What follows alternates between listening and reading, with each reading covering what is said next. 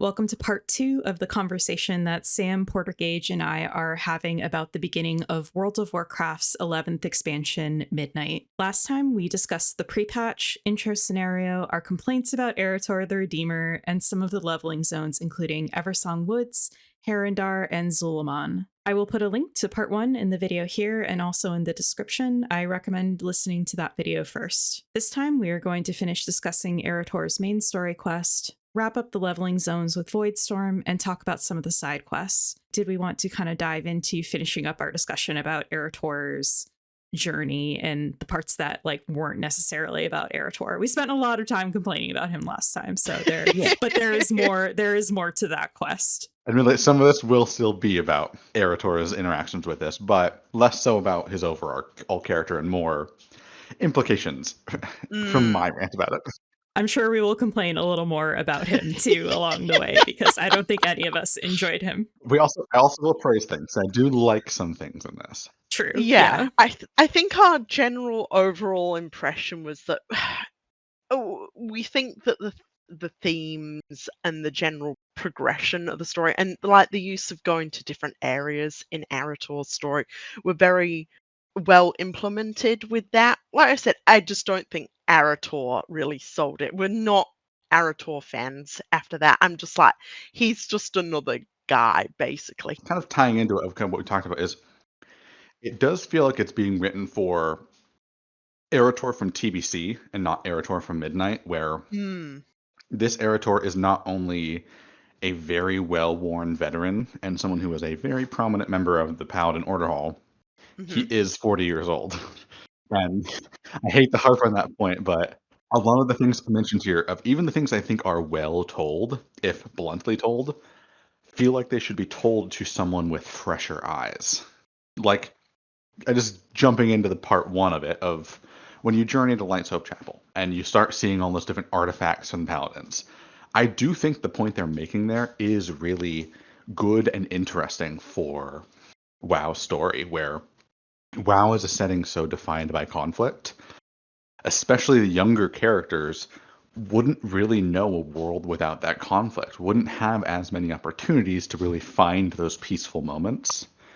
And it works really well for the idea of Arator and the relationship to his parents, who also have that issue of 1,000 years of war. They've spent basically their entire lives putting off actually addressing their feelings and their relationship as a family because of conflict.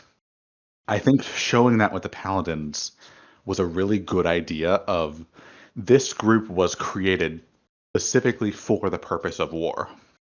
And what are they without that? That's a really cool idea. And I wish it had been someone else getting that idea delivered. Exactly. And I think that's our issue that kind of folds into it. And even putting aside, Arator, our 40-year-old, 20-year-old here, even if Arator was a younger character, the trouble is it doesn't erase what has been there. They pick the character that they can best fill in as that sort of a blank slate in this sort of situation, but it just doesn't feel blank enough to us old heads, to put it lightly. It's funny because Arator is not a well-explored character before this, but he has these specific things that have happened, not character interpretations, but events that have objectively happened to him that we kind of just have to ignore. So one thing that I thought of is that Talia would have also been a really good point of view character to use, because she's a character who specifically lived kind of a sheltered life. She grew up on Kul Tiras. When you do the Battle for Azeroth questing, she talks about how much she wants to go out, explore the world, learn about Azeroth, that kind of thing. So I feel like she would have also been a good point of view character. Plus, she only just became a paladin. We've never addressed why they very briefly address it in this questline, but before now, we never explored why she chose this path beyond her dad was one. And I think, especially if you look at that side quest where we have this pairing of Talia and Salandria, two very young, very new paladins, those two would have been a really great duo to explore these things from each faction side. Because they wouldn't know about those artifacts in Light's Hope Chapel. They'd never been there before. Whereas Arator decidedly has. He certainly has.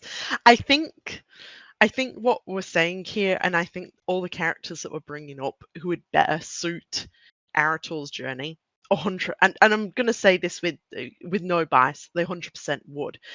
I do think again though, World of Warcraft is basically towing line though to the old video game issue of they need a white guy, they need a white dude as their main figurehead. And that's why they picked Arator. It couldn't be a woman in this sort of case. It definitely couldn't be like.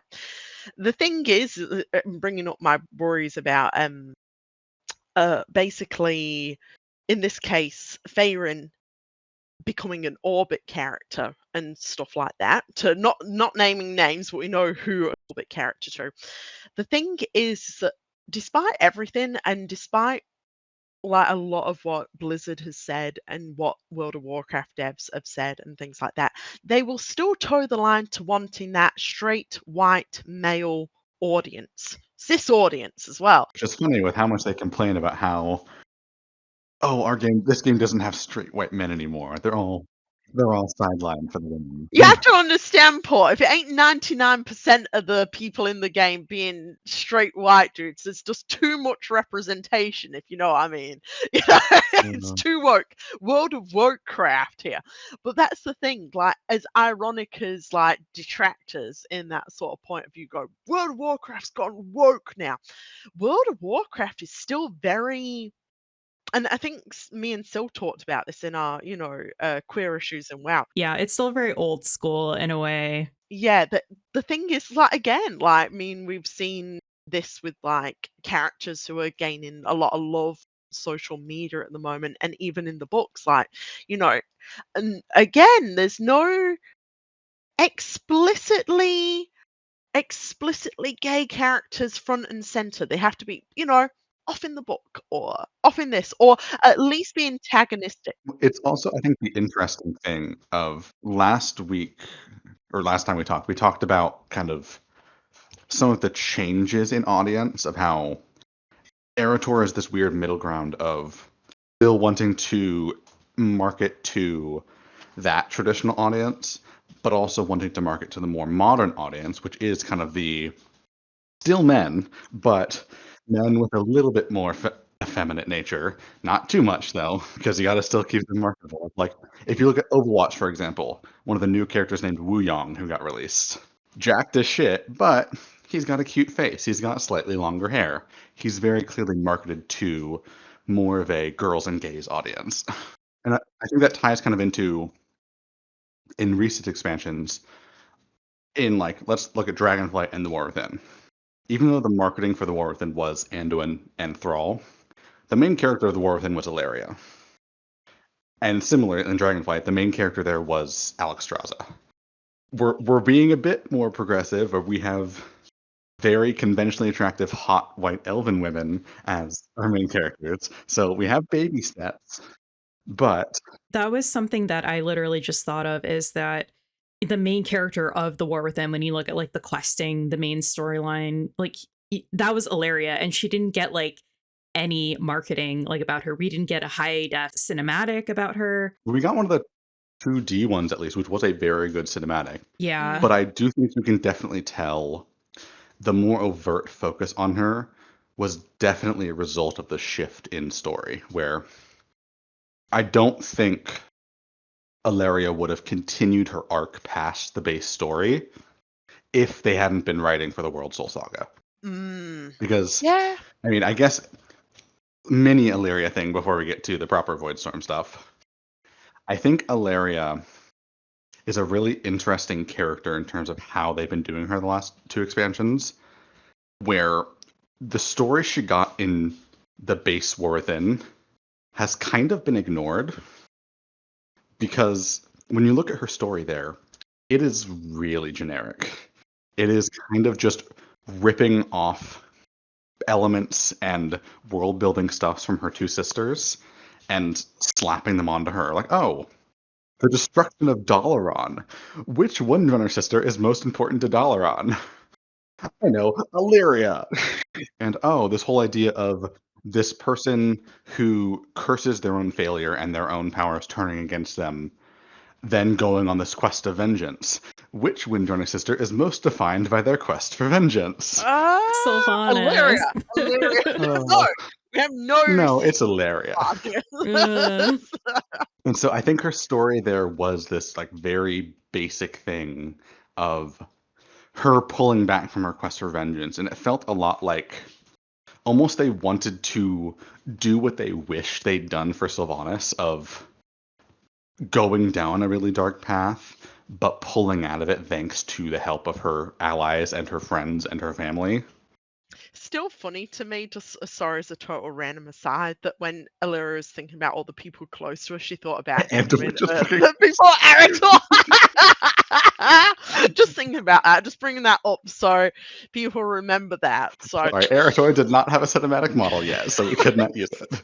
yeah, exactly. I feel like that's, when I was talking previously about like being like, I haven't really been sold on Illyria yet. I actually don't mind her too much in Midnight with like when we come up to talk about Voidstorm and stuff like that. But it was very odd with the initial marketing. Like we said, WoW is still very old school. They'll pretend that they're not, and they'll say that we want to be a game for everyone. But that isn't true. I mean, like, like if you have a bit of grey matter between your ears, you're like, come on, let's be real now. Let's cut the PR BS, right? But like, it's that interesting thing where I think the reason she didn't get as much marketing in The War Within was because she wasn't necessarily planned for that role originally. And then by the time we got to Midnight, they probably had the mindset of, oh, we need someone else to focus on after doing so much focus on Illyria. So we put Arator into that role. And it made Illyria's story interesting because, like I said, her story kind of got ignored from the base War Within because her story in the base War Within kind of wrapped up her character in a way. Where they wrapped up her feelings of vengeance, which tied back to a lot of her Warcraft 2 things. And most importantly, they had that whole thing with Khadgar of like, still Illyria, void or no void. That's kind of Illyria's whole internal struggle of, is she defined by her relationship to the void? Is she defined by her original high elven nature? And the answer at the end was no, she's not defined by her relationship to the void. It has not changed her. It has amplified certain aspects of her, but her drive towards vengeance, her love of her family, all of that is still there within her. And that culminated with like, oh, her shooting the Dark Heart instead of Xalatath. That's her letting go of the vengeance thing. But then we needed more Xalatath, so we had to not do that. When you look at Undermine, you kind of just go back on all that. Illyria totally abandons the plot to go pursue vengeance against Xalatath. A Xalatath, and actually because you just reminded me of something too, Paul. I think Sil will probably bring this up in like the Voidstorm stuff. That, like I said, I actually enjoyed Illyria a little bit like more in regards, like you said, her sort of dynamics there and dynamics with Arator. Even though, like I said, I'm not an Arator fan after all the base game. We will just note probably that like Illyria is one of those characters who, again, there's so many characters in WoW who are very begrudgingly using their powers, and they'll always make a note that like, and like you said, so there's a difference between how Umbric embraces his powers in the short story, like because we don't often see what the Void has to offer people. And we see this a lot with Xalatath, actually, ironically, too. Like, all of this is interlinking. Xalatath continuously getting followers and be like, you've served your purpose to me. Now die. Yeah. It's like, come on, be for real for a second. I'll talk about that later when we talk about the faith aspect, because I think, surprisingly, that is very relevant to Xalatath's story. But I think with that regards of like people wanting to use their powers and finding that allure, Illyria did have that in the Thousand Years of War short story, where I still think that's the best showing Illyria's character has ever gotten, where we actually see what the Void offers her in a way the Light can't, and why she's so ambitious about tracking it down.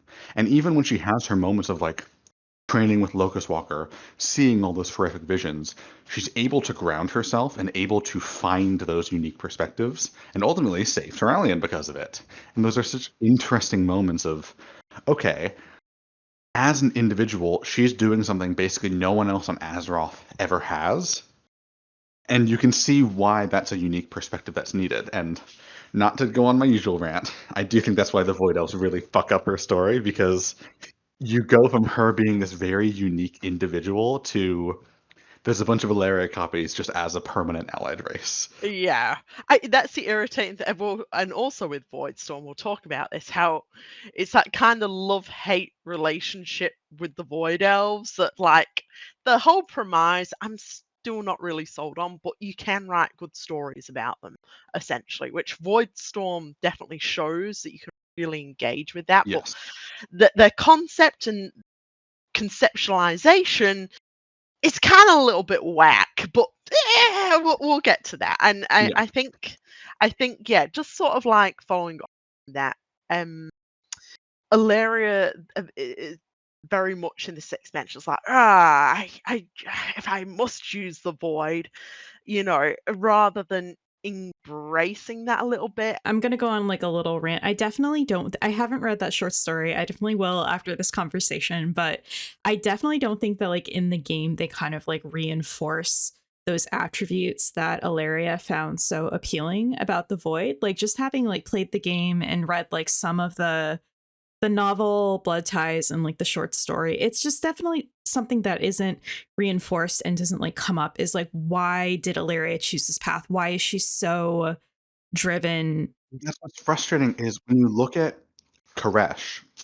Locust Walker embodies a lot of those things really well. Of like, the Void offers things, but you have to know that the Void is not giving you those things out of goodwill. It is giving you those things to put you in the right position to either make you do worse things or just kill you. And very literally, Locust Walker does show that really well by he is ambitious with his use of the Void and his alliance with someone like Xalatath, and he literally dies for it. And the issue is that Alaria in that short story is that mindset. She is that mindset of the first lesson she learns from Locust Walker is the Void is not your friend. The Void is actively looking to kill you. Your job is to deal with it in just the right way that you can get stuff out of the danger it's trying to present to you. And you see basically the exact opposite of that in the War Within. And I think notably, when you look at Legion, Alaria gets her Void form at the end of Seed of the Triumvirate. The whole all-purple model. She doesn't use that at all in the War Within. She didn't even get a Void model until Midnight with her new outfit. Yeah, even fighting Zealot. Yeah, because we only get that in Voidstorm after she's put through, trials and tribulations. But yeah, we didn't see that at all in the War Within. Yeah. Which is funny because there are a few moments like if you look at the end of Halifall, when we're fighting the Order of Night Leader in front of the corrupted Sacred Flame, she has this moment where she kind of what's supposed to kind of be her lowest point of embracing the Void. And she just kind of gets this slight blue glow on her and fires a big arrow, and then nothing else happens. That's right. She does. She doesn't get a Void form back. We're like, oh, no, yeah. So I just feel like that they don't like really weave that into the storytelling at all. Like we don't get reminders of like, what does it mean that Ilaria has like devoted herself to the Void, things like that. So it's kind of hard to tell like what that means. Like it just winds up being like this superpower that she has, like, oh, she's purple flavored elf. Well, that is kind of why I liked what they did with her in Void. Not to skip ahead from the Arator stuff, but like in Voidstorm, even though she does have that, like, I didn't want you to see this moment with Arator, we do finally, after so many years, get to see, oh, this is why she took a Dark Naru inside of her. Because she can literally just pull out her own JoJo stand and obliterate someone with it. exactly. And actually, though, you're saying just moving away from the Arator stuff, I think this actually interlinks with the Arator stuff a bit too, because as dare I say, the whole issue with having the wrath Wrath entered me and stuff like that. That is not picked up again in Arator's base story at all. It happens at the start with Xalatath, and maybe it's going to come to a head with what happens, like no spoilers, but at max level stuff after shenanigans goes on. It does happen, just not with Arator. That's the thing. Because we see it with like Turalyon. If Turalyon light in his eyes accidentally hits his son, we talked about the weirdness of that moment, and then we see a lot of discussion of that in Arator's journey. Like if we're moving past the Arator part, they do discuss a lot of the ideas of who wields the light and why, as a kind of. I do think the purpose of that in Arator's journey was to show this is how the light is normally. This is how it can be wielded for good and for ill. Where I don't think the purpose of showing the Scarlet Crusade was to say, oh, see, look, wrath has been a thing all along. I think that was just supposed to show, no, the light can be used normally by people with bad intentions. And in contrast, the end moment with Turalyon cinematic is supposed to show a moment of wrath overtaking someone. Yeah, I totally agreed there. Like, and this is the thing for anyone who's like played D&D or has like a general knowledge about like how paladins work in other situations. We all know that like WoW is terrible with faith. well, I mean that is all, but also the idea that basically you can use powers of your deity, not even calling it the light in this sort of matter. Use the powers of your deity in like different ways, as long as your belief, even if that belief itself is held for the wrong purpose, as long as you have that conviction. Conviction is much more of a D&D cleric thing, because paladins in D&D are much more kind of oath bound, where you have to abide by these specific rules or you lose access, you become an oath breaker. And it's always so interesting how WoW has never really even attempted that. They've never tried to be like, oh, this version of paladins does require it. They kind of did back in the book of Blood and Honor, like the Tyrion and Eitrigg book. But we later to learn that Tyrion only didn't wield the light because he thought he couldn't wield the light. Nothing about him becoming an Oathbreaker actually prevented him from using the light. So the light is very different than traditional fantasy paladins, and I do think that's at times a strength, especially with what they bring up from Alonsis in this questline, where the light can be interpreted from any number of gods and any number of sources, but the light is still the light regardless. I do think, random tangent, a weakness of WoW's world building in that regard is that the humans do not have their own name for it, which often makes it feel like the light is just defaulted to human stuff, because the Draenei have the Naru, the Night Elves have a Loon, the Trolls have their Loa, but the humans just have the light, the holy light. And so when everyone still calls it the light, it's like, okay, it's actually just different interpretations of this real one. Yeah, exactly. It's like the default of the air quotes correct interpretation is the human idea. Exactly. It would be a little bit different if they had like, this is the thing, the humans don't really have any deities in World of Warcraft. Like they don't have any gods per se. And it's interesting that they kind of implied they once did, with like Gilneans having kind of very pagan inspired harvest witches. But then they never expand on that ever at all, and then just say, "Oh, actually, they were using night elf magic, so now they're night elf druids." Yeah, I would say that out of MMOs with a very similar, roughly similar idea and concept, would be Guild Wars 2 again, because again, the Guild Wars 2 has something very similar to the light, but the humans have a pantheon of like the 12, and their gods each have like specific sort of like denominations to different classes. Like you said, with I was saying before with like classic D&D, and then you believe in stuff, and like you said, it's more cleric based. I was and paladins are more oathbound.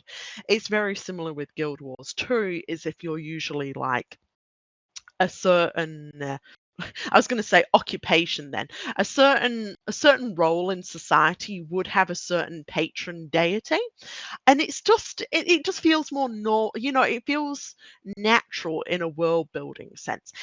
If humans in WoW were just like, yes, this overarching power that we see as a deity, like that's fine. But like you said, it's because they don't really have any sort of name for it, and the name that is used for it is like the baseline. It's like the accepted term essentially. That's always been something that's so interesting too, is because if you look at older human light lore, they have this idea of like the three tenets, like the tenacity, compassion. Oh God, I should remember the other one. Respect. Respect is what it was. And what was so fun is that in Chronicle, they actually revealed why they had three specifically. Because the first ever human priest, named Merildar, was visited in her dreams by three crystalline figures, which are very clearly Naru to us, but she didn't know that. I wish if they had gone back, they had made those like kind of three aspected deities of the light in human culture. That would have been The so Father, easy the to do. Son, and the Holy Ghost. Yes, I know. But like WoW is it's clearly Christianity inspired in any ways. So if you're gonna make it Christianity inspired, give them actual deities, like mirroring those things and what their roles are in a society. Yeah, and that's kind of a cool like twist on it too, is like, oh well, like humans have these deities, but like they're actually in reality like Naru, which the Draenei are more attuned to and are more aware of. It would have been a cool twist on like, a Christian inspired religion if they had gone that route in WoW. And it's just like a layer of depth that I think the light doesn't have in the regular world building. I totally agreed. And like I said, I mean, I I know that some people would be booing me, but I think they should have just gone for it. If they wanted to make it Christian, just like actually have like, the idea of the three main core god components, and just roll with that. And I said it would have been way more interesting. And I said we didn't see Guild Wars 2 shy away with it with Casimir learning that her gods were real and stuff like that, or like, well, she already knew that the gods. I mean, Guild Wars 2 sort of like handles its deities a bit different, but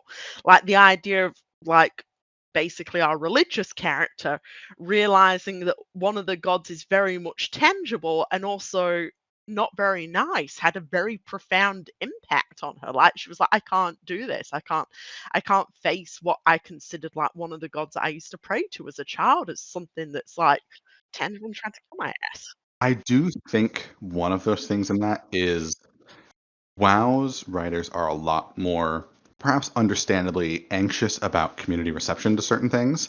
Sometimes they're not at all. Yeah. Sometimes they are. Where Yes. I don't know how familiar you guys are with certain Night Elf fan communities, but there are certain groups of Night Elf fans on the forums that actively hate Velen for one reason. What? In Wolfheart, he mentions that, oh, Elune has a lot of similarities to the Naru. Maybe she's tied to them. And Tyrande tells him to never mention that again. I And like because that. of that, and that implication, there are a lot of Night Elf fans who hate him for even introducing that to the story. Damn, dare a guy philosophize religiously? But I think that kind of ties into, I think Blizzard is sometimes anxious of that, because when you look at the human stuff, even counting out that whole like the first priest found the light through visions of the Naru, logically humans would have a pretty large crisis of faith during TBC when they learn, oh, the light is not just this amorphous universal force of good. There are literal crystal deities of the light. It is a real phenomenon and not just a philosophy. But we've never gotten that because you don't want Blizzard doesn't want to rock the boat on their established cultures too much. It's the same reason why the Alliance has gnomes, which are like building nukes and building these massive mechanical things. but Stormwind still uses swords and bows and things like that, because there's a certain level of they want to preserve the fantasies of each group. And I get that, but it also does lead to a lot of kind of shallow world building. And I do appreciate how this questline tries to kind of tie them together into an idea of the light as a force is interpreted in many ways, even if it's still fundamentally the same thing. Yeah, no, I can get that too. And I suppose, like you said, it's to sort of stop that creep in regards. I mean, like on the baseline with like magical powers, and like you said, like the idea that guns exist in World of Warcraft, and people are like, oh yeah, but the swords have magical powers. Okay, but what if you added magical What if you have a powers to magical your bullet? gun? Yeah, exactly. What if you had a magical gun? Wouldn't that be 10,000 times better that you could stand 50 billion miles away and just like, go, magic bullet, go, like rather than have That to get probably up would in have there helped with a Ilaria sword? because she kept fucking missing her arrows all over the war with it. She needed some magic on that shit. She needed like a fucking aimbot on her arrows, magical aimbot. I do wish it's something that they would be a little braver about, because faith it's often not logical in a way. Like, it's built on tradition, it's built on these inherent ideas that you grew up with, being like in the church or something like that. So I think if they'd been like a little bolder with their world building and been like, oh no, Stormwind's culture just like does like heavily lean into this like more abstract idea of the light that are tied into these deities, and they actively don't want to incorporate the Draenei's more practical like experience actually interacting with their gods, the Naru. That would be an interesting way to show the political power, because wouldn't a church based on them being the arbiters of their power not be the biggest fans of actual arbiters of their power in the forms of these physical crystal deities? They would want to discourage the knowledge of that so that they can stay as the chief archons of their faith. Yeah, and that would be like an interesting layer to kind of add to the world building, like there's many things that they could do if they were brave enough to do it. Like, embrace the contradictions sometimes like in the lore and kind of like turn that into like a political or like a world building angle. I think there's lots of things that they could do there. Tying back to the Heronir, there was so much possibility for that with the Heronir. The Heronir could have been that, and I think at times were intended to be that, where they are this group from so far back that their interpretation of certain things on Azeroth are just so fundamentally different. But then they undermine it by having these things that are like objective truth.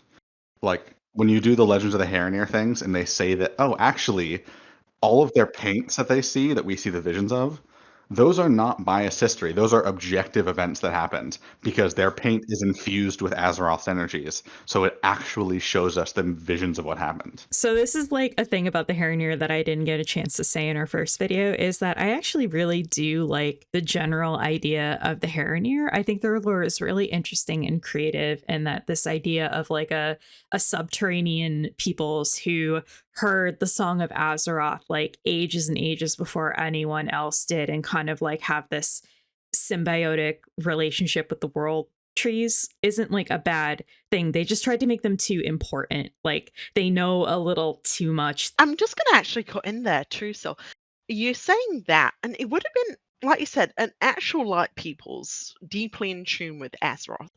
I think that maybe going back and examining what powers they directly want to relate to Azeroth, and maybe needed to reflect a little bit on that when creating the Haranir and their lore, and side quest, and basically what they could do with Haranar basically before the changes in regards to production pipeline and stuff. It doesn't help that it does feel like, perhaps intentionally, perhaps not, Azeroth, we don't really know what powers she has at the moment, because so many different shifts have added things to her lore that at times seem contradictory. And I do think, tying to the broader story, the clear idea with World Souls is that at their base level, they're not aspected towards any of the cosmic forces. They have all of them involved. They have elemental forces involved too. And then clearly the Titans are trying to make her just order, just arcane aspected. And that's kind of, she doesn't want that. She called out to the Thragar to save her from that, etc. That's likely also why she called out to the Haranir, because if you look at the timeline, they were around during the ordering of Azeroth.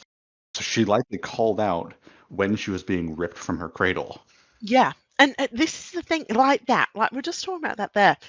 Maybe, like, maybe perhaps using the Haranir as like a little wink wink nudge nudge of what you wanted to set up later with, I mean, supposedly with this World Soul saga they planned all the way ahead, so you should be able to imbue the Haranir's story with maybe future hints of what you want for Azeroth. Like, for example, if we were to say the Haranir believe that what they're projecting with their Azerite powder and paints is the objective truth, perhaps instead changing that to when they create this paint or any sort of materials with Azerite, it can basically be molded and shaped by the user's will, perhaps. But I think you mean Aln Dust, which no one ever comments is clearly just Azerite. Ever. Sorry, sniffing the alm dust. Note that down. Actually having that as a little wink wink nudge nudge as to the true power of Azeroth for future plot points. I actually stop and go, we have this blank slate here. What can we do to bolster our future narrative with it? Because supposedly we planned all the way ahead here. Supposedly I'm a Blizzard employee talking to using my PR spin here, and I'm like, we planned everything. We've planned everything, up until the next trio of expansions. Okay, you have the Haranir. Make them the little wink wink, nudge nudge to your player base about what Azeroth can do. And like I've argued a little bit before, what we can say is Azeroth may give free will, and she may be like, much like the Rift of Arn, it's like the primordial nothing. It can be shaped by its wielder, which would also be good to sort of link to the Titans that they hope to shape Azeroth to their will, or any other sort of elemental force. If they can get hold of the primordial nothing, which is something, it's a world soul, but you can shape it to your will and actually have the Haranir go, I'm using my paints at the moment, and my thoughts, my intentions, my beliefs, my own perception of the world, I can shape through these paints. And to me, that's the objective truth. But you as an outsider looking at it is like, I don't think that's right. Or at the very least, like, objective truth at that moment, where whenever someone made the painting, that memory was recorded. Because they note in the questline that the paints are not made until the entire first generation of Haranir that discovered Harandar are dead. So you could have very easily gone of, okay, sure, now they have the ability to record objective truths, but they don't have the actual truth from the people who lived it anymore. So even from that moment, it's always going to be slightly different, slightly wrong, more and more, the more paints they make over the generations. We've all got good points there, essentially. Like, how can that be right? And the thing is they could have just avoided that by saying, have our characters come in and be like, that isn't really the objective truth from my standpoint. And the Haranir going, no, this paint shows you the objective truth. And then we start to realize the paint doesn't really show the objective truth. Technically, it shows the truth of its wielder. The wielder can shape it. And then we can all go like this, hands on our chin, go, it's odd that Azerite has the ability to be like shaped and mastered by the person wielding it. Perhaps you could tie it back to the War Within pre-patch, which was entirely just World Soul visions from Azerite that nobody ever brings up ever again. It was so filler. And like just the idea that like, I'm going to use an example of the game again. Primals in Final Fantasy 14. If Yes. enough people believe in them, they become true, essentially. It's my simplest way of putting it to anyone. Well, and also what's interesting there is there can still be like the idea of different deities. Like as an example, in that game, the kobolds in that game summon an earth god named Titan. When he's summoned initially in the story, he is this kind of avatar of rage and anger over the historical oppression that the kobolds have faced at the hands of one of the player nations. He is this very well articulated deity of rage. Later on in the story, they're trying to summon him again. And in the process, this one kind of young child kobold that is like, he's trying to help us. He doesn't like what these people are doing. The leader finds out about that and they kill his parents in front of him. And he goes into such a rage that he summons Titan. Except this time, even though it's the same physical deity, it is totally inarticulate. It is not related to the grief of their people and their rage at that all along. It's purely this one child's rage at the loss of his parents. Because it was summoned for the beliefs of whoever believed in it. Exactly. And it's like, and we're just going to link that even further. It's like, and how are the Titans summoned? The life stream. The idea of like this meldable force to the person who holds the beliefs in it or a mindset or can shape it with enough, like you said, emotional or even just idea, like either it's a group of people holding the same belief, it's beliefs, and it's shaped by those things. Azeroth could basically be a very similar thing in there. Azeroth's world soul is basically the live stream. While it has its own sort of like a type of, is it sapience or sentience? Sentience, I think, in this sort of sense. Yes, sapience would be that each individual Azerite person is a person with a brain that can process things, which I don't think Azerite is. No, no, no, no. Exactly. It has a sentience, but it isn't sapient. And that sentience can be then molded by who I'm saying wielding, but I think you guys kind of know what I mean. Like Yeah. basically whether it's like through a belief or actually physically holding it or otherwise can shape that. So I feel that if they would have just focused on that with the Haranir and be like, the Haranir have a especially good ability, maybe, like you said, so due to their symbiotic nature with the world tree's roots, they have that sort of like, they're able to access, energy flowing from the world soul, whether it's actual physical through Azerite or through like communing with the Rift of Arn, they can, and we see this, they can shape it in their own vision.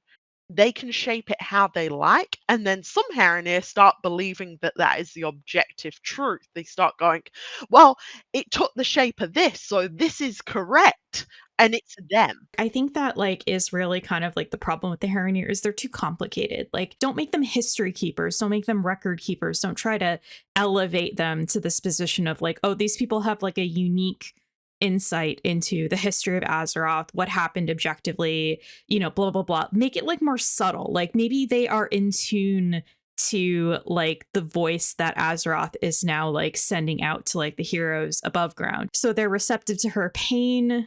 Because that's what's so interesting too is what they're hearing, other than Orwena and Amarok before he became Shulka, they were never hearing Azeroth. Those two were actually hearing the goddess, but all of the other Haranir were basically just hearing echoes. They were hearing just kind of what was left behind, and I wish they had focused more on that when tying to the idea of their faith, of how do these people interpret what are basically just kind of pre-recorded messages left behind. Because none of what they're hearing would really be Azeroth in the modern day. It would be Azeroth thousands and thousands and thousands of years ago, right as she was taken from her cradle. And I think it is intentional that, yes, Orwena is different from the rest of them, but they never really show why that matters to the Haranir. Because Orwena doesn't really clash with them in like interpreting the will of the goddess necessarily. other than just they hold fast to their beliefs, she does not. But we never explore, how does the goddess tie into those beliefs? Why do they hold those beliefs in regards to their religion?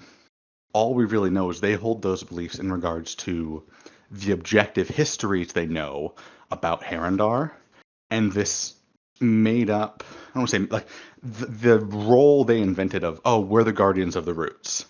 No one told them to do that. The goddess did not tell them to do that. They chose to do that.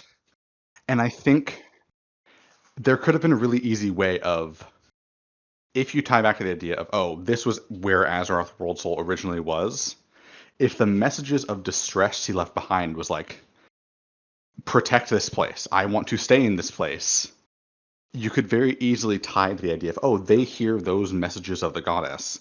That's why they have this sacred will that they think they need to pursue, because the messages left behind are considering this a sacred place. Whereas Orwena, she hears Azeroth as she is now. And she knows Goddess is not there. Goddess does not really, I don't want to say she doesn't care about Herondar, but not really her priority. Yeah, like maybe she has like a mourning for like where she used to be and she kind of like wants to return to there. But she's dealing with the Void Invasion. She's dealing with being imprisoned in the World Core. She has these other things that are actively harming her that Orwena is in tune with because of her connection.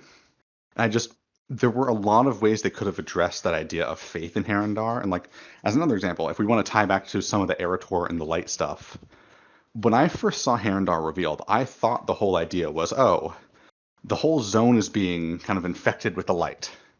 Why is that the case? Because when you look at the War Within, Beladar was very clearly supposed to be some kind of Naru light thing, not a World Soul thing. Because in the original like placeholder map, it's literally labeled Naru Crystal. It was clearly supposed to be, and it has all these runes on it and everything. They very clearly pivoted and made it like a shard of Azerite, a shard of Azeroth's power. But that calls into question, why is it infused with the light? What relationship does Azeroth have to the light? And so then if we go to Herondar, I thought, oh, we're going to explore that. If we have the goddess's cradle here, and it's very clearly like this massively lit up cavern, how is light down there? How does the light relate to that? We didn't get any of that, unfortunately. But We don't really know why Herondar is so bright, right? we do not. In the original material, it was all very clearly, I mean, even in their marketing for this expansion, they talk about how bioluminescent it is, how the Heronir have these bioluminescent paints to make them visible in their dark environment. None of which exists anywhere in Herondar except for maybe the Rift of All. Yeah, like I said, like I was saying last time, see how much like production pipeline issues Herondar had. Like none of that main story quest is what they initially intended. I bet. Like it was going to be a completely different. I think they still could have made those very thematically relevant to Midnight with the pivot they did with Shaladrisil of, I think very clearly the original plan for that was Black Blood stuff. Tree originally corrupted by Nightmare, corrupted by Void stuff, now that would be the threat. Instead, we got the inverse, now it was corrupted by Light. And we have Root Warden Ruia corrupted by the Light too. I think they could have called more attention to the fact that he's supposed to be kind of emblematic of the Heronir and their flaws, right? Of like their surety of their purpose and everything. But then they make it more like, oh, he's corrupted by the light. Cut that entirely, in my opinion. He's not corrupted by the light. His ideals match with the light. Because if they have this perception of their culture of, we are the objective truth, we have this sacred purpose that nobody else understands, we are unified by this purpose, the light fits in really well with those concepts of people being so zealous and so singular of purpose. He should have just wielded the light to show the flaws of their society. But instead we got this like, oh, he was corrupted by it. Totally unrelated because it happened to come from Eversong. And it just really muddled things of, there's so many pieces of good story in Herondar that never come together because they're much more wrapped up in world building their own importance, I guess is the kind of key takeaway. Yeah. Yeah. Yeah. I think that's that. I think basically concluding it on that point, I think that is the issue that both of you guys have. Like, the importance of the Harandar and like the importance in regards to their worlds, like the connection to the world soul, is probably a bit too emphasized in this case. Or at least not really challenged. They can have the idea that they are important, but the narrative needs to more clearly challenge their own sense of self-importance and not just Orwena hearing things differently. Yeah, and be like, no, you guys are, and not even saying like that they're wrong, like you said, Paul. It's not properly challenged in that aspect. So yeah, again, like they could have done a lot more. Like the core idea isn't totally whack. It just needed re-examination. Whether The thing for me, I think there is actually one piece of Herondar story we haven't gotten yet. Even I haven't seen it yet because it wasn't testable in PTR. Where there's the whole weekly quest with like the legend of the Herondar that we talked about, like the paintings that reveal their history. I'm sure you guys noticed in the interim of those, there are these quests where we're going to this kind of guy who is very clearly the giver.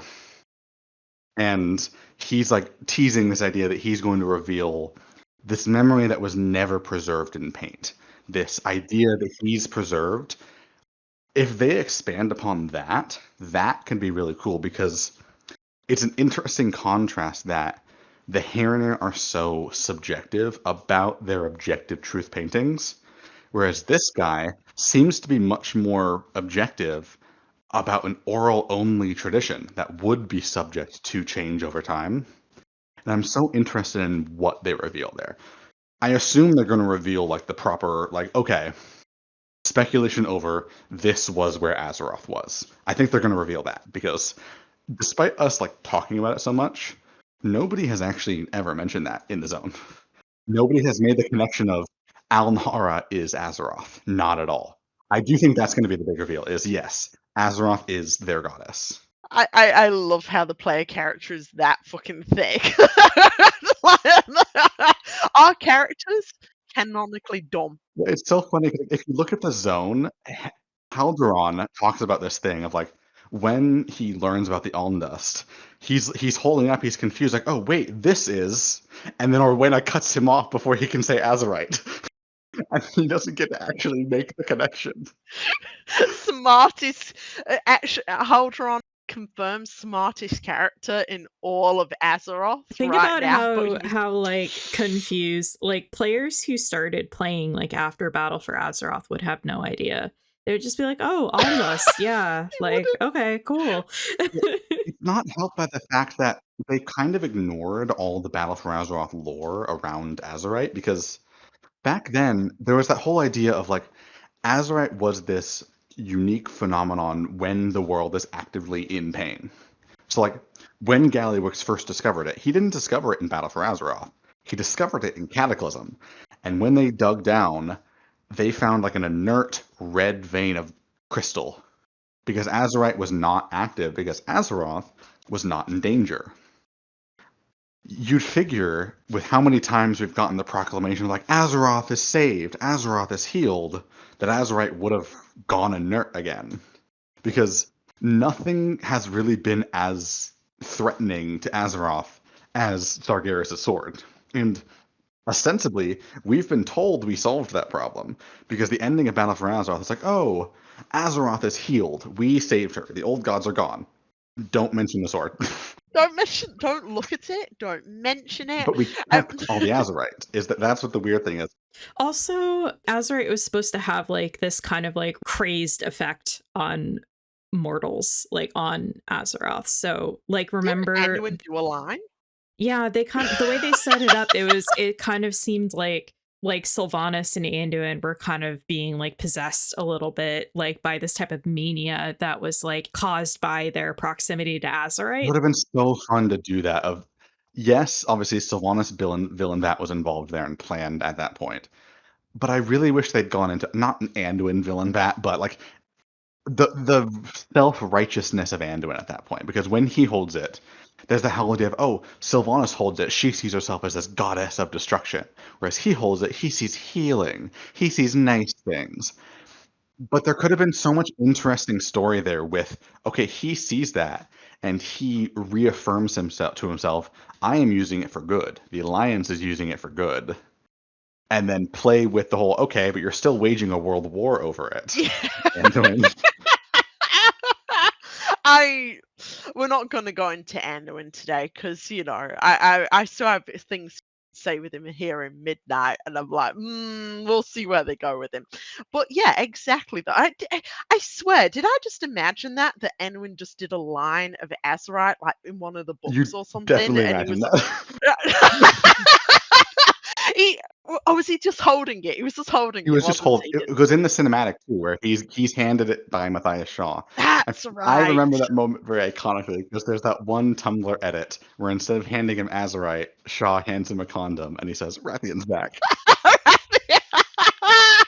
Thank you, Port. But yeah, I'm thinking of that one too now. But I was thinking that he actually like ingested a potion of it. Never mind. I'm joking about the lines, but the on dust is definitely making me chuckle every time that we go down to Harandar. I also want to interject here because we've been talking about Harandar for Oh. like a Oh, very yeah. long time. Okay. Is We there went on anything to- else we wanted to say about that, or did we want to get back to talking about like the Scarlet Crusade and stuff in like Arator's journey? We can go back to the Arator stuff, definitely. Yeah. Okay. It's a good discussion, but I just thought I would bring that up because I'm trying to be timekeeper. It was also just kind of it does kind of tie in because Yeah. it was started with the idea of kind of interpretation of faith, which I do think Arator's journey is very much about that, and how people can use and abuse their own conviction with this very interesting fantasy idea of a literal force of light that can respond to your conviction. And that's kind of what I always like about fantasy stories in general is, I think, like I mentioned last week, with Sylvanas, poorly told as it was, her doing this omnicidal act of violence against the universe, never going to happen in real life. But it's a very exaggerated fantasy way of talking about those ideas of making mistakes and redemption. And I think the light in this expansion is being used in kind of the same way of, in real life, when someone prays in the church, they are not literally getting magical holy powers coming to them to answer their own constitution and their own will. You can get that in a fantasy world to kind of have this physical representation of an abstract emotional concept, which is what fantasy and what storytelling in general has strength for. And so with Arator's journey, Arator having all these doubts, it's very interesting. I don't know how intended it is, that Arator never loses his ability to wield the light. When you look at someone like Arthas back in Culling of Strathhome, his whole thing was like, oh, he was still able to wield the light during that because he had such a strong conviction. But then when he loses that, when he starts to doubt himself, Arthas is no longer wielding light. He's killing all those people with just the hammer in his hand. And it's similar to Anduin, where Anduin, the light never failed him. He never lost access to the light. He thought that he lost access to the light because he didn't deserve it. Whereas with Arator, he's still wielding the light. He's still being a full-fledged paladin, even during his crisis of faith. And I find that interesting because it doesn't seem like he's necessarily doubting the light so much as what paladins are, in a way. And that's an interesting distinction, especially because if you kind of tie into the later conversation he has with Hilaria, he says this line of like, his biggest fear is not his own wielding of the light normally or what Turalyon does on his own. It's the idea that the light is wrong, that something is wrong with the light right now. And I think that is going to be a very important thing going into the patch story because we don't really address that. But spoilers for the raid, we do see more of that in the raid, where when we fight the light blinded Vanguard leaders, that whole idea of being light blinded is not a metaphor. It is not, these people are blinded by their zealotry, so they're blinded by the light. No, they are literally overtaken by the light in the same way Yeah. Arator was in his cinematic. Has They are, anyone I actually think, got, sorry to interrupt, Paul, has anyone yeah. actually got that working? Does the book, No, have you just we don't raised? have the dialogue for the fight itself, but we do have the dialogue of like them giving in to light blindness in the crash lead up to their fight, where along the way, each of them very suddenly turns hostile. They get this massive infusion of light, and their paranoia gets rampant. Their voice is like totally modulated and replaced, and then we snap them out of it. And there's this really good kind of progressive thing in there where it's a really good voice acting moment from Turalyon where he's also giving in to that light blindness a little bit, but he's resisting it because of his connection to Ilaria and Arator that are right next to him, where he has this moment of like, the Void Elves are not our enemy, and then he grumbles, and in this deeper kind of doubting tone, he says, "For now." Ooh, spooky.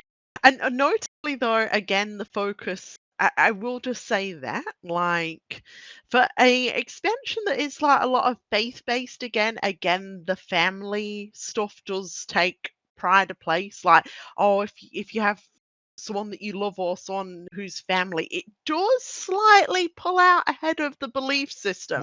I really wish that more of that stuff from Blood Ties was in the game, because everything Turalyon is doing in the expansion is defined by all the stuff in Blood Ties. Of like, they explain all of his backstory there. The reason why Turalyon is so faithful in the light is because he was an orphan raised by the church. It is the only like symbol of power and symbol of structure in his entire life that he is dependent on, that had offered him salvation from being an orphan. And in the same way, it was kind of what offered salvation in the Second War when he became a paladin. And I guess tying into the Arator's journey stuff, that is part of why I both really like and also really hate the reveal at the end with the cutscene at Blackrock Mountain, where they reveal that Turalyon was overtaken by wrath, by the light, at the moment of Anduin Lothar's death.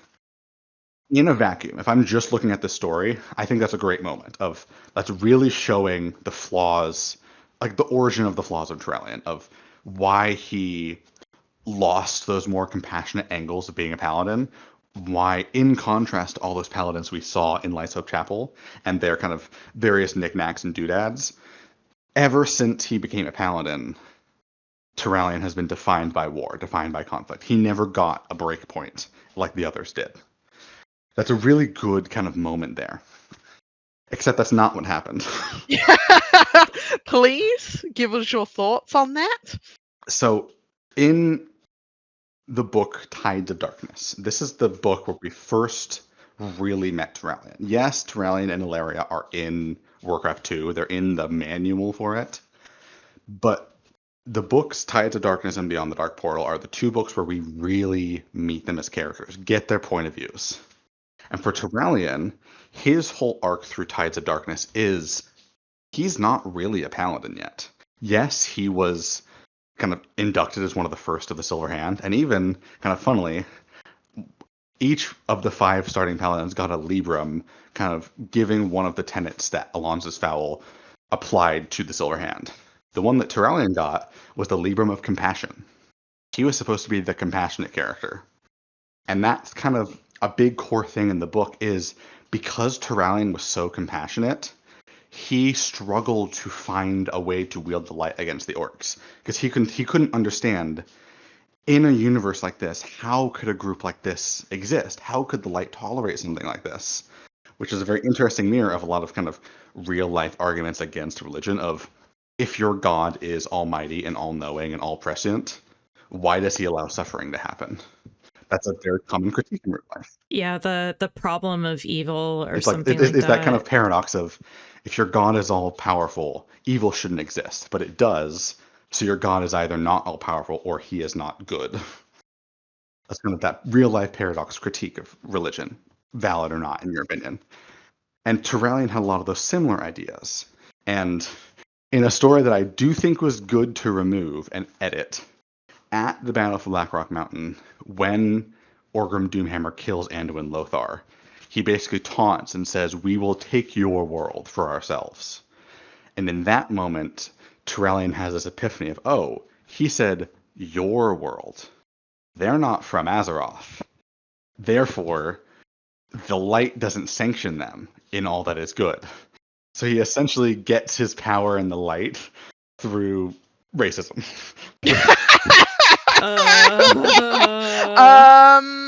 Yeah, it's a bit awkward, but what's important in that moment is he finds a way to kind of bridge his fundamental compassion with that idea of evil in the universe and what it means.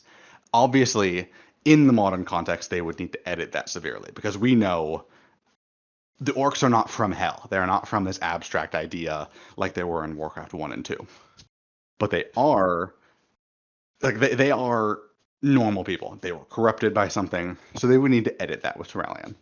But what was really important in that moment is Turalyon finding a fix to that paradox in his compassionate nature allowed him to wield the light in this very sure, very calm way, even in the face of his mentor's death.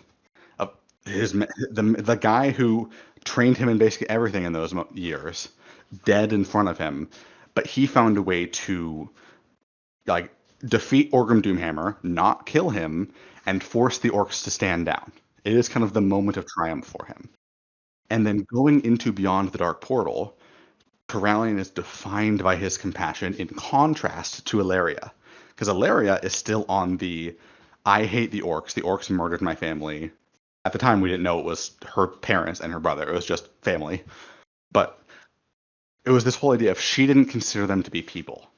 And Turalyon had this arc of, as he learned more about the homeland of the orcs, he learned to realize, oh, they are people too. They had their own struggles. They are just as kind of fraught in their lives as we are.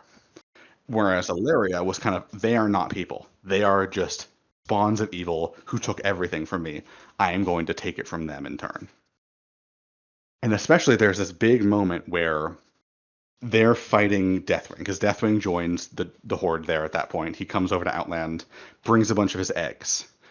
They have this moment where a lot of them, both Ilaria and Kurdrin and Danath, want to destroy the eggs to prevent more forces of Deathwing from fighting against them. Turalyon doesn't let them because he has this compassionate moment of, no, these are children. These are literally just eggs. How could I call myself a paladin, someone serving the light, if I kill children in this moment, just because they could become enemies? And it's a very important kind of, I don't want to say finale for his character, but up until the point where he disappears, it is kind of the cornerstone of his character, where he has now fully embraced his compassion, and that being the way he wields the light.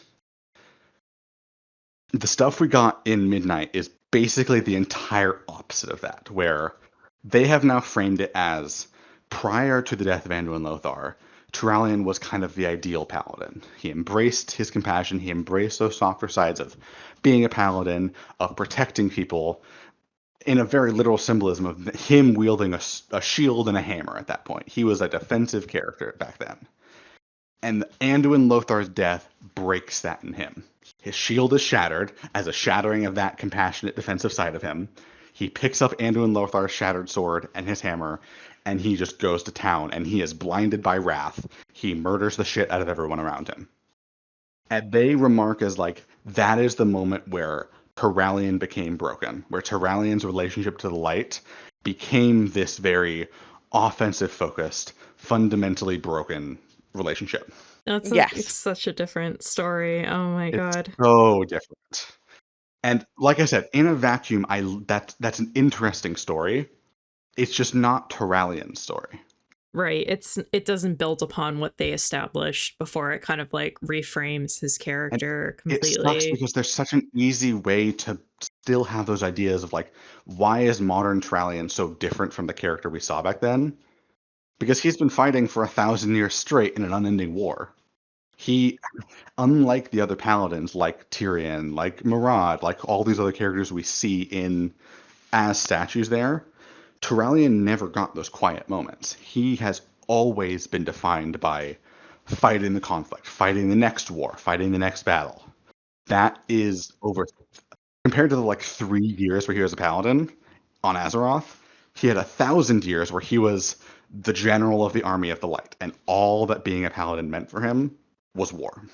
Yeah, there's like a story you could tell there about his compassion eventually got like worn down over time and kind of by like the brutal nature of war. But they just like didn't really they just kind of they didn't tell that. They just kind of tried to reframe his story. They've not really mentioned the fact that he fought for 1,000 years constantly in this. They mention it in the book, but they don't mention it anywhere in game.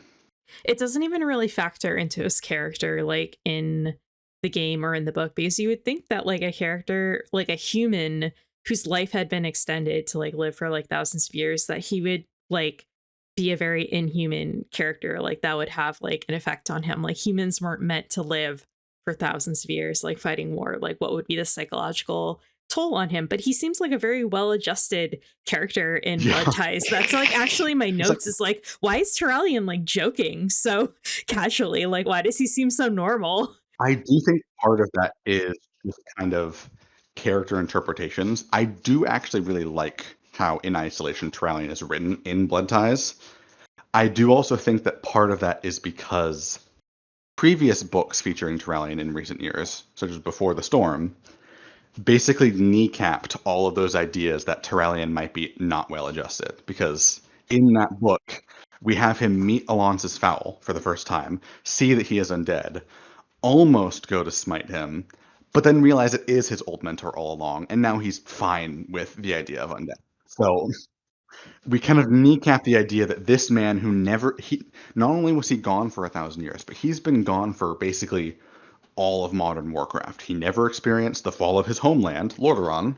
He never experienced anything with the Scourge, what happened to the Blood Elves, anything that Paladins did, the dissolution of the Silver Hand, the reforming of the Silver Hand, the death of all of his peers as the founding members of the Silver Hand. He didn't experience any of that, and Ilaria didn't experience any of it either.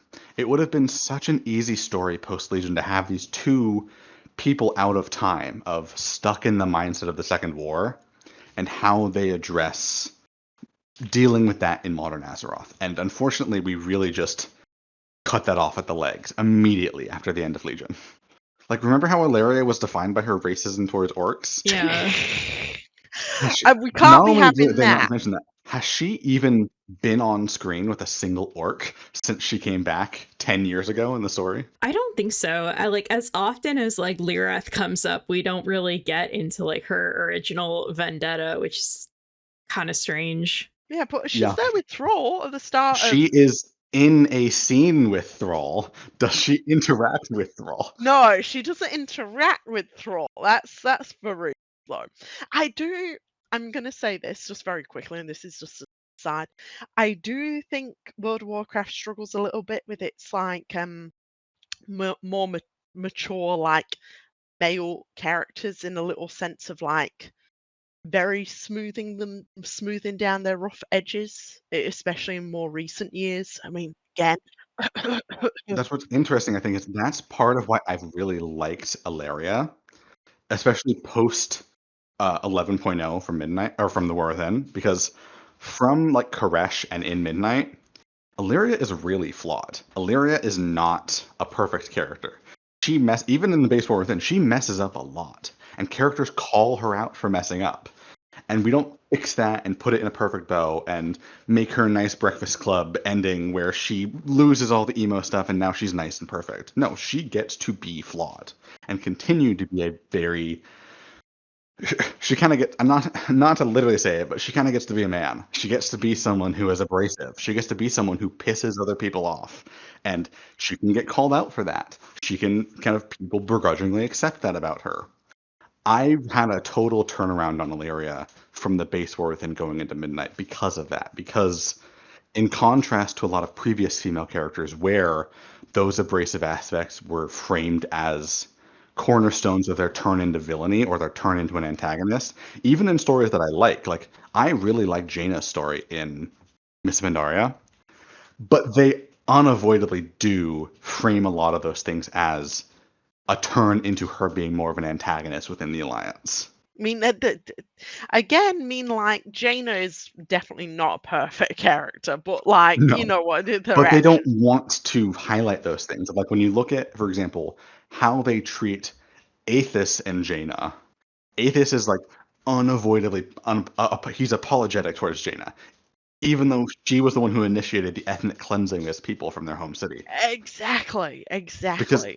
those ideas of Jaina is a very flawed character, but the narrative never wants to really point that out because she is the de facto face of the Alliance now, just for everyday content. Whereas in contrast, Alaria has a lot of those similar rough edges that they don't hesitate to point out, with the exception of what I mentioned with her relationship to the Alliance and thus her relationship to the Orcs, because it's kind of a consistent WoW issue where characters' relationship to these cosmic ideas and to their personal struggles do get to be rough. They get to be complicated. But whenever it becomes adjacent to the Alliance, they are scrubbed away. Yeah. I mean, very true. That, and I know. I feel that Alara is in an unusual place in a sense that. Hear me out here for a second. I feel that, and this isn't passing any judgment. I feel that there's several devs who Jaina is their little baby. You know, like, Hmm. she's very beloved by certain devs. Like, I've definitely seen devs go to specific sides on social media when people like Jane are shaking their heads, or like people say, "Oh, I don't like Jaina," and there is like a certain bit of like, well, you just clearly don't know her, and sort of, not my perfect baby, no, and that's rich coming from me to talk about Rathian, but that's a different story for another day. But you can definitely tell that Jaina is kind of the beloved character by some devs. Alaria. If you want to tie that back into Midnight, I think the equivalent of that they are trying to frame as a neutral version is Arator, where Yeah, does yeah. Arator do anything wrong in No. Midnight beyond just No. be kind of a bratty kid at the start of his story? Yeah, just and like I said, and then in comparison to other characters they've tried to write as annoying and bratty, Rathian, where there was no sympathy and it was almost a relishment in how many characters would just belittle Rathian in his story, with no recumbrance to his character whatsoever. No one really cared. And like I said, it's Including Thalasara and Lorthamar and Blood Ties. yeah, and blood ties. Less said about that, the better, because I could Yeah. go into another little rant about that. Um, like, for example, like, there's just no mitigation in regards to Rathian and those sorts of things. Arator is handled very differently though. Like, yeah, oh, he's acting a bit childish, or like a little bit silly in that. But immediately there's like people saying, "No, Arator, like, this is a learning experience for you." There is characters going out of their way to be like, "No, Arator, no." There refuse the understanding of why he is moping. Of like the opening line of his journey is, "Oh yeah, he's moping," but that makes sense for a guy who just got a sword through the chest by his father. It's like, Yeah, like all which is these correct. characters. People should be Yeah, understandable of his moping there. But it's the same reason we talked about last expansion with Anduin, of like his dark moments. There's never really a low point. There's never really a moment where these main focal characters get to actually meaningfully fuck up and suffer the consequences. Where there's no moment where Arator, like, when he has this whole like lack of faith in this quest line, Arator doesn't do anything with that. He talks about how doubtful he is of paladins and how doubtful he is of what is the point of them beyond this constant conflict, but he never does anything to really have a low point to recover from. So while I do really like the kind of resolution he has at the end of, no, a paladin should be a protector. Paladin should be someone who uses their powers for the betterment of people, not just the mission. That's a really good story, I think. And it is a really funny moment of anti-Retribution Paladin propaganda, where all of our Paladin characters at their best are not Retribution Paladins. Like even beyond the story, like Arator goes from Retribution to becoming a Protection Paladin in this story with his father's shield. Turalyon's downfall is framed as he goes from a Protection Paladin to a Retribution Paladin in his worst moment. And like even with Liandrin, if Liandrin in TBC was a Retribution Paladin at her worst moment, and then when she shows up again later, she becomes a Protection Paladin, and now she's kind of the de facto face of Protection Paladins. Yeah, it's kind of 100% that post where it's like share to push a Ret Paladin down the stairs.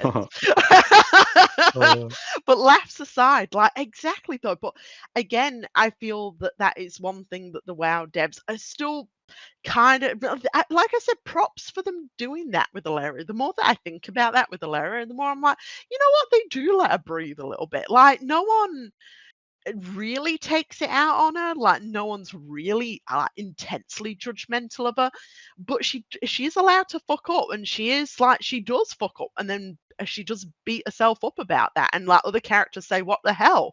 Not to an excessive amount, but that is definitely there, which does provide that extra sort of juice for a character.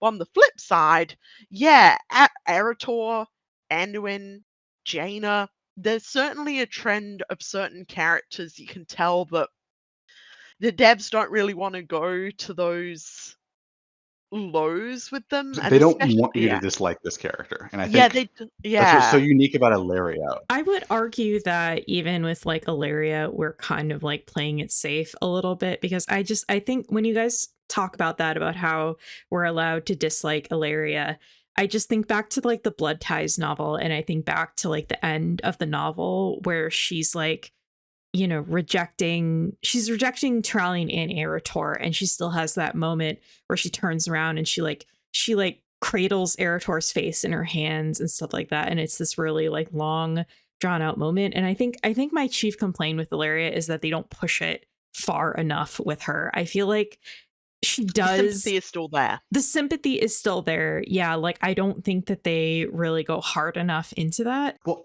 I think I kind of disagree with it in Blood Ties, because I do think they should have shown more of that Blood Tie stuff in the game, first of all, of like a bit awkward in that first max level chapter where they're like, oh, the High Exarch's wife, I mean girlfriend.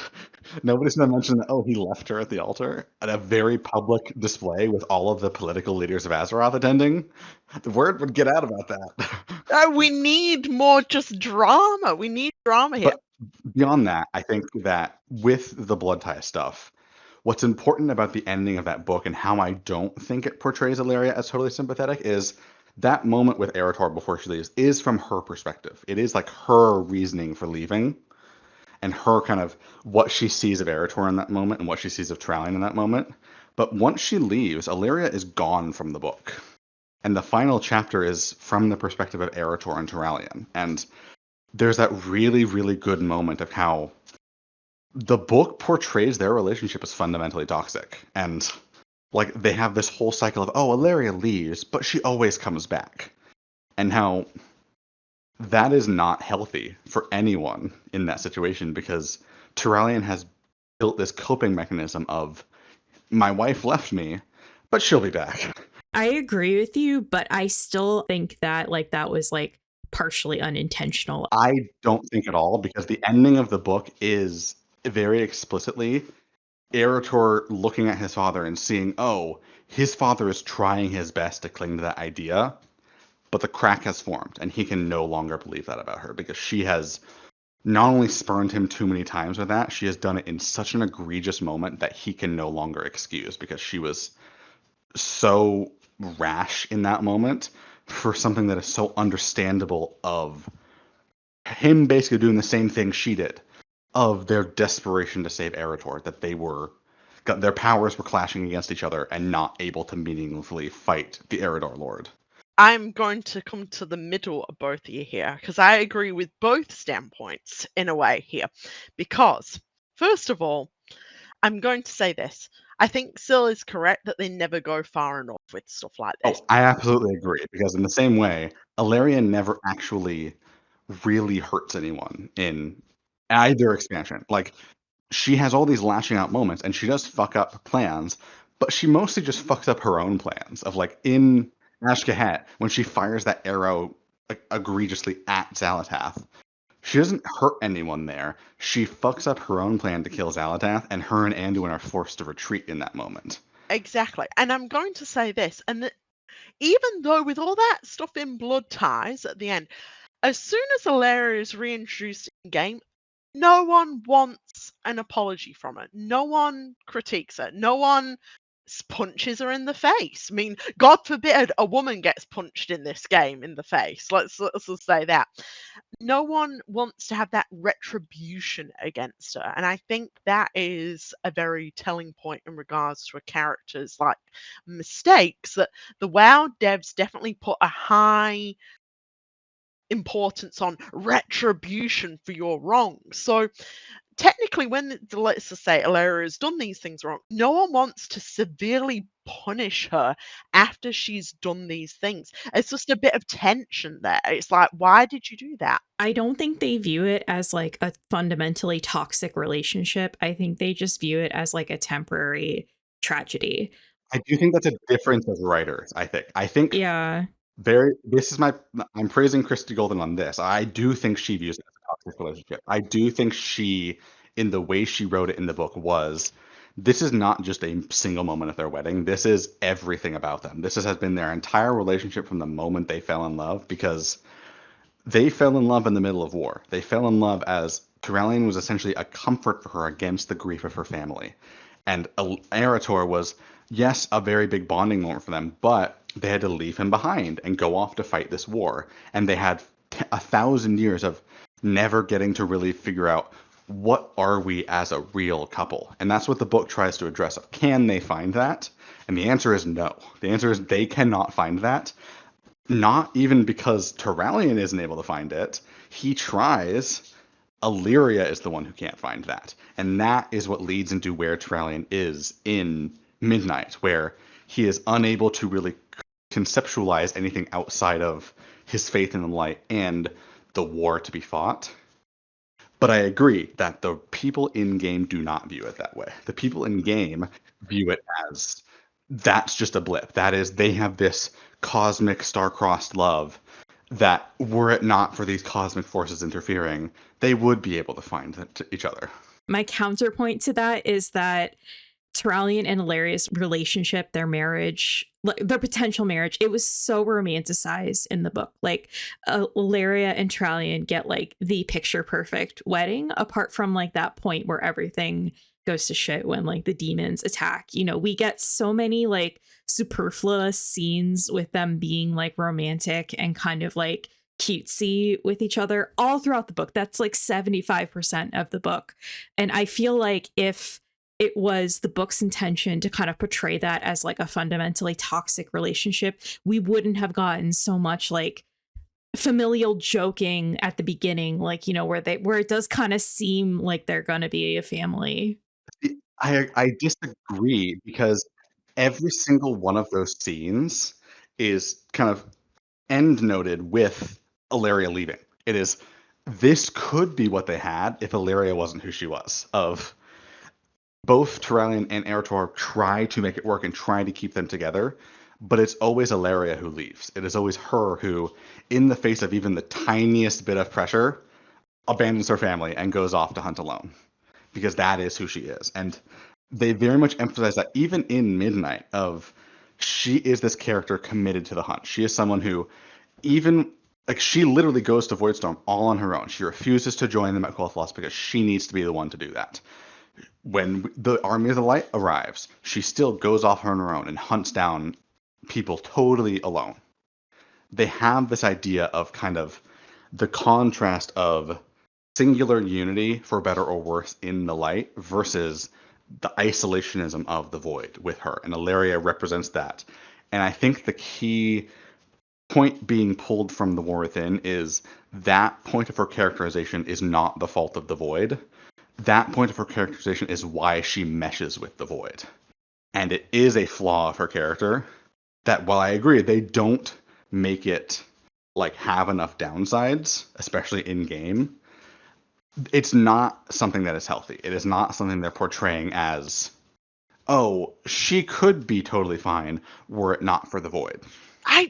I'm gonna still say this. I think it's still written as a tragedy in the book. Like, that's so sad. If she just would It have changed. is. It's supposed to be a tragedy, but I think my point is that all of the good moments are set up for the bad ones. It is that idea of, if this was a perfect world where no conflict happened, where nothing bad can happen, yeah, they could be a normal family.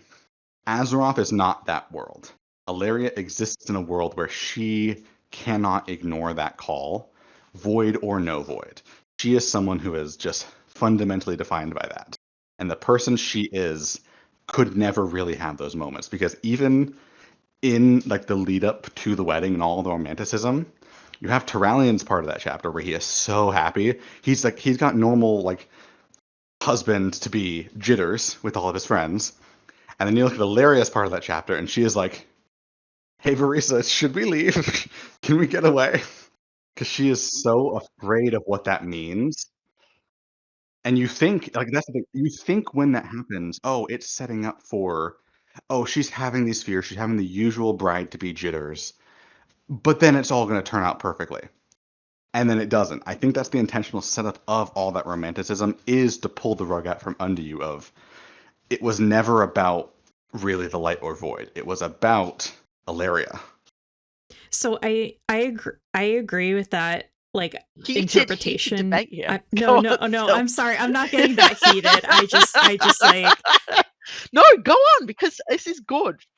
Different interpretations here. Yeah, I just have like a different perspective. I agree. I totally like would buy that was like the intention there. It's just when I read those scenes, I kind of read it a little more shallowly. So this is just my interpretation. But when I read those scenes, I was just kind of like, oh, this is a way of making Ilaria seem like not a Mary Sue type of character. Like, oh, she's not like into the wedding. She's not like a traditional bride. She's not like a bridezilla. You know, of course, like Verisa has to make like all the decisions for her. She's a tough girl. Thalysra, that was the bridezilla there. Or Thalysra, right? Yeah, like Verisa and Thalysra. So I kind of saw that as like a more shallow like character choice rather than like her fundamentally being like unprepared for like marrying Turalyon, like setting that up. Because like if the demons had attacked, she wouldn't have left Turalyon at the altar. Like she was on board with it. And that's kind of why I feel like I would have appreciated it more if she had been like much more messier in Blood Ties, because like if the only thing she does wrong is like she kind of goes off on her own to hunt, she doesn't like, I don't know, reject like Arator in like any way, or Turalyon even. Well, like she does at the end. That's kind of, I think, the lead up of, in the book, she keeps leaving, and both of them have this faith of, oh, she'll come back, because ultimately she is defined by that love for us. She is coming back for us. And while yes, Alaria does have a lot of definition of the love for Arator, I also do think that is as much a point of weakness for her as a point of strength, as we see in Voidstorm, of her love for Arator gives her this idea that she needs to do everything to protect him from that, to prevent him from being involved.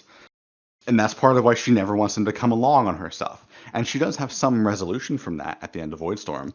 But at the point in Blood Ties, I think the best symbolism, I think, of showing the intentionality for that was the ring that Turalyon gives Alaria, of that like black onyx surrounded by glistening diamonds, of this idea of no matter how dark she might be, she always has Turalyon with her.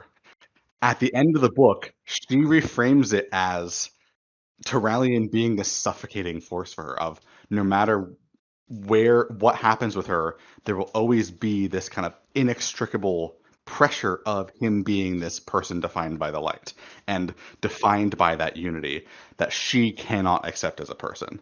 I gotta say, that is such a cheeseball moment, though. It is. I hated it. But I think it worked for showing how intentional it being a flaw of Alaria in the book, rather than just because like I said, I think the idea they're going for is that if there was no conflict and they could have that wedding go off as a hitch and no more conflict from there, Yeah, they probably would have gotten married because Ilaria wouldn't have to think about those things anymore. But that's not what Azeroth is. And so Ilaria being the person in that situation, she is too hung up on those anxieties to protect her family and those anxieties of their connection to the light stifling her that she cannot stay there. And that is portrayed as kind of, she's wrong for that. She is wrong for thinking that. And it ties into her ultimate conclusion in Voidstorm, where she does kind of start to accept, oh no, Arator can handle himself. Arator, as the person he is, can exist alongside my powers, alongside my drive to do what I need to do.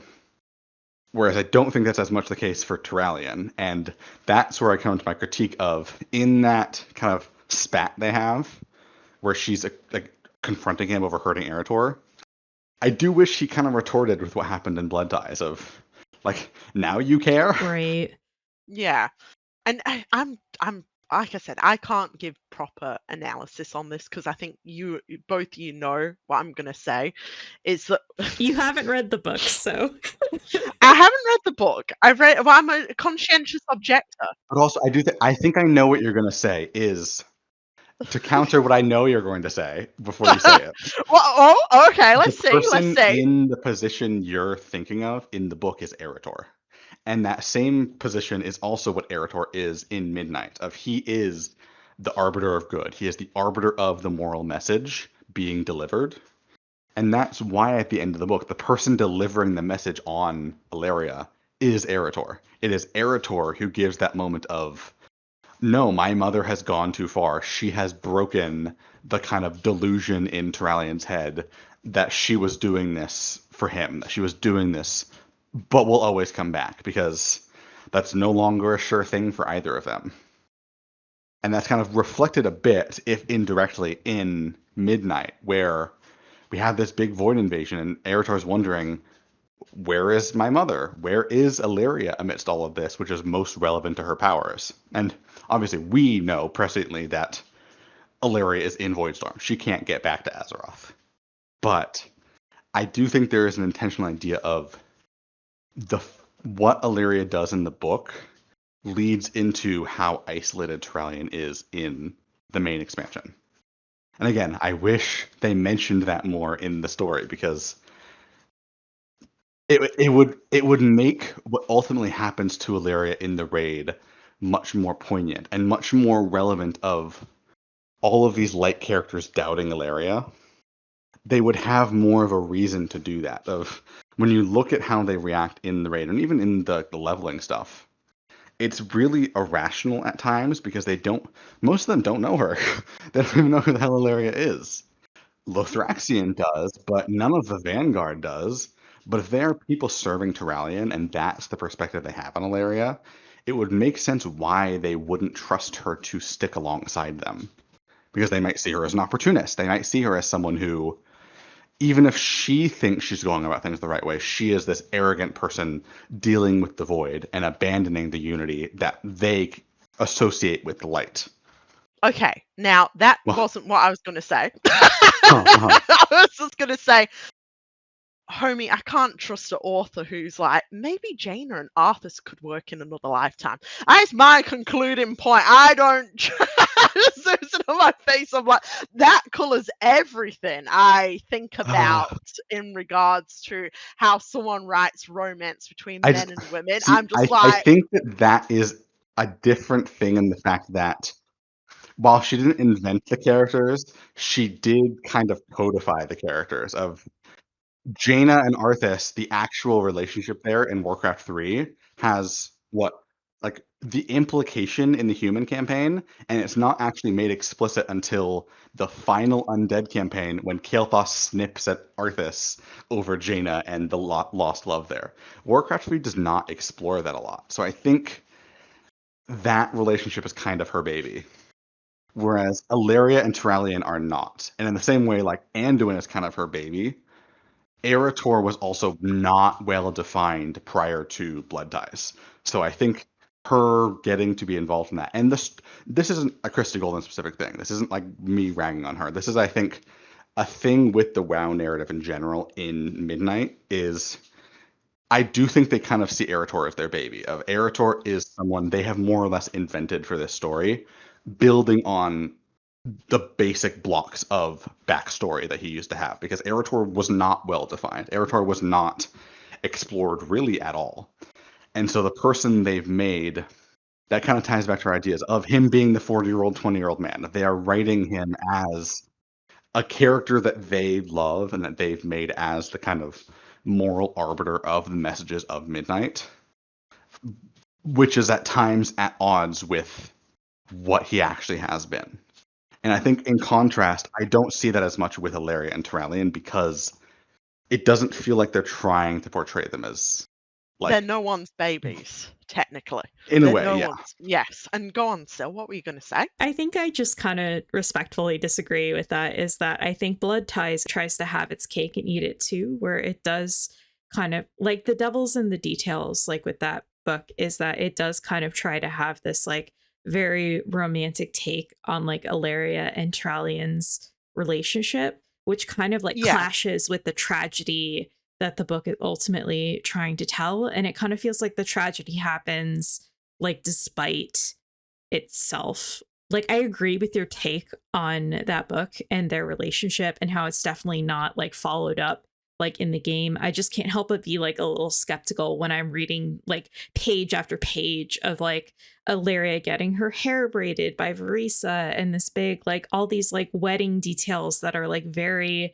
self-indulgent. And then the beginning of the book when they're having that romantic moment in front of like the dark portal, it just doesn't like work together to kind of like tell the type of story. Well, see, that's, I think, the thing there for me is that that moment they have in front of the dark portal is very genuinely romantic. I agree. But it's also defined by their conflict. It is defined by them being entrenched in 1,000 years of fighting. And in that moment, while it is very romantic, Ilaria also does have these moments of like bringing up in her mind just for a moment the fact that all of that romance with Turalyon was relief from reality. It was relief from the actual mission they were on, of like they were in this impossible hostile world. Turalyon gave her comfort from that.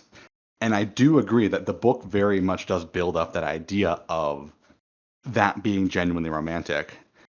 I just think that was for a reason. I think that was for the purpose of that rug pull of, normally in a WoW book, you would expect everything to turn out all right because of them building up that romance despite the conflict happening. But then you kind of realize that it's a lead-in book to next expansion in a much more direct way than a lot of other books, because it's dealing with the three main characters of the expansion. Whereas before, when you look at like Before the Storm, yes, Sylvanas and Anduin are relevant to the expansion, but they also kind of disappear after the Battle for Lordaeron. Like, the base story of Midnight is entirely about Kultiras and Zandalar and Jaina and stuff like that. So I think because Arthas and Jaina is like a precedent, that's kind of also where my skepticism comes from, because I think that like certain Blizzard in general sees Arthas and Jaina as like a fundamentally like romantic relationship that would have like become this like great thing if Arthas hadn't been like obsessed with like the sword, and all of that had happened. So I think that's kind of like also where my skepticism comes from, is I've kind of seen this song and dance before where like something that you would call a toxic relationship is viewed as like actually romantic by Blizzard. I would kind of agree if we didn't have her War Within story, though, because normally in that kind of story, like with Arthas, the whole thing there is like, yeah, he would have had the happily ever after if it weren't for these corruptive cosmic forces, like the sword, like Ner'zhul. Whereas with Ilaria, they're making it really clear that this is Ilaria regardless of if she has the void powers. These traits about her are not defined by the light versus void thing that she and Turalyon have going on. It is those aspects of them that drew them to those powers and kind of exacerbated that conflict between them. With the Arthas and Jaina thing is I think that like Arthas was kind of a fundamentally bad person even before the supernatural stuff happened, which I think was like the point with like Invincible. I agree, but I think the issue there is that's not even a Blizzard-specific debate. That is a community-wide debate. And that's, just to go on a small tangent, and that's why the thing I will unequivocally praise about Shadowlands is that we did not see Arthas a single time, because the character of Arthas ended in Wrath, and you and me, we see Arthas as like a fundamentally arrogant, fundamentally bad person. The path he went down were choices he made. He was not like innocent prince corrupted by evil sword, and the idea that Arthas lost himself the moment he picked up Frostmourne. I think we're both of the opinion that the Arthas we see after Frostmourne is an exacerbated version of the person he was as a paladin. Yes, yeah, exactly. There is a large portion of the community that has the opposite opinion. They believe that Arthas was a genuinely good person. He made the tough choices that people had to, but he was tricked into becoming that evil person because he was manipulated into picking up the sword, and that the person we see from then is just kind of this shambling undead puppet of the noble person he was. And how do you reconcile those two things? The answer is you don't, but those interpretations also exist in universe of like, when you look at Jaina probably sees it as, oh, he was this noble person corrupted by darkness. Uther probably sees it the same of like, I failed to guide him right, and that led him to the path of darkness. Yeah. Sylvanas probably sees it as he was always a piece of shit. When you see him talking about, but the thing is, there was no way to use Arthas in that story without validating one or the other. So I think it was very smart to have the specter of Arthas hanging over things, and ultimately, when he gets his resolution, it's more in the matter of everyone can have their interpretations, because we don't know what he would have been. In universe, the idea is like, Uther denied him that chance at redemption. Do we know if he would have accepted it? Do we know if he would have been the repentant holy prince that hated all the actions he did in undeath? Or would he have been more like Garrosh? Would he have sunk into that idea of, no, I was doing this for a reason. Everything was leading to something that meant something. My role as Lich King would have saved the world from the Legion or whatever, etc. We don't know the answer to that, and we never will. That's the point of the tragedy there, is that Arthas was denied that chance by Uther, and that's why Uther is so intent on helping Sylvanas, because he wants to give her that chance that he denied Arthas. And not an end of the small Shadowlands tangent. Sorry, small tangent over. And one last thing. I think basically our conclusion that we can come to in regards to the book, and also its ties to Alarion itself, of Alarion, Arator, and that initial part of the story is, Paul, you highly enjoy the characterization and the rationale behind Alaria there in the story. And I do think partially I knew where it was going, which is Alaria becomes a raid boss. So I think I've had this idea in my head through my kind of meta knowledge of, they're not trying to portray Alaria as good. Not that they're trying to portray her as evil, but they are trying to portray her as someone with flaws that Xal'atath can exploit. Yes. So, like you said, you believe that the saccharine nature of the book undermines it because it plays more on that what if tragedy, which you think undermines the total message that it's trying to tell. Yeah, I think that's my problem with Blood Ties, is that it's a little too saccharine in places that kind of like undercuts that whole idea of like Alaria and Turalion's relationship being fundamentally flawed, I guess, in a way. Like sometimes you can have details like that and it kind of like enhances on the tragedy. I think flawed is a better word than toxic. Of like, I've been saying I think fundamentally flawed is a better way of putting it. Like, I don't think Alaria or Turalyon are toxic people or toxic in a relationship, but I do think that Alaria's fundamental nature as a person is intentionally presented as at odds with the idea of a perfect, happy relationship. And in some ways that is validated by the state of Azeroth, and the idea that were it not for her connections to the Void, Turalyon's connection to the Light, the ongoing conflict with Xal'atath, she could have that perfect, saccharine, happy life. And in some ways, it is not validated because of those kind of direct critiques Arator has. So I agree with you on the idea of like, in the ideal world, yes, they would have that. But I also do think they're going more for the idea of that we're not in the ideal world. Yeah, no, I can get behind that. Sorry, I didn't mean to like turn this into a drawn Yeah, out no, Oh, no. conversation I'm about gonna blood say- ties. No, it's There we go. totally it's fun to debate these things because, truth be told, I think you're the only person I've ever talked to that's read the book. Oh, really? Like I said, I'm just a conscientious objector, and I just say once again, if that was if they wanted it to have real impact, Turalyon would have projected on Anduin continuously leaving Stormwind. Oh. I'm still going to stick to that. I'm like the connection, the analogy was there, and they missed it, and then they still glazed Anduin. Well, I mean, if they wanted to do that, it would have been interesting to have the idea of, like, in the book, Turalyon is faithful in Anduin doing that because, in the same way he has faith in Illyria to always come back to him, he has faith in Anduin to, he's taking a break, but he'll come back to his duty. And then after that book, it would have been really cool to have him and Midnight not be as nice to Anduin because that relationship to Illyria has been shattered, and that idea of him having this inherent faith in good people to do the right thing and come back to their duty has been shattered. And thus, he would look at Anduin in a different light of someone who he doesn't know will come back to that duty anymore. But unfortunately, this expansion is not about Anduin at all. Yeah, true. Like I said, and they had to glaze him. They had to be like, beautiful boy, never done anything wrong in his life. We are very in the weeds here. So getting back to Arator's journey, have we said like all we want to say about that, or do we want to start moving on to like themes and kind of like talking about faith and things like that? I think the only other thing I have to say about the Arator thing is just kind of the Scarlets and the sometimes hypocritical portrayal of the Scarlets, where when I think of the Scarlets, I think of, like, initially, yes, they were manipulated by a Dreadlord. Their zealotry was very much enhanced by that. But they have also not been that for like 20 years in in-game lore. At this point, they are very much a kind of return with a V, kind of real life, going back to this idea that probably never existed. And at this point, most of the people who were original Lordoranian Scarlet Crusaders are dead. It's very unlikely that most of them, if any of them, are those original people with that original goal. A lot of them nowadays are probably like people from Stormwind, people from other areas, going into this idea of a return to the old ways, which ties somewhat into the kind of Red Dawn stuff we saw them involved in.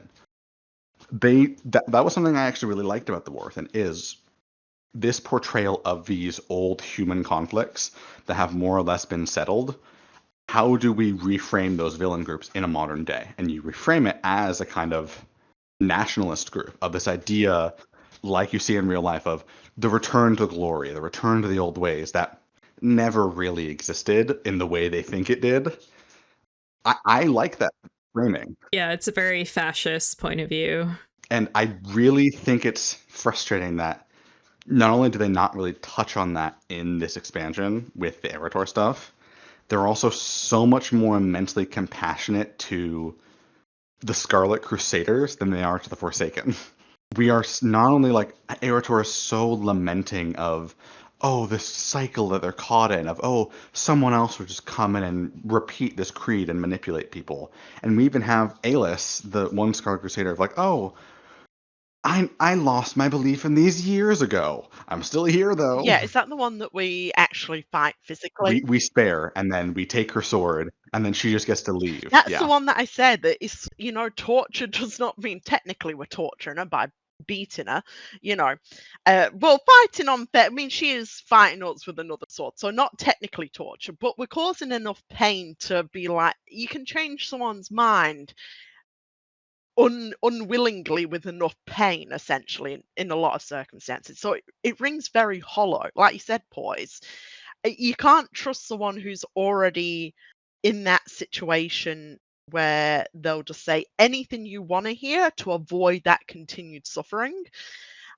And the thing is that it's fascism. You just don't wake up one day and go, damn, I was really wrong. Like, it takes a lot of basically deprogramming. Like, I think the idea they're going with Alis is she lost her faith years ago, but she's here at a sunk cost fallacy. She has nowhere else to go. Whether or not that's valid remains to be seen because the Argents are right next door. So your point's a little flawed there. It's fantasy fucking world. You can just like leg it and have one piece of bread. You Lord of the Rings it. It's the idea of like there has been the idea in the past of the Scarlets kill the people who try to leave. Like that's the whole thing with Tyrion's son. Is Tyrion's son was a part of the Crusade, but he was never a part of that extremist part of the Crusade. And when he tried to leave in vanilla, they assassinated him for it. But that was also in an era where Lordaeron was wholly hostile. The Scarlets were really the only bastion of non-undead strength there. So they had the power to figure out his movements, isolate him, kill him in that moment. Whereas nowadays, Hearthglen is right next door, and it's a massive neutral hub of people using the light in very just ways. And it's harder and harder to justify sympathetic Scarlet Crusaders in that regard, I think is my point. Not that they can't do it, but I think if your expansion is more sympathetic to the fascists than it is to the Forsaken that they victimize, you kind of have a problem there. And that is doubly something I'm worried about when you look at where Alis is now at the end of the story, where we last see her is talking with Kalia at the Sunwell and talking about how, oh, Kalia is opening my eyes. She's giving me a perspective I never saw before. And she's talking with Mariella Ward, who was another Scarlet defector, who I think her defection was done much better because when you look at her in Legion, she defected and she was about to be hanged for it. But she was so righteous in her conviction of, no, the Scarlets are wrong. I cannot do this anymore. If we hadn't come and stopped her, she was willing to die for her leaving. She was not she was the opposite of the opportunist that Alis seems to be. And so I think that having Kalia, once again, it's the endless Kalia rant of they very clearly want her to be a thing that nobody who is a Forsaken fan wants for the Forsaken, where Kalia is this bridge between the living and the undead. They are finding the common ground. And not only do I don't think anyone really wants that from the Forsaken, because the Forsaken are a fundamentally tragic story where they are literally called the Forsaken. Of all the people to have that reconciliation with, the Scarlets? Really? Yeah. I'm going to say this too. I'm even one of those people, at the end of Faerun's quest with Deneth, and we spare that Scarlet Crusader. I even understand that because I'm like, of course it's going to be story. They needed to come back. I think it could have been handled in a better way that she just gets away without the whole sparing or not sparing. Oh, that's the thing. The sparing there is not bad. It's the moralizing of Yeah, sparing the there that's bad. moralizing. Exactly. We are good for not killing her because that would make us like her, I guess, or that wouldn't be just, I guess. Yeah, I mean, it's the old Batman fucking complaint, isn't it? The old 5,000 post and the thread is locked about Batman killing, the road. And like it's the thing of like if Batman works a lot better in isolation than he does in the context of the wider DC universe. And it's the same, I think, with this, where if this was a much more soft story, where we did not kill people very frequently, that message of like, oh, killing her will only make her a martyr. It will only make these people rally around her idea more. Whereas if we let her live, she's a disgraced failure who didn't accomplish her goals. That can be true if we didn't constantly murder people like, all the time. All the fucking time, like, and people who don't deserve it too, like as we've seen in just like all the wars in World of Warcraft as well. Well, it's like even just the immediate thing. Oh, these Banshee loyalists, yeah, their ideology is terrible. They're not doing anything wrong at Windrunner Spire. Maybe we could try to reason with them and they refuse it, and you can have that message of, oh, these people are so stuck in their ways, stuck in that kind of fascist ideology. They're willing to die for it. They are not willing to hear us out. We don't even attempt that. That's what's so frustrating to me is there's not even a lead up to why the hell they're there or why we would be so hostile towards them. Exactly. And especially if you're like undead yourself, like, it's even Yeah, if crazier. you That's are one, it's like your character, it's like me. when I did Yeah, it on the beta, exactly. my character is a Sylvanas loyalist. I still have the quest in my current character tab on Sinya that is the loyalist-only version of Sylvanas' quest in the Maw to talk with her about how you should probably not mention your loyalist tendencies to the rest of your factions. Yikes. But yeah, exactly. And I think they just need to probably, just concluding on that, like they need to just step back and look at how they're framing it. Just probably look at, are these fascists, these fantasy fascists, willing to die for their beliefs, and then kill them. It's the same with the Dark Horde. I think it's both better and worse with the Dark Horde stuff because we don't spare any of the Dark Horde in the questline. It's like very unequivocal. These people are still trying to perpetuate the Second War ideology. We kill all of them. But then we have Arator talking about, oh, the Dark Horde is just lost and they're stuck in the Second War, just like the Sons of Lothar are. And it's like, no. A, dude, these are your uncles. You're shit-talking your family. B, do you not see Eitrig, leader of the Blackrock clan, as a newly anointed member of the Sons of Lothar right next to you? They have very clearly moved on from the Second War and embraced the modern idea of cooperation. Yeah. It's this weird kind of both sidesism about the Dark Horde stuff that bothered me a lot. We're so much more compassionate over these orcs who are still trying to conquer Stormwind as their right by conquest from a conflict that was 40 years ago in the narrative, who at this point, those orcs that we see are not young people. We see like the son of the ogre boss from original Blackrock Spire. He's one of the commanders there.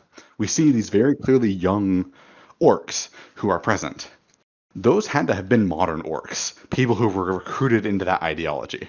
Nobody addresses that really. Yeah, or at least born into it. That's the other thing. Like, exactly, yeah.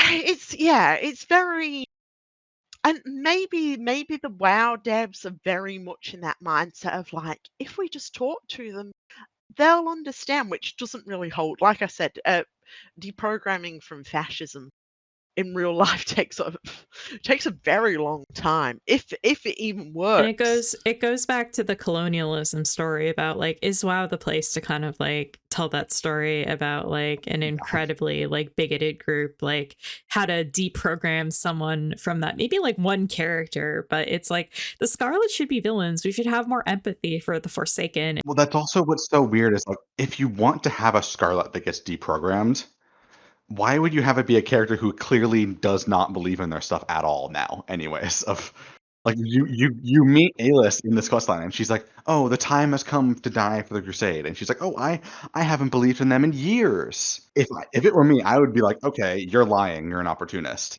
I don't think Blizzard is intending that. I think the intent for Alis is she genuinely has that belief. She was genuinely just kind of a sunk cost fallacy of she lost belief, but she had nowhere else to go. She had nothing else to do. But it kind of seems like she's already done some of her own reprogramming, which loses a lot of the appeal. Yeah. Would it just look in that sort of thing, if they really wanted to like drag a Scarlet back to the Sunwell, or at least Silvermoon, just be like, maybe don't bring her to the Sunwell. Yeah, don't bring her to you the are Sunwell, bringing an first active of all. fascist who hates all other non-human races to the most important site in the entirety of Azeroth at this moment.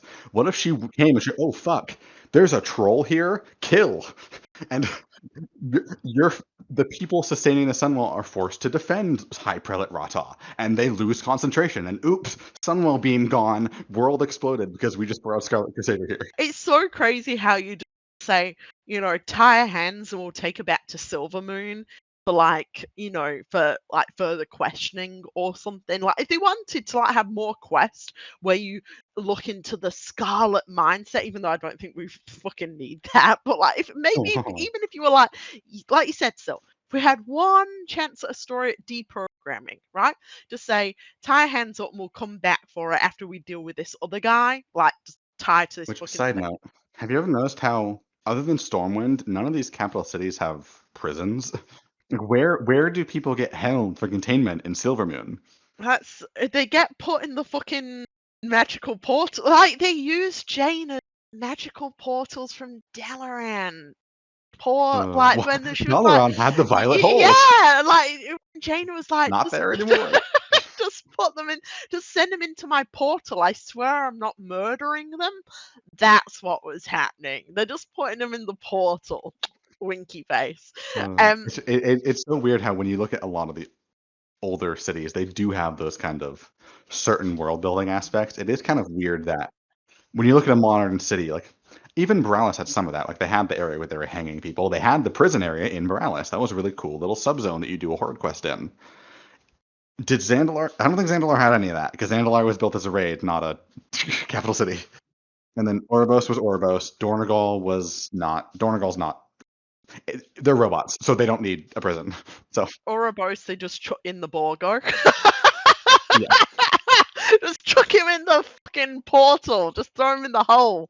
Anyway, but yeah. So that's just random tangent. Like, yeah, it's weird that Silvermoon does not have a prison. That I never thought about that. I can't believe the Blood Elves are prison abolitionists. So, a little. I can't speak today. But anyway, good for them. Good for them. Restorative justice. I'm doing a little heart with my hands here. But like laughs aside there, like if they really wanted that story, at least like go tie them up and we'll just take them back to like some sort of holding place in Silvermoon and do a little like story quest where you can either, I don't know, maybe fuck it up for future that Scarlet Crusader gets away again, and you're like, shit, how much information did I tell them again? I forget. I'm not very good at this interrogation thing. Like, just yeah, it just needs, like you said, less moralizing about it. If they want Scarlet Crusaders to get away, and it's like, because I hesitated to kill them, they're back and better than ever when I thought that they'd be disgraced. That's an okay story, because half the time, like as we can see in real life, I mean, a fascist could like trip down the stairs, have the pants tear clean off their ass, you know, all the junk twirling about in the air, fall in a pile of shit, and their followers are still clapping them. They're still like, wow, you know, calculated mover. Look what those damn liberals did to our fear. I owned the libs by falling down the stairs. You see how it works in real life. They don't really care. They just need figureheads, basically. I mean, their practice is in hurting other people. As long as it can hurt other people, it's fine. It's the idea of like a lot of the time when you look at real life fascism and authoritarianism and the average person who follows them, it's usually not like the overwhelming evidence of wrongdoing that convinces someone. It is one very specific thing that is personal to them and makes them kind of start opening their eyes. It's not immediate, like, oh, this one thing changed, now I hate it a lot of the time. Sometimes it is, but that's more out of rage than anything else. A lot of times it is this kind of one moment that makes it click and makes you start reevaluating everything. And I think Scarlets would be really easy to do that for. And they don't. Yeah, so true though. But yeah, exactly. Like, yeah, and the thing is that fascism is usually very personal. It is usually driven by personal grievances. So, like you said, it's usually the opposite, which starts that change in people. If they have the will to power, essentially, the will to change in this sort of case. So, yeah. Anyway, and we're nattering on about also, this. do we really need to like waste resources on rehabilitating the Scarlets? Like there's probably like if we like took those resources that were spent towards like developing like a rehabilitation story for the Scarlet Crusade and put that towards like maybe bringing more depth to the Forsaken, you know, like some like this world can have like villains in it, you know, every like source of like evil does not need to be solved, like, you know, like it's good to have villains in your story. No solving evil. I think you're totally spot on there as well. So, which I think is a point of the Arator questline. I can bring it back. Is Arator has that kind of idea of, is this all it means to be a paladin? Is this endless fight against evil? And I don't think the story is necessarily saying, no, we can solve evil. It's saying that you can have a life outside of that endless fight. Of the fight for progress will never stop, but you also don't need to define yourself by your role in that. You can have work-life balance. Paladin work-life balance. Yes. Kind of ties into the themes of the expansion in general of the kind of, I don't want to say it's balance. I think it is nuance, I guess is a better word, of Arator is not quite I don't want to call him a centrist, because Arator is unequivocally a paladin. They're not making him this kind of child of light and shadow. He's wielding both. He's this special Mary Sue. He's still unequivocally a paladin, but they're showing him as understanding of the virtues of the void in the same way that he has understanding of the flaws of the light. Because up until now, WoW has largely been this very black and white dichotomy where void bad, light good. And we've already seen since Legion the idea of, oh, void can be used for good. The void itself might not be good, but it can be used for good. And now in Midnight, I guess if we want to start transitioning to Voidstorm, this would be kind of a good time of if we want to talk about the Dominar, because I think the Dominar are such a good portrayal of the void, where typically with the void stuff, yes, we see cults being manipulated. We see these big, massive evil gods who may or may not have ulterior motives. But like I mentioned in the Illyria 1,000 Years of War story, the void wielders were always depicted as people using it for good despite the inherent evil of the void. And in this expansion, I think that has been reframed as more people can use it for collective good despite the very individualistic power struggle of the void. Where what we see in Voidstorm with the Dominar is this idea that Xaladath kind of talked about in The War Within, of the void's whole thing is about power. It is about who comes out on top, who can be the top dog, and how you climb that chain through manipulation, through false subservience, through things like that. Xaladath's goal is to be on top like that. Ostensibly. She might have other motivations, but her philosophy is based on those tenets of the void. And it's so interesting to see these other creatures of the void so heavily defined by that and not being inherently evil, but also not being good. Because I think when you look at someone like Decimus, they are not portrayed as good. They are portrayed as opportunistically allied with us. Yes, exactly. As soon as that sort of benefit for Decimus sort of leaves, I don't think he'd be our friend, but I still like him though. I don't mind if he stabs me in the back a little There bit. was this interesting side quest where they actually, I don't know if you did the side quest with Decimus, where they kind of lead us back to Nexus Point Zenith, and we're kind of, oh, some void creatures are trying to scramble through here and claim the power. I won't spoil it too much, but basically the end point of that quest line is Decimus basically getting to this point of they're trying to examine what their position will be after the immediate threat of Xaladath. And the conclusion they come to is that they want to be on the side of whatever is most interesting. And the most interesting place to be is at our side, because we are this very unambiguous arbiter of change, this arbiter of conflict, this arbiter of things that a Dominar would find interesting. And I think that questline very much served the purpose to show Decimus is an opportunist, but that opportunistic nature doesn't need to mean they will 100% betray us down the line. Yes. Yeah, I like that. That's a good way of putting it, I think, as well. Like, 100%, it doesn't mean that betrayal is coming, but It means it's possible. It's possible, but we've already kind of established that isn't something that's necessarily bad. It's just change in regards. And who knows? It just no longer finding us interesting doesn't mean that he kills us. Well, it's the question of like, what is beneficial for Decimus? What would be beneficial of Decimus betraying us? The answer is nothing. And I think this all ties really well into, I think, the cornerstone of the story of the zone, which was Lothraxion.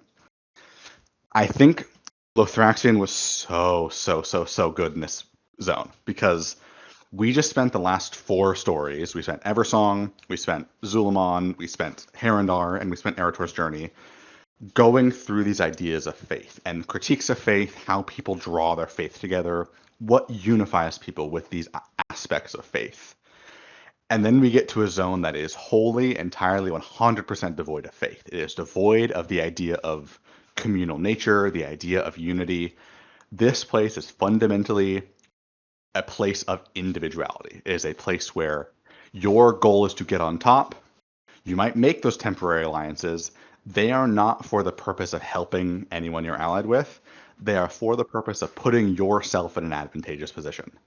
And having this one singular person who is so defined by the light, by the idea that he was pulled from that position of individuality as a dreadlord and given this greater purpose, this greater community in the light, how does he handle being in a place of absolute individuality, of absolute self-servitude? Yeah. He goes kind of crazy. He loves self-determination. Loves it. It's fine. He'll be okay. But yeah, I really do like that in a sense of like analyzing.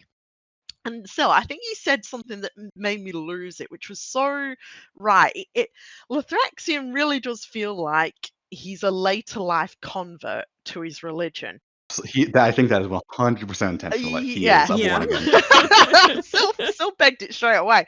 Not just because of just him finding it later, but him finding it. And when you look at born again Christians, they have so many kind of loopholes to explain why this part of their old life is okay to keep with them, why this part is totally justified by the Bible. But that one specific thing, like cough cough, gay people, is totally bad. It's totally unequivocally not allowed. And I think Ultraxion is really the same way of there's this really fun moment if you are a warlock or a shadow priest or a void elf, where in the intro to Voidstorm, he's talking about how we cannot trust Umbric. We cannot trust these void wielders to be the people to save us from the void. They have too much of that inherent self-servitude, that inherent corruption with them. You get this extra dialogue box that says, I use void magic. and and he answers it with, well, yeah, but you were summoned by the Sunwell, so the light approves of you. The other guys weren't, so they're not good. We're one And of it's the this good perfect ones. moment. We're one of the Yeah, good it's this ones. perfect moment of like, how do they excuse these inherent contradictions? They can't, but they make up these ridiculous exceptions. And that's so perfect with what happens in the story, because when you see what Lothraxion does in the story of like, I don't want to say he was being individualistic in the moment, but in that moment where we kind of split up, he goes off with the Void Elf crew, we go off with Ilaria, Arator, and Decimus, and he comes back and the Void Elves are lost and they're fucked up and they got abandoned by him.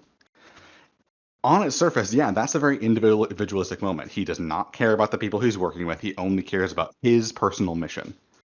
But he justifies that as, well, I'm caring for the mission. This is for the greater good of everyone. These individual Void Elves don't matter for that. They made their own mistakes there. I was pursuing the greater good for the light, the greater good for everyone. Because it's a position where he is in a place so foreign to him, of he is not surrounded by the allies of his same light, the allies of his same experience. He is surrounded by these people of such different perspective, but as he's too focused on the light to realize that these void elves have as much of a collectivist nature as he does. The void elves have found unity not necessarily through the void, but through their shared struggles. And he is so unwilling to see that the light and void is not what defines those ideologies. It is the people who use them and the people who have those beliefs. And it's very reminiscent of like a lot of the ideals in the Quran are very similar to the ideals in the Bible. Real life Christians do not see people who are Muslim as kindred spirits. They see them as the enemy because the things that make them fundamentally different are all that they focus on. Exactly. Rather than focusing on the similarities. Yeah. And I like we were just saying though, it's a very compared to the previous zones, and let's just say this, I would say, and I think we could probably tie in like our side quests here too with Voidstorm and everything. I do think Voidstorm was a very good choice as kind of the end zone for Midnight, because the other zones are like not even touching on like our personal thoughts on their quality or stuff like that, were good in a sense of like they certainly made the base of this expansion, but I feel that Voidstorm was very it defined it a little bit better. It carried on the story, the main story, a lot better. I think what it worked for me is that the base zones defined these ideals of like the themes of faith, the themes of finding your religion and finding community, finding the unity of like the Amani, of the Blood Elves through the light, of the Heronir and their complicated relationship to their faith in the goddess. What Voidstorm does is it challenges that. It challenges the inherent connection between faith and community. Exactly. And good character writing too in the zone as well, like to carry those sort of ideas and themes. You guys have done a few of the side quests as well, which I think you wanted to bring up the Voidsent quest as well, with all of the complexities in that one and the idea of Oh like yeah, the Nethersent I think is kind of separate. I think if I'm highlighting for this, I would actually highlight the Riftblade Astra questline. but I'm just going to say too, with the Nethersent one, it still creates the idea of community through Oh, language. absolutely. And that's something that isn't really often touched on in World of Warcraft. Language and the idea of finding unity through that. It's a very conceptual idea, but it's also very well done. Well, I think what's interesting is also the idea of community despite language, of people finding common ground when you can't even speak the same language. Of she's so good in that questline of when you're not a Draenei, doing these kind of mimicry moments and still being able to get across the point because she is a character so defined by her community that she is able to know how to rope people into it. But before we get in detail on the Nethersent, on the Riftblade Astra, on the kind of the Ghost Flower Tea quest line, such an amazing story that I think for the first time really justified the Void Elves and their connection to being former Blood Elves for me. Where I've gone on my rant plenty of times of the Void Elves kind of being cutting off the more ambiguous dark magic part of the Blood Elves, becoming their own group, how damaging that was. I think part of that was because those people in that batch of Void Elves were kind of circumstantial. They became alliance through circumstance and not through ideology. Whereas in this side quest line, it builds off what happens in the main story, where one of the Riftblades named Hyron, he is the guy who kind of sacrifices his life for the greater good. He saves the other Void Elves through his sacrifice because of what Lothraxion did. And his partner, Astra, is kind of left bereft because of that, because they were someone who, unlike other characters in the Void Elves who kind of became it by accident, they became a Void Elf by choice. They became it as a kind of a spite towards Silvermoon and the ideologies they held. But that very much lingered in kind of asking that question of what's the point of all this after the person that they loved died. And that's made all the more complicated with kind of how Hyron works in this quest is kind of similar to what I mentioned with Arthas earlier, where you don't really get to meet Hyron very much. You get a couple of like dialogue moments in the main story that are optional gossip, but then he dies. And in this quest line, you get to kind of experience who he is through the eyes of the people that loved him. Not only Astra, not only the other Void Elves, but also through his ex-wife, who we meet in Silvermoon, who is still a Blood Elf, who he left because of their ideological differences. And it's such a good kind of moment of asking, why are the Void Elves doing what they're doing? They're doing it to protect Silvermoon, despite their ideological differences, despite the differences of their magic stuff.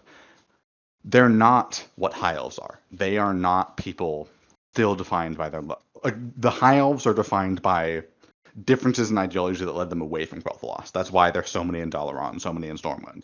Whereas the Void Elves are defined by being former Blood Elves. They are people who stuck with the ideologies of Silvermoon, and when Silvermoon moved on from those, they did not. But they still have the love of Silvermoon. And that helps frame that idea of the Void Elves using the Void does not make them like the Void inherently. It does not make them these individualistic person trying to get to the top of the food chain, survival of the fittest people.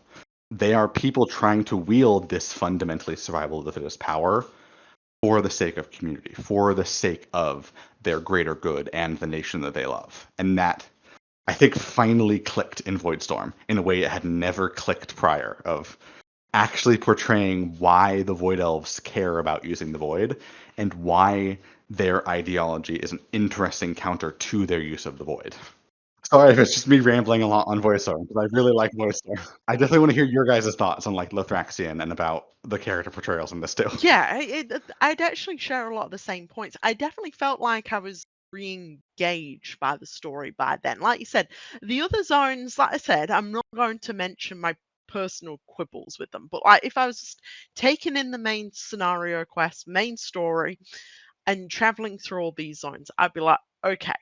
And the interesting thing with Voidstorm, and I think too, I was nattering with you still about it, is visually it's, while definitely not the same, it's visually reminiscent of Koresh, right?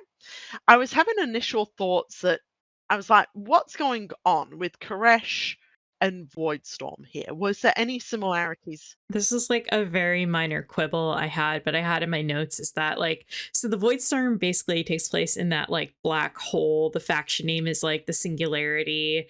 So the Singularity in astrophysics is a point in which gravity is so intense that space-time itself becomes ill-defined, which I think is like a very cool way to like frame and to view the void. I really like the black hole analogies here to the void. I think we need more. I think they could have pushed like the look of the zone like to be like just a little crazier, I guess. Like It's interesting. When you look at some of the areas, like there's these like floating black holes everywhere. I kind of wish they were spread out more in the zone instead of just around the Void Spire and the Dominar areas, because like you're saying, there's this one amazing side quest, like this Void Elf Warlock, and you go into this pit, and they basically say the Void is so strong here that gravity is a suggestion, and that's such a cool idea for the Void. yeah, The rules of everything are not defined; they are ideas that they play with for power. yeah, like, and that was like another note I had is that like it would have been cool if they had kind of like pushed the design of the zone a little further. Like maybe it couldn't be traversable on foot. Like there were areas that you could like only reach on like a flying mount or something like that because it's like physically impossible. It's like picture it like you have like the core of the world or something like that, and to get to like one point to another, like you'd have to fly there. You couldn't like traverse there. You're kind of talking about Koresh, because Koresh is literally this Yeah, Yeah. floating platform. this is the thing. You unlike other zones. Fresh was still kind of like flat in a way, like it was kind of like on one plane. I'm picturing like like a sphere or something like that where you had to kind of like go like traverse the sphere. I assume you're picturing kind of like, not exactly, because Death Home is still, or Deep Home is still flat, but like when you look at Deep Home, has all these like rock layers and these floating rock platforms around the Temple of Earth, where it is a zone defined by flying. Or like if you look at something like, it's not an open world zone, but Skywall, if you look at Vortex Pinnacle, it is just this area of pure air, and the platforms you go to are not on a linear plane. I get what you mean of like, but one thing I think counter to that is Voidstorm is not the Void. Voidstorm is more like Argus. They make it very clear in one of the side quests. They tell you what Voidstorm used to be. It used to be a planet called Perdacia, and it was this planet that got into this big war, and you basically meet Space Oppenheimer, where you meet this guy where he was commissioned to make a weapon so strong that it would end the conflict forever. And he kept escalating and escalating and escalating, and he created a weapon that ended the conflict forever by ending everything on the planet. And I actually, if you want to say it could be Xalatath's world, that weapon could have been Xalatath. Because if you look at the cinematic, she is the sole survivor on a wholly dead world. And it could have been the idea that the weapon they made was the light. It was this ultimate weapon to call upon in their darkest hour to end the conflict, quote unquote, unite everyone by ending that constant conflict. Xalatath could have been that living weapon. The light did that to her. she falls into such rage and despair that she calls upon the void and transforms it into what we now see as Voidstorm. Yeah. Could have been. Like I said, they've kept it very open there. Like the Which implication is is, interesting, yeah. yeah, it's like I said, if the devs like we planned out everything, every single note, we're just writing it now. We'll see. I think there is some things that are still kind of scratching their head about, and Yeah, and I think my main point about Voidstorm 2 is that it reminded me like a little too much of Koresh, I guess, like from a color palette standpoint, from like a physical standpoint. I think that is, I don't know if intentional, but when you look at the development of the World Soul Saga, I do think that prior to that saga idea, they were intending a void zone somewhere. They were intending something with the ethereals. And I think whatever they planned with the ethereals was brought forward into Koresh in a way that it was not intended. Because when you look at Koresh, it is a lot of reused assets. Tazavesh is an entirely, it got edited a bit, but Tazavesh is a totally reused city. All of the domes are not HD ethereal domes, they are broker assets from Shadowlands. Most of the zone is really just kind of stock ruin assets and sand. And even the ethereal areas, the raid has a unique kind of internal layout with ethereal stuff, but there's only really that one section in front of the raid in the open zone that is ethereal, and it's just 3 copy-pasted mana forges. do you want to know my theory about those? I think that they were the same zone at one time. Well, when you look at Voidstorm, the ethereal area uses the exact same mana forge model and the exact same pipe models and everything. I fully believe that that was intended to be the actual use for the ethereals, and that's why the zone feels kind of like, when you compare it to Undermine. Undermine is original asset top to bottom. That is an entire massive zone of totally unique everything. Koresh is decidedly not that. And I do think your ideas of their similarities are, I don't want to say intentional, but they are more than just aesthetic and narrative similarities. Even the rocks are very similar on Voidstorm as Yeah. to the rocks on Koresh. Well, also the plant life of when you look at kind of the moments in Sidequests on Koresh where they have like life before everything, it pops up in these kind of very teal, almost bioluminescent plants, which are kind of exactly what you see in Voidstorm. Voidstorm 2, yeah. So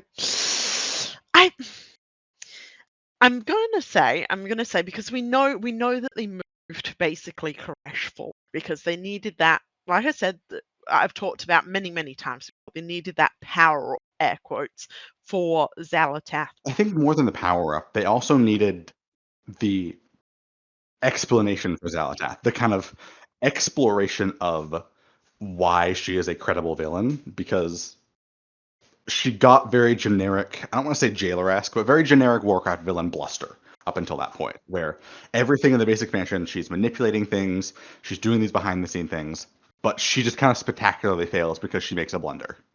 And in a normal story, that probably would have just been the end of her.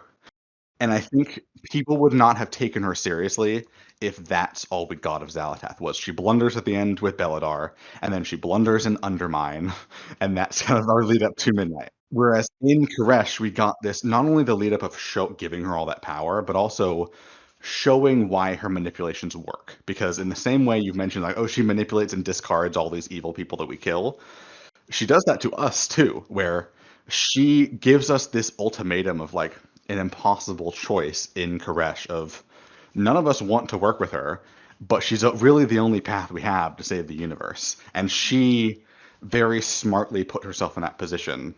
And I think in a way they're probably going to do the same even with the Dominar and the Devouring Host, where even the Void itself is really just a tool for her own self-serving goal, and she will discard it once their use has finished with whatever the Darkwell is needed for. Because it is very interesting in regards to, again, the sort of overlay of what sort of elemental forces is Xal'atath using. And while we can firmly obviously say the void, it's Really? yeah, I know, it's crazy, right?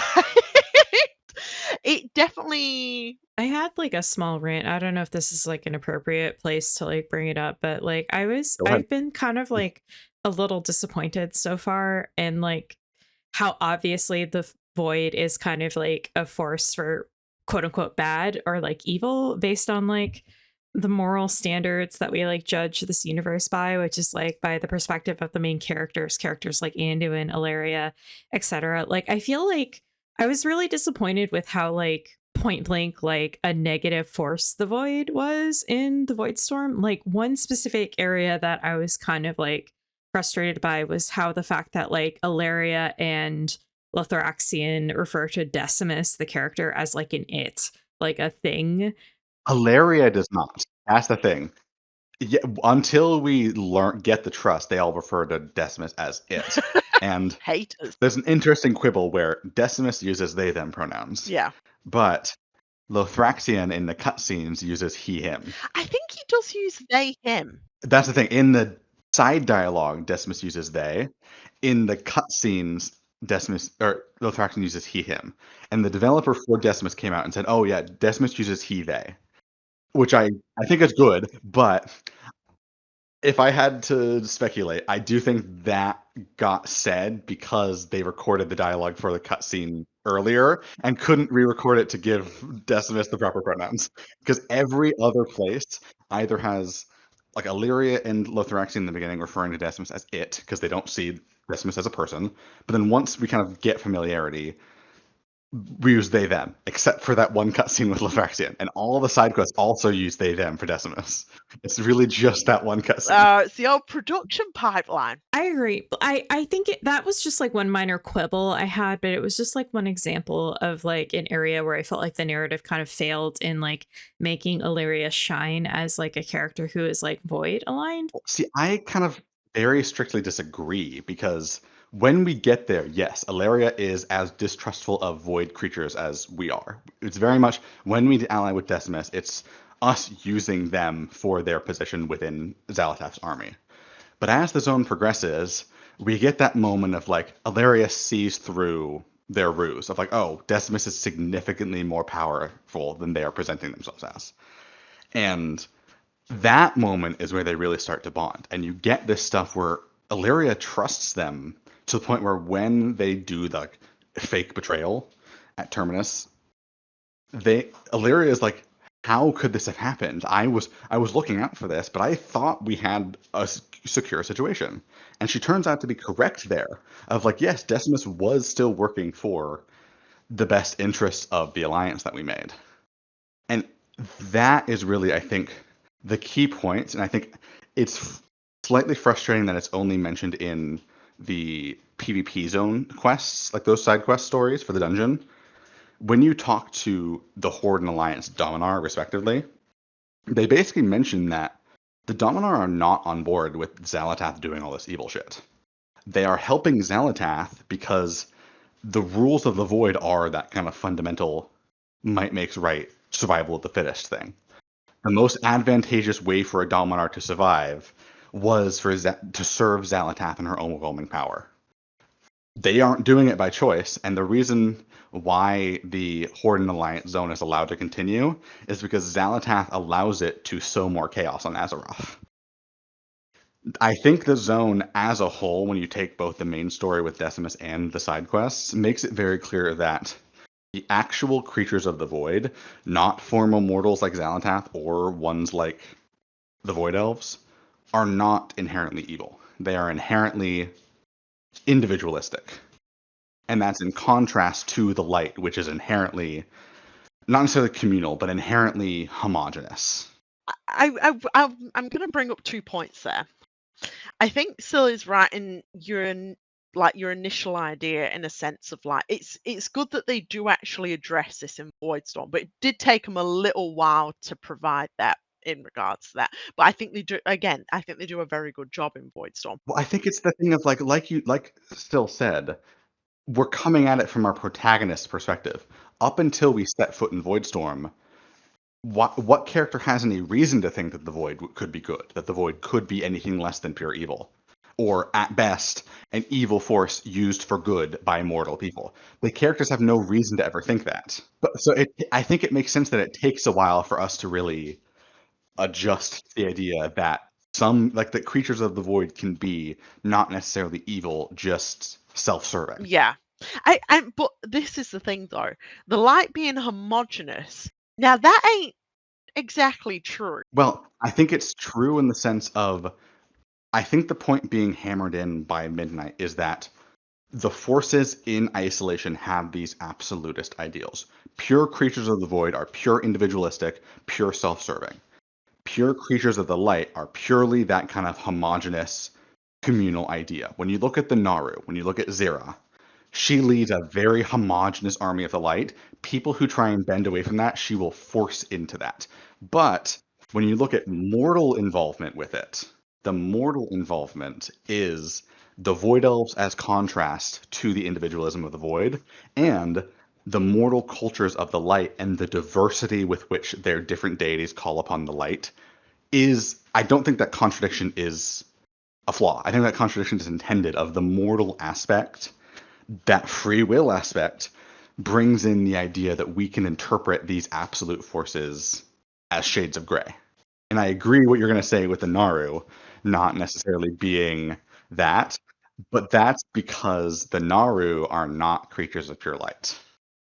The Naru are creatures born from the conflict of light and void within the universe. And I think the idea they're probably going to go for is that different Naru are aspected towards the light or the void at different levels. Have we actually met any creatures of pure light? No. Technically, Soul, we make one in Legion as a priest, but no, I think Blizzard has been very intentional with the idea that we have never truly seen the light. And I think that really is going to tie into this whole something is wrong with the light idea that Arator brings up in Voidstorm of I fully think that we are getting the void as the ultimate evil out of the way in base Midnight for a reason. Right. So essentially, like we're saying, the mindset of approaching this of like why these characters so standoffish to creatures of the void holds water, but Midnight does a good job at like integrating that through Netherstorm to help us see that there is beings of pure void and beings born of the void who are just chilling, roughly. Yeah. I say chilling in the most nebulous of ways there. There's that one side quest I love, which is there's this one Dominar who is serving Decimus, and she has this idea that she's serving Decimus because, I'm not serving him. I'm here because it's the most opportune thing for me. He knows that I'll betray him in time. We have an understanding. And the way in which she's intending to betray Decimus is raising creatures as big, ferocious beasts that will one day allow her to destroy Decimus's domain. And that side quest is basically us. She says, I had the idea that I just make them as cruel and large and vicious as possible, like everyone else does here. But I met one of you mortals, and you said I should do, quote, tender loving care?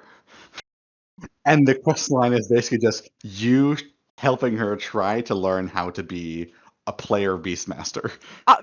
I need to go do that quest. I need to. It's amazing. You work with this baby runt, big like the big kind of like bipedal void things that I'm forgetting the name of. Yeah, the dinosaur. Like the big maws and the spiky crystal bats. Yeah. You work with a baby runt version of those, and like, what if you teach him how to be like a regular pet? How will that work out? And it's a great little quest line. And it's one of those perfect ones of showing the nuance of the Dominar. They're not inherently evil. They are inherently self-serving, but they have this kind of fun, think outside the box mentality that is so counter to the light. And I do think that's the purpose of what they show with the light blinded vanguard in the raid is we are kind of shown the absolutism of the light, of the idea of they cannot tolerate anything else. They cannot tolerate anything that is not perfectly in line with their ideals and their goals with people like the Void Elves and Delaria. And I do think the fact that we've seen so little of that beyond that one fight is very intentional for what will happen in the patch story. That's pure speculation. I have no insider knowledge about what will happen in the patch story. You're like, could happen in patch story? Question mark. But yeah, so I think those things sort of balance out, and I think that was another one of your complaints too, Sil, in a sense of like Illyria always being so hostile to her own use of the void. Yeah, I think that's still just kind of like, I don't know if it's like justified or not, but I did feel like just like a vague feeling of like dissatisfaction with like, I don't feel like the story, especially in game, kind of like reinforces the idea of like, why does Ilaria embrace the void? Like, it just seems kind of like set dressing for her, like something cool that she uses that turns her purple. Like, it's very surface level. I totally agree. And I think that's especially frustrating when you look at the rest of the zone and how much it does justify the Void Elves and how it finally portrays the Void Elves as something beyond just spitefully counter Blood Elves. Yeah. And again, it's that whole issue. I mean, I know this is a running issue with WoW media, but it's the time content again. I know that they're getting better at sharing the story, the short story at least, online for free. So Well, not just sharing the short stories online, but also I think, an aside, a big step up in Midnight has been every single voice short story has had an audio drama version, where they have the actual voice actors of the characters reading them out in a dramatic format, so that people don't just have the book to read. They can have, like, for me, I have not been reading the short stories on their own. I have been reading them along with the narration, and it adds so much. Like, God, I wish we got that for the Moira one. I would have loved to get Moira's voice actors doing I that short know. story. Oh my god, that would have been so good. I'm gonna say this: you can definitely see the favorite childs, or at least the ones where they had funding to do that. I feel like they were kind of engaging something similar with that with BFA. BFA really must have had a huge budget for like animations, Absolutely. stories, audio. Very It's a shame we got that. yeah. And then Shadowlands, we got fuck all. Except for like time books. Dragonflight was even worse. I think Dragonflight has probably been one of the worst ones for like it had one short story, it had one book unrelated to basically 90% of what was Which, in game. I've said it before, I'll say it again. That is the only Warcraft book I have not finished. It's a good one. Not even out of boredom. It's not even out of like, oh, I didn't like the book. It was literally just I got busy, and at the point I'd gotten to the book, it was so irrelevant to everything in the game. I was like, what's the point of me going back to this? Because like in the story, I was like, oh, there's this big revelation that Farak and Alexstrasza are cousins. Farak basically raised Alexstrasza and taught her everything she knew. Do you get that at all in game? No. That's the really thing about Dragonflight. All of its connected media was so, in the end, absolutely fucking irrelevant. Like I know that the War of the Scaleborn will be like, no, we mentioned Aridicron and Neltharion, but I'm gonna say this again. I don't even know whether we're gonna get to Aridicron in this trilogy. I think he may be like at the end of like we'll definitely encounter him. I do think he's going to be in The Last Titan solely because they basically straight up say his fortress is below Icecrown. Yeah, exactly. And I'm like, maybe he's going to be a patch boss, or maybe he'll be the. You know what I mean when I kind of say the time boss for like the next trilogy? Like, if they need a element to basically move the story on from being about the world soul, it's like, what is going to be the next threat? Well, they're going to have to need something big to initiate the next start of the next trilogy. Well, see, I don't know if I agree there because Iridicon is so defined by the Titans, and The Last Titan is going to be the Titan expansion. I don't think he will live past The Last Titan. Whether or not he will be properly used remains to be seen.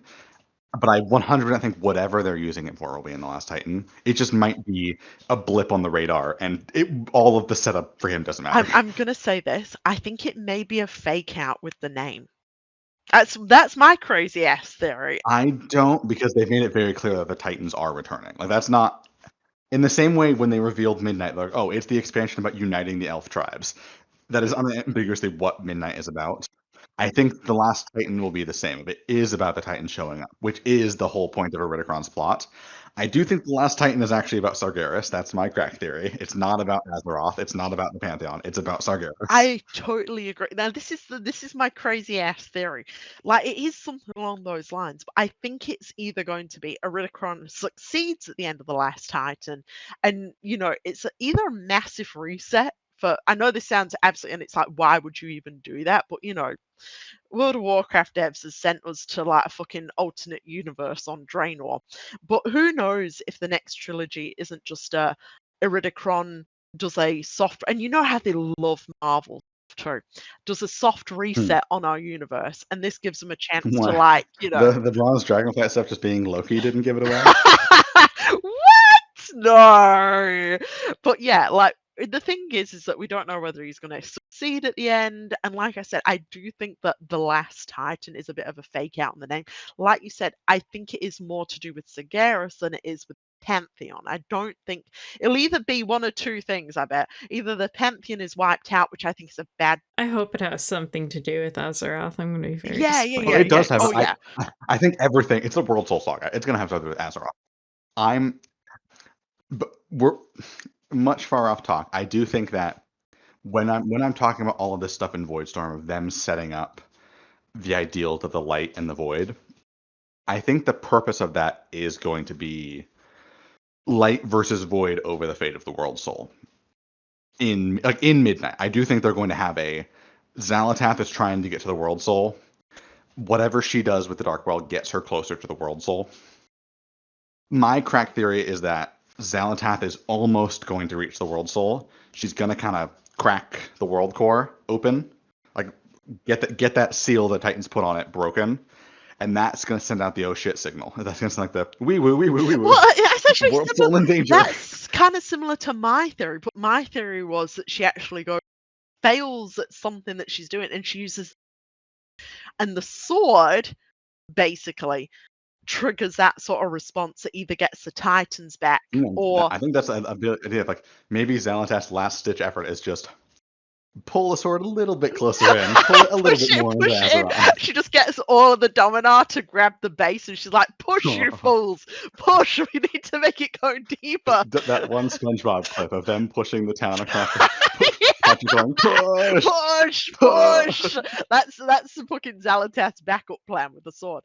But yeah, but are we going off topic? We'll go back on here. I sort of like led us off topic then a little bit with all that. Okay, yeah. Enough with the last Titan speculation. When we look at Voidstorm, I think what's so interesting to me is when you look at everything before the raid, Xal'atath is not really in Voidstorm.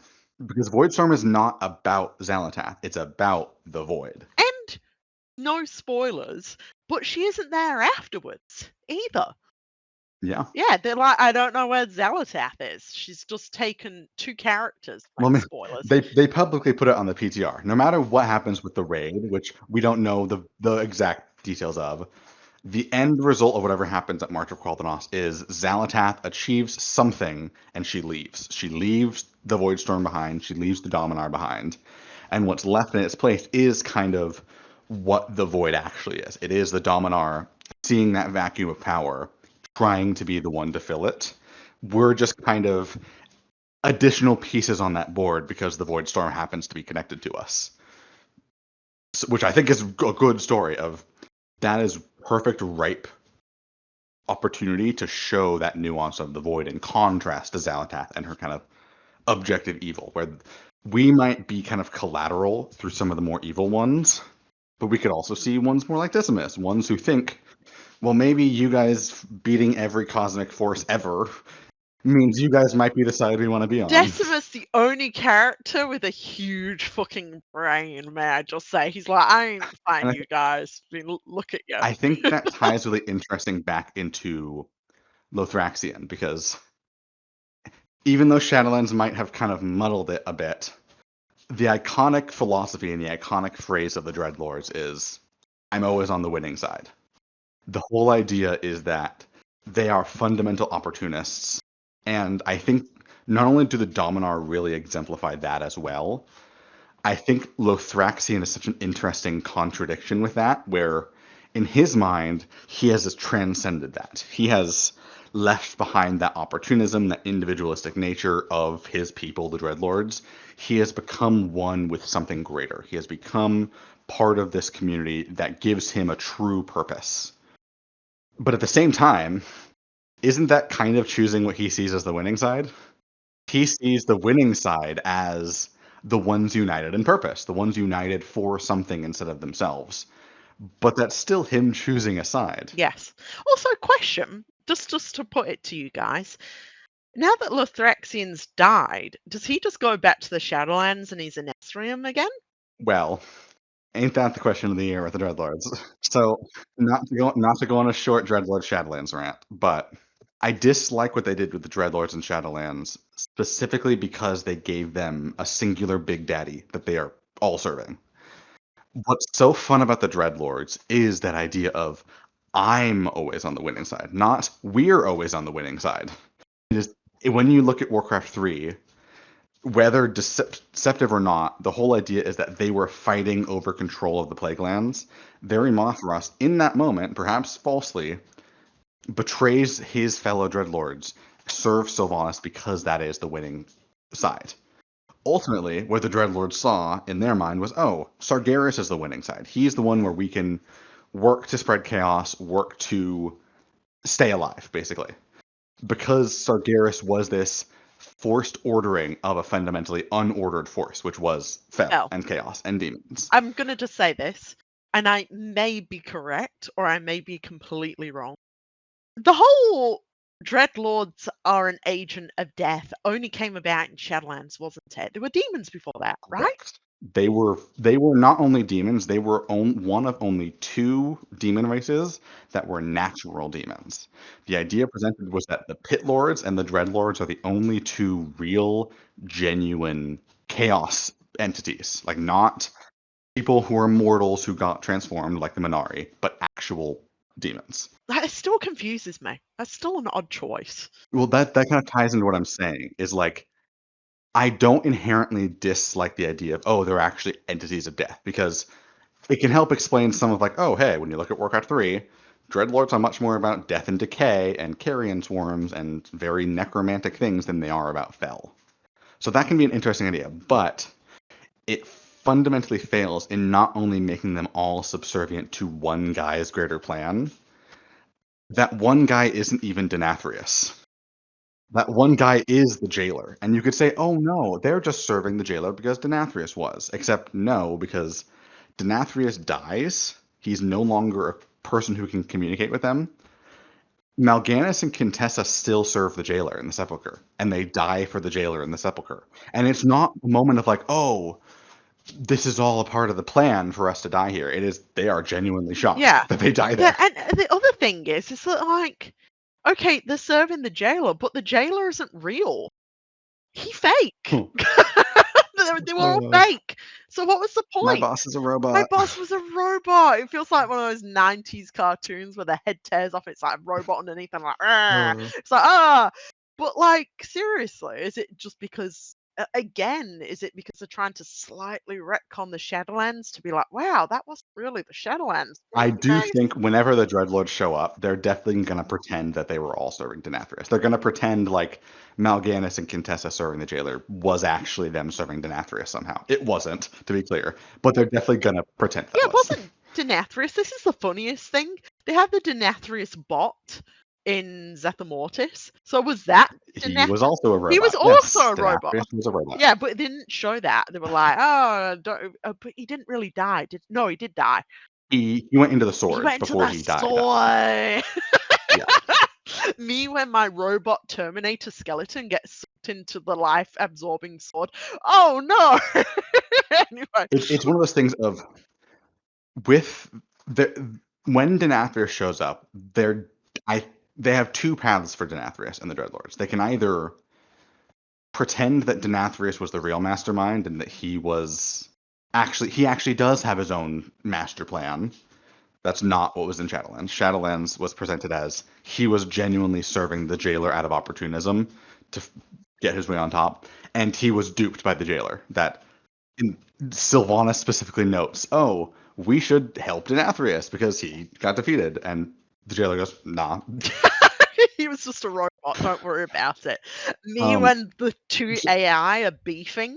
Oh my god. Anyway. It was like the other route they can go is rolling with the idea that Denathrius thought the jailer was the winning side. He was not. And now Denathrius has the question of, okay, what now? What do I do now to establish control and establish dominance? And in turn, you could have the Dreadlords kind of schism as a result of some of them do think continuing to serve Denathrius is the winning side. Some of them think that other routes are. Like, some stay with the Legion. Some still have that idea of, oh, I can sow chaos. This can be the winning side in the end, so long as I lay low. Some could be like maybe Lothraxian, joining other forces and saying, okay, death failed, but I can go here instead. Have the Dreadlords be more like that, and kind of tie into Lothraxian not as, oh, he was secretly an agent of Denathrius all along, like that one book implied. Have Lothraxian should be genuine. Voidstorm gets so undercut if they have Lothraxian be a secret agent of Denathrius. That would be such a lame twist. Yeah, it's bizarre to say the least. I think we broadly wrapped up Voidstorm stuff. At least my thoughts on it, because I've been exhausted on it. So we've talked about Arator's journey and how that affects also Turalyon, but also the really important point of Alaria too. I think that was really good. And then also tying that into the book as well. And also tying that into themes. We've had a bit of our thoughts on like the light and void. Like I said, both good and bad and where they're gonna go with this. Right. Side quest. I'm gonna let you know what? You know what? So you had a bit of a rant on side quest, didn't you? Or are you thinking Okay, so my preamble to that is like, I don't know if we want to like have a broader discussion about side quests here, because I have it's a mostly negative rant about like side quests in general, and I don't want to overshadow any like positive notes we have. I guess I can have kind of my own little ramble about side quests first before you get yours. Of just like, I think prior to Dragonflight, side quests were significantly less common. There were some side quests in all zones, but most story of a zone came from the main plot. The idea of main versus side story was not really as well defined, and Dragonflight marked a really big shift for that. And you can see that really evidently in somewhere like Waking Shores, where I think the big standout there everyone knows about is the Verita Straws questline. That kind of Red Dragon trauma questline. Amazing questline. I definitely think that and the general design of side quests really fundamentally changed the storytelling in WoW, where main story became shorter and shorter, and side quests became much more individualistic in terms of how they are developed, where it seems a lot like side quests were written from labors of love, obviously, but also written as more kind of an individual developer's intent to make a quest of that caliber and not necessarily make a quest that fits with the other zones. And that was a big thing in the War Within too, where main story so incredibly short in the War Within. So many side quests by contrast. And I think in contrast to Dragonflight had a bit more cohesion in the base story, like all the stuff with the Earthen, a lot more cohesive about what makes the Earthen, especially the stuff of like that memory quest line in Isle of Dorn. Halifall, kind of same way, a lot more cohesive about what makes a brand new culture like that. Ashkahet, really, really disjointed. Really, like, does not use the idea, because the story in Ashkahet already so short. Half of it is not even spent in Ashkahet, in the city. And what we do is not about the New River Stall. It's solely about Illyria. And so when you hope the side quests make up for that, and it just avidly does not at all. And I think, perhaps controversially, I think Undermine was the same. Whereas I think Undermine had a lot more flavor in the side quests. Undermine's side quests are also individual, isolated stories, a lot of which were just for fun, not stories that served the themes of the zone. Because there weren't really any side stories aside from the one that was post-raid that involved the main characters of the zone. It was just random characters in Undermine doing kind of random, flavorfully goblin things.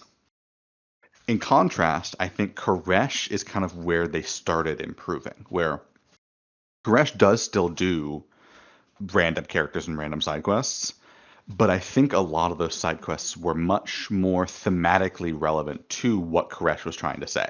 Not necessarily about Xalatath or Ilaria, more about the kind of Venari side of things, the inherent tragedy of the Ethereals and of being basically an immortal race of a culture that all of you remember and none of you can go back to. It did still have some really random ones, like that one in the Ecodome, which was just like, go get me some firebugs so we can do bug repellent. And then it ends and it's like, okay, you got me the bugs.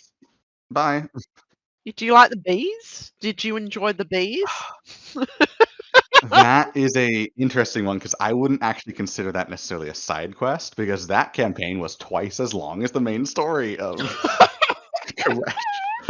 It really was. That was so funny. Like, I was one major issue with then was how short that main story was. I actually do feel like Yeah. Midnight made efforts to make it a little bit longer and less rushed. It does still feel rushed in sections, but it does feel It feels like it has better. like 4 to 5 chapters instead of 3, Yeah. which is what the Worth then had. Yeah, it has that little bit more breathing room. I could still, dare I say, devs, make it longer.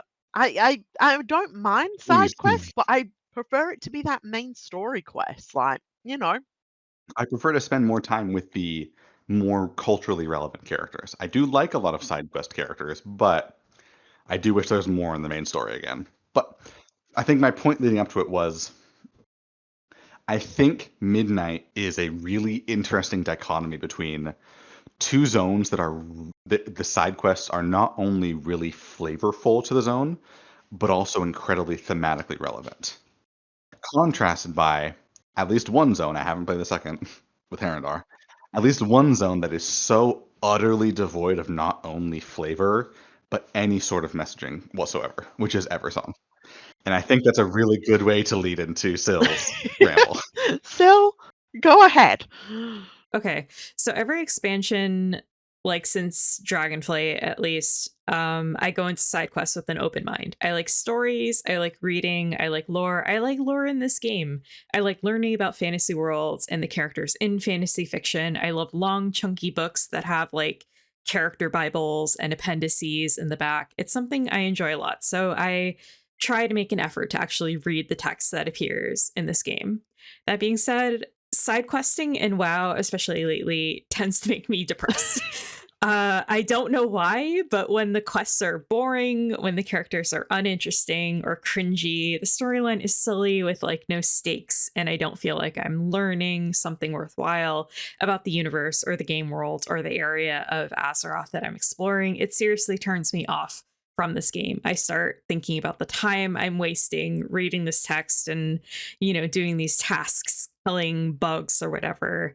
I start thinking about like all the other games that I have in my Steam backlog that I could be playing instead, which is like very bizarre because I tend to like be very tolerant of like grinds in games. Like I'm not like unfamiliar with like putting a lot of time into a game to like get like a good payoff from You would have it. loved the Rathian legendary quest line because boy was that grinds.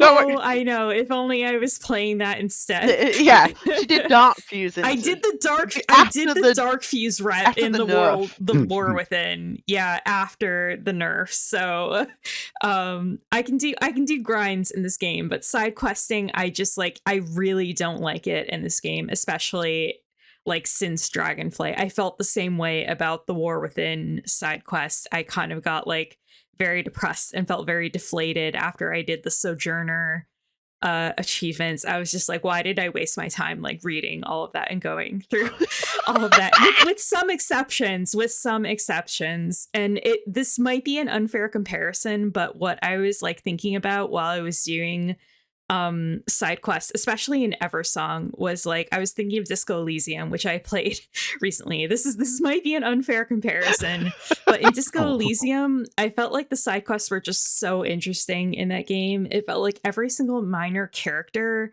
that you could talk to in that game had something notable to say, or a unique personality to enjoy, or some other trait that gave depth to the world building. It was like written to a science, basically. Like that was like how good the side questing was in that game. And it's just like I don't feel like I'm getting that like out of the WoW side quest. Like when I go into a side quest in WoW, I don't know if it's going to be like something important, like the Moira questline in The War Within, in the Ringing Depths, where it was like you picked up a side quest and it was like, oh, you learned about how Moira has actually inherited Fearbreaker, which is like this Holy shit.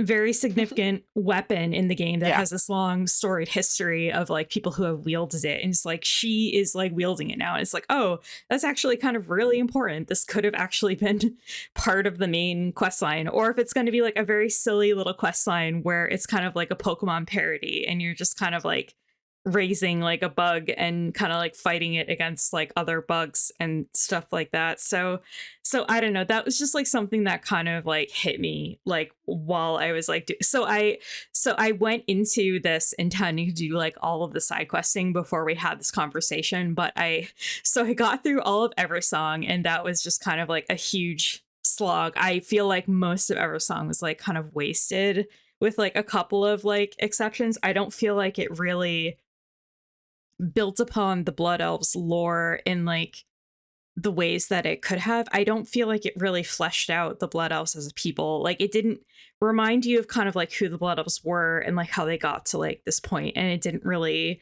expand upon like who they are now, I guess, if that kind of makes sense in a way.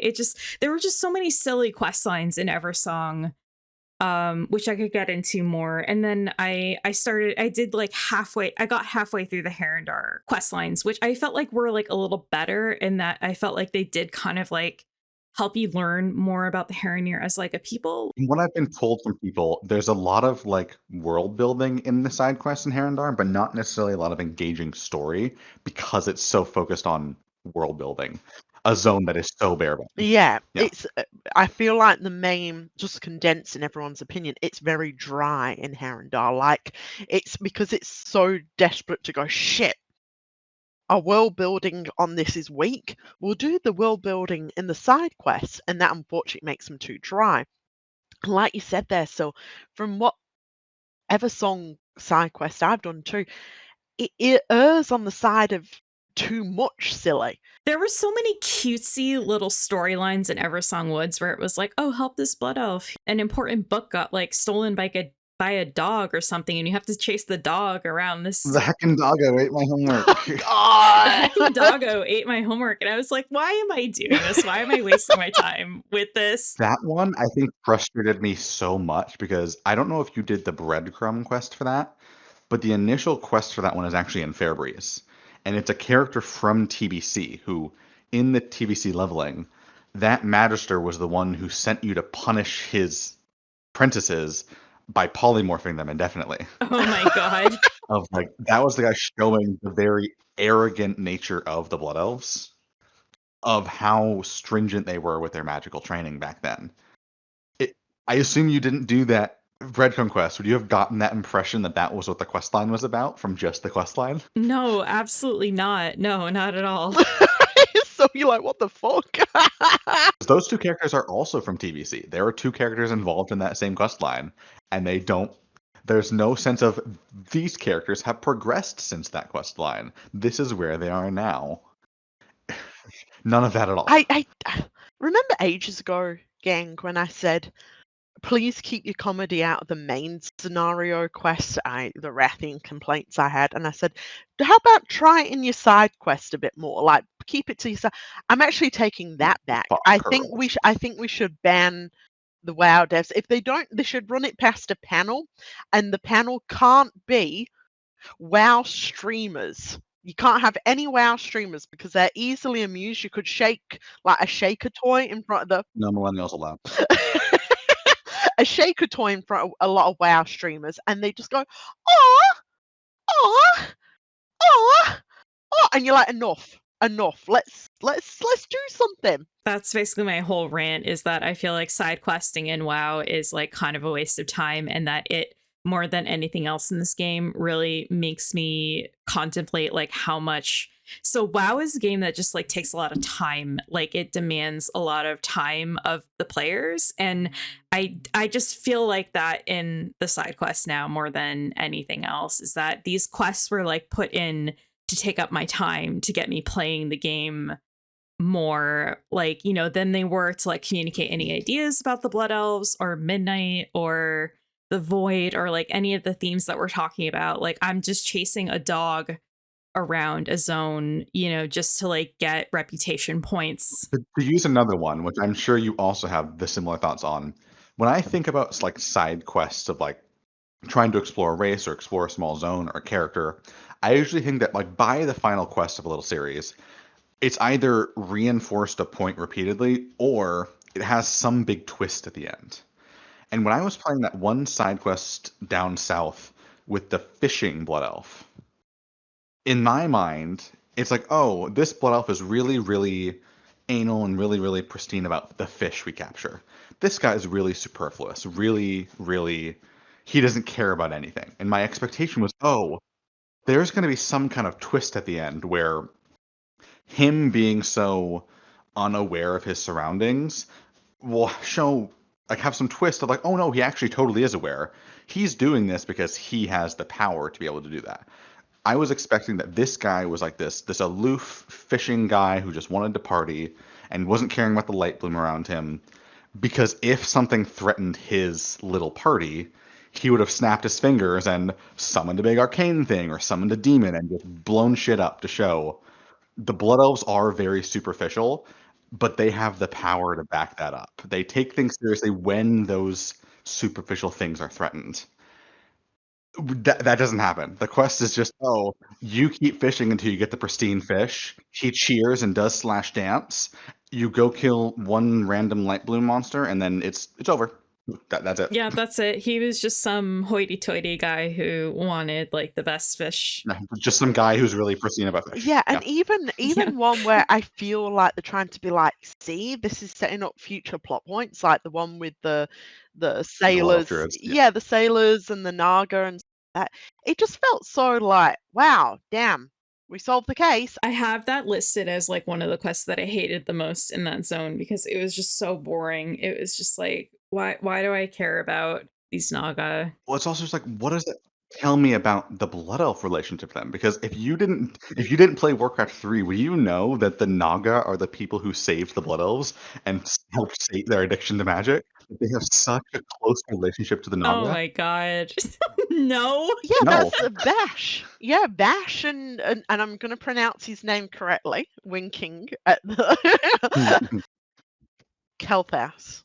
Kelthas. Kelthas. He's my kryptonite. He's the only, like I said, Toad was selling Kelthas. No, Kelthas. Oh, fuck it. Anyway, who give a shit? Kale. That was the big sort of like, you know, unity, strength in now our shared differences, in a sense that we are both also rejected. The shared struggle. Yeah, the like shared in struggle, the shared campaign, rejection. He tries to do the traditional fantasy thing of elves allying with humans. The humans are racist and try and murder all of them. So the horrific snake monsters come in. They're the ones that save the day, bring them to their salvation on this fucked up alien world.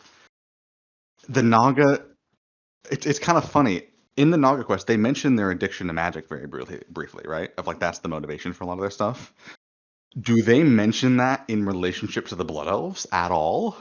They don't. They kind of just immediately go like those awful, ugly, diseased snakes. And I'm like, that's your sister. That is your cousin. those are your cousins. Don't you say that. Like, it's okay to be like, maybe the Naga are taking this. We need to push them back. I don't know what they're up to. It feels like kind of shit. Well, it could be a story of like, yes, the Naga are evil. The Naga are there trying to steal their magic. You could have it be this very somber story where the Blood Elves got to sate their addiction with the Sunwall. They got that kind of salvation. The Naga did not. So it could be this kind of tragic thing of the people left behind, of they originally had that shared struggle. How do you compare one people who are beginning to move past it and who have fixed that problem in a way versus one who were left behind and still have that problem to struggle with? There should be some Blood Elves who are immensely empathetic to that, even if they're forced to kill them because they are encroaching on their lands. We don't get any of that. Naga are just generic evil snake people trying to steal And magic. that's the thing, though. Naga are elves once upon a time, which is the crazy thing. You'd figure it would factor into the Elven Unity expansion, but they're the messy elves, so it's really hard to find the messy elves. Yeah, they're the elves with scales that we don't talk about, and we're not talking about the Drac here. It's even more frustrating for someone like me who like jumped in during Legion and doesn't have like all of this backstory. It's like you could have like You hope it would like catch you up. It would give you like a modern iteration of the flavor you missed, but it doesn't do that. It gives you a big heap of nothing. Yeah, so it's super frustrating. That's part of like why I try to do the side quests, is because like, oh, I haven't played this game since Warcraft 3. I want to learn more about the Blood Elves. I want to like learn more about this lore and this story, and it's just like I just get like a whole bunch of nothing. Like I feel like I just get like a bunch of time wasting tasks, with like no context to them. Even in the quests, I think that do have some very substantial, very Eversong based world building, like the one that's very clearly setting up Blood Elf Druids with the like spirits of the forest returning. I like some of those ideas, but I have two very core issues with it. One, the dialogue is so bad. Yes. The dialogue is so childish and like, oh, that one character who literally says, oh, these cats just need a good booping on the snoot. Literally says that. Not a joke. Literally in canon says, boop them on the snoot. like I said, it's the links got the zoomies all over fucking again. I'm like, me having to pause and take At least Farron delivered it as like she didn't like saying it. Farron's voice actor kind of knew that was cringe. Farron's voice actor gritting her teeth and being like, they have the zoomies. Oh. Beyond that dialogue issue that I had, I also have the issue that I talked about with Eversong last time, where this questline would have been really good in showing the kind of gradual healing, because the idea presented at the start is Eversong used to have these spirits of the forest, these spirits of the land, and they went away when the Scourge attacked, when the orcs attacked, that the land was damaged and they left. It would have been really cool to see, because of our actions, those spirits are starting to return. But what we basically see is those spirits have already returned. The Blood Elves are just finding out about it now. And it does very much lend to that idea of Eversong is pretty much wholly healing. It is all of the damage done is reversible. It is something that they can fix. Those spirits will be back. The elves will be happy and harmonious with their land. Things are nice. There's no haughty sense of ownership over the climate of the land like the elves are supposed to have. It is just these Farstriders are harmonious with the land. Even the mages can come in and be harmonious with the land. Oh, mana worms? We're not killing those and draining them for magic anymore. They're a vital part of the ecosystem. We're helping them molt their scales to help the healing process. It's just so devoid. It's so devoid of any kind of bite that the Blood Elves are supposed to have. Of like, even if it's like, oh, we want to heal the land, be ruthless in healing the land. Murder the fuck out of those mana worms to infuse the mana back into the land and accelerate the growth process. Something. Yeah, I suppose this is the like, even just keeping this to Eversong for the moment. I suppose that's why, and I think that and this is the trouble too, and I can feel it in my bones as well. The devs have seen how popular, on the flip side, Astalor's quests are. And they're good for now, and I want them to keep like and everyone listening to this video, whoever's listening and whoever's listened to my previous things about, I know, throw tomatoes at me, Rathian, right? And I repeat this on the fucking reg every time that we do a video. When you are doing stories and when you're writing stories, you have to go for something earnest. Thoughtful and earnest will earn you your audience. Yes, the players later will make jokes about it, but the next time I see Astalor's quest, I don't want those jokes incorporated that the player base have been doing. And this is like, I'm really like, Astalor is the perfect balance of a writer really relishing writing something. You can tell that they're relishing, they've got a juicy burger of a character in front of them. They're like, I love Blood Elf lore. I love writing this character. I'm gonna ham it up, but in a very enjoyable way. Perfectly balanced. Like they've got the pot, they're adding the little spices and stuff. Blizzard devs have a tendency to come back later and be like, people love this. I've looked on social media. They loved when he was like hiding in a drain and little trash man, Uwu, fucking stanky boy. How we're gonna make some jokes about that in this quest because that's what the players like, right? The players like the jokes that, and they sort of lose the plot basically because of. Dare I say that, and like I said, it's the issue with obviously MMO production that the same writer will not always write the same things.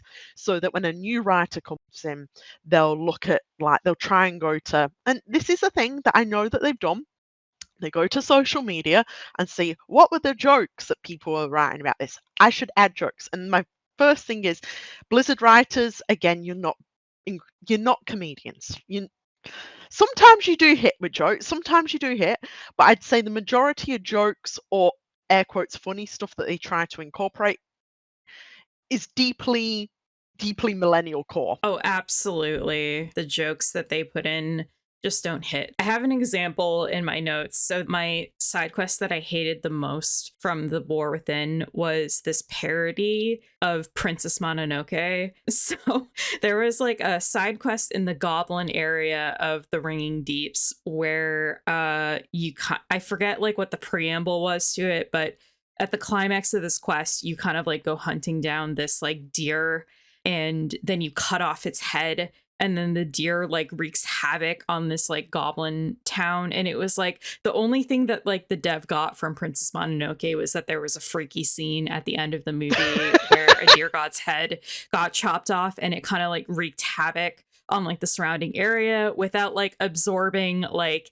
you know, why the deer god got its head chopped off, like the events that like led up to it, like the relationship between man and nature, blah, blah, blah. Princess Mononoke is a very deep and impactful movie that means a lot to me. So when I got to this quest, I knew it's references, right? I knew exactly what it was like referencing in like this very crude way that the humor did not land with me. And then like the very last quest, like one of the last steps of this quest was like, you're talking to a goblin, and they were like, let's never speak of this again. Like that was like basically what they said. And I was like, are you kidding me? Like, that's like, why did I just play through this? This did not like add to your experience. It was just okay. Add to my experience, like living on this planet in any way, seeing this very crude, like reenactment of the climax of this movie, which actually has like very profound things to say about the relationship between like man and nature. So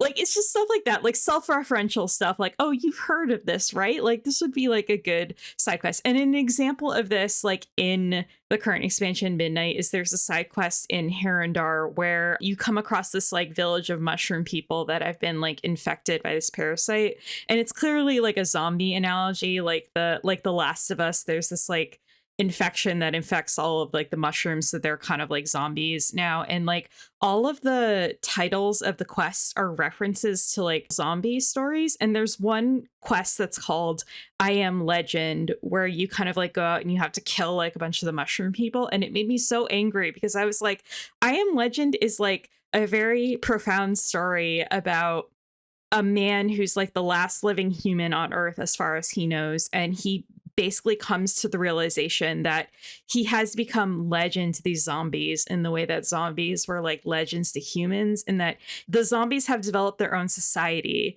They're like their own kind of like beings with like thoughts and feelings and families and like society and stuff like that. And he's the monster who comes in the night and hunts them down because humans are like dead and now they are the stuff of legends. And it's this really cool like idea basically, and just kind of seeing it crudely referenced as this like side quest where you're just going out and you're murdering these zombies, you know, and it's just called I Am Legend. It just I don't know, it just made me a little angry because I was like, this isn't even like a good reference. This is just like, oh, I've heard of this thing, you've heard of this thing, right? And it's kind of related here. Isn't this clever?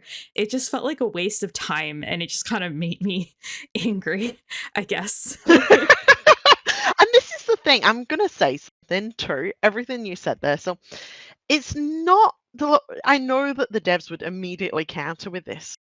Well, WoW's always been a silly game. You know, we're allowed to make references if we want. Right? Yeah, and that was the note I had at the end of all this ranting I did in my notes. Is like, maybe this isn't the game for me. I don't know. Maybe I will accept that. Maybe I'm just like expecting too much out of this game, but I don't know. This is the thing. Oh, and I'm still going to say this. They are allowed the silly quest, right?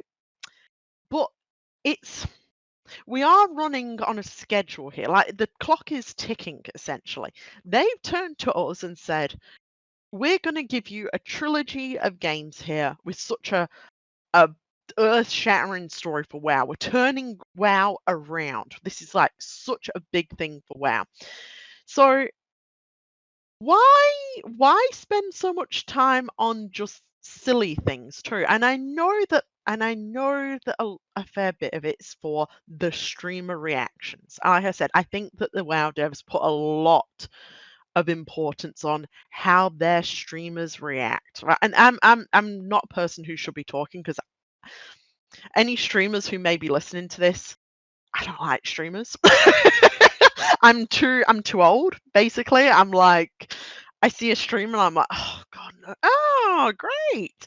I much rather people either analyzing stuff or just talking about things. I find that a lot better. I feel like streaming's good if you want like maybe an initial reaction, but the thing is, and I swear that they put a lot of references in here, and a lot of references and a lot of jokes that a streamer can go, I know this. I've heard of that, right? Like, I saw I Am Legend like So ages I'm ago. Legend and the shaking in fury. You haven't even read the short story. You haven't even read the short story. And let me just say this. It sometimes feels like, and I've talked about this before, of how they use their main characters too sometimes. Kind of feels like that Red Letter Media skit where it's like, they watch Rogue One and they're like, I saw Darth Vader and I clapped. Oh, they referenced I Am Legend, which is a movie I vaguely remember, and I clapped. Like that is kind of like how it feels sometimes, right? Exactly. And like, even with like and they spend, and this is the other thing that maybe conglomerating our feelings here, is they spend so much time though. Like you said, it's like 7 quests in a row. So 8 much quests. time, right? That is the thing that I think was like really dragging me down, is I spent like a few days like after work, like working my way through the Eversong Woods quest, and I was like, oh my god, I still have 3 more zones to go. What the fuck? I was just like, I was exhausted like mentally, and that just doesn't happen to me when I'm like doing anything else. Like, I read like long books, like very lore heavy books. I'm reading Wheel of Time right now. Do you know how many side characters there are in Wheel of Time? Like, I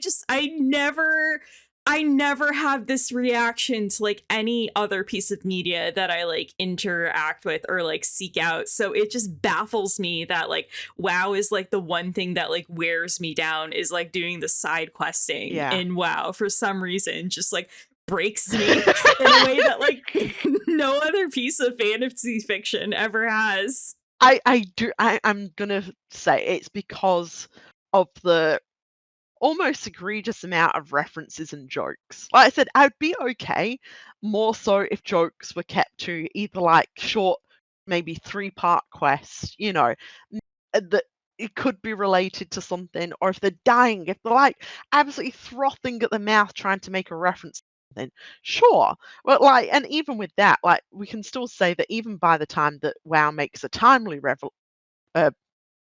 reference, when WoW makes a timely reference, excuse me, it's already too late. The production process, we're already like that was a meme like 2 years ago, and it's always been an issue with WoW that. But I feel it irritates me a little bit. And like I said, I'm not even like these are weaknesses the WoW devs have always had. They think that they're very funny. They think that people will and the trouble is that people are reinforcing them with that too, because they immediately race off to their favorite streamers, and the streamers are like, I saw Darth Vader and I clapped, and they're like, yes, yes, finally, someone who gets my story right.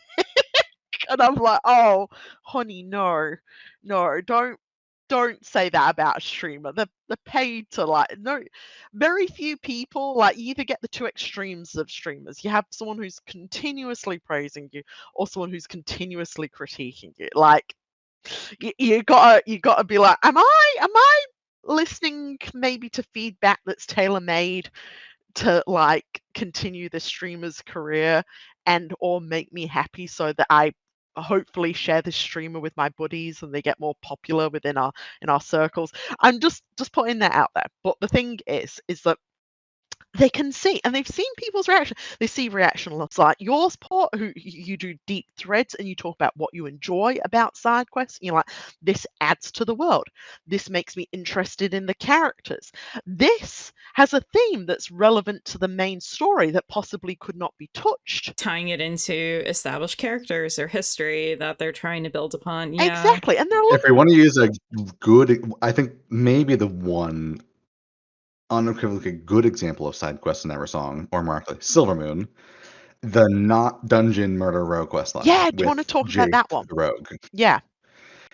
So I went on that very big rant last time and a little bit this time about the kind of loss of themes for the Blood Elves and that loss of them being permanently affected by what happened to them and them retaining some of that dark edge. And I think the one kind of bright spot in an otherwise very bleak representation of the Blood Elves is the questline with Jaith and Magister Umbric, and how even though that has a warlock who is presented as the villain of the questline, it also presents a Silvermoon that is fundamentally still the corrupt society that it was. Fundamentally the rotten core concealed by a layer of civility and grandeur, where we get to see these magisters in positions of power vying for control, vying for positions of praise at their kind of high levels, and how they utilize the regular civilians, how they utilize the downtrodden to achieve those goals with the people of Murder Row, this very ignored section of Silvermoon. And it's such a good story for a lot of reasons, not just because it has the dark magic and it has like it does a much better portrayal of warlocks. It's not just evil and the blood elves hate them now, but they are a reflection of the lessons they have learned, and the ones who manage to integrate into their society integrate because they are smart, integrate because they are able to hide the depravity when they can, and for those who are downtrodden, understand the fundamental idea of warlocks, which is that struggle between knowing how much power you need and being too in over your head, of having the ambition to claim power and achieve your goals, but not having the ego to think you can get more than you can handle. That is kind of the fundamental struggle of warlocks, is what makes them good versus evil, what makes them smart versus stupid. We see two different sides of that here. We see ones in Murder Row, our trainers from back in TBC, who have that smart aspect, even though they're the downtrodden. They're the ones left in Murder Row to fend for themselves. They are much smarter about how they use their fel magic. Whereas the haughty Magister in the questline, the one in the position of privilege, is arrogant with his power. He is arrogant with his overuse beyond sanctioned limits because he thinks he can get away with it. And in many ways, he could if we hadn't shown up and allied with the downtrodden to remove that one small aspect of an abuse of power from the system. That's an amazing thing in and of itself. But what's also amazing is that it doesn't fix Silvermoon. It is not a questline that ends with, well, we solved the Magister problem. Evil Magisters are gone. This is all good now. Which a lot of stories in WoW tend to do. We fix one Magister causing his specific problem. And the quest ends with the corrupt Magister is really happy about what happened. All these people died. She's happy because it meant she didn't need to pay more money to get actual guards. She got the Murder Row people invested, so she got to pay a cheaper price. She wins in the end. Power, the corrupt power is still in place. Maybe it's someone slightly less sadistic and murderous as Eridus, but the problem is not solved. And I love that. It is an exploration of the fundamental flaws of the Blood Elves without solving it and leaving no room for future story. Yeah, I agree. I think that was the one quest that I really loved that came out of Eversong / Silvermoon. And it's especially with what you were mentioning of like, these characters have personality. When you look at the dialogue in that quest line, you cannot interchange who is saying what. You have these haughty Magister dialogue, contrasted by the very cut and dry, if he could swear in this game rating, he would, with Jaith. There is no, they are such specific personalities, and that's something that lacks in so much of WoW. And there are certain quests in previous expansions, like a lot of the quests involving the Draenei and the Draenei heritage, that have a lot of those similar vibes of WoW often misses giving characters personality through their dialogue, and more just personality through their morals. That's a big issue a lot of the time. And I love quests like this not dungeon Murder Row one, I have to specify. Because it has characterization not just through their actions and their morality, but how they speak about situations. And just also noting on that, again, it's the devs see that. And it's always my fear that afterwards, because people make jokes, because when people love stuff, they make jokes about it. That's the thing, like genuine jokes, like, my little silly blorbos, or like these guys, like, kill, holding up a can of Monster, kill. The trouble is that, like you said, Paul, it feels like sometimes the devs are a little bit, I don't want to say embarrassed to commit to such like genuine, like distinctively genuine writing on the fear of just not matching what they did before. So they go to humor for said characters and then it loses all effect of said character. But like you said, it's that distinctiveness and being able to capture a voice in your writing is so important. In a writing with no voice lines, especially of like WoW, a lot of WoW is oftentimes carried by the voice actors, and being able to give personality to dialogue that is otherwise so generic. Yeah, exactly. And you know who I want to say, but I'm not going to say it. But the thing is, with me, I'm like holding back. I'm like gritting my teeth, and blood is dripping out my mouth. With this, like that sincerity and there is a sincerity in writing characters who are bastards, characters who are morally grey, characters who are not always the best all the time, characters who aren't just the sassy one, or he's given the sass, or he's being so, I don't fucking know, he's being so goober adjacent. It's definitely like the cutesy on the nose stuff that like tends to, I find, really grating. Yeah, riles yourself. Yeah. You're like, enough of this. But I totally agree. And the thing is I do wonder whether that's a fear of sincerely writing a character. And then, like I said, it's like a little bit sometimes with Nethersent, right? Like people, yeah, like you could definitely, there was definitely points in Nethersent's writing where it's like, yes, so juicy. But then you could tell sometimes with his writing, it was like, Well, he's a sass master, right? He should be sassing because he's sassy. That definitely came at the end with his final, like, world boss thing of, at that point, they were very much committing to killing him. They went totally over the top with the villain angle of that, of like, he's smarmy, he hates everyone, so he's going to be as smarmy and angry to everyone as possible and hating everyone as much as possible.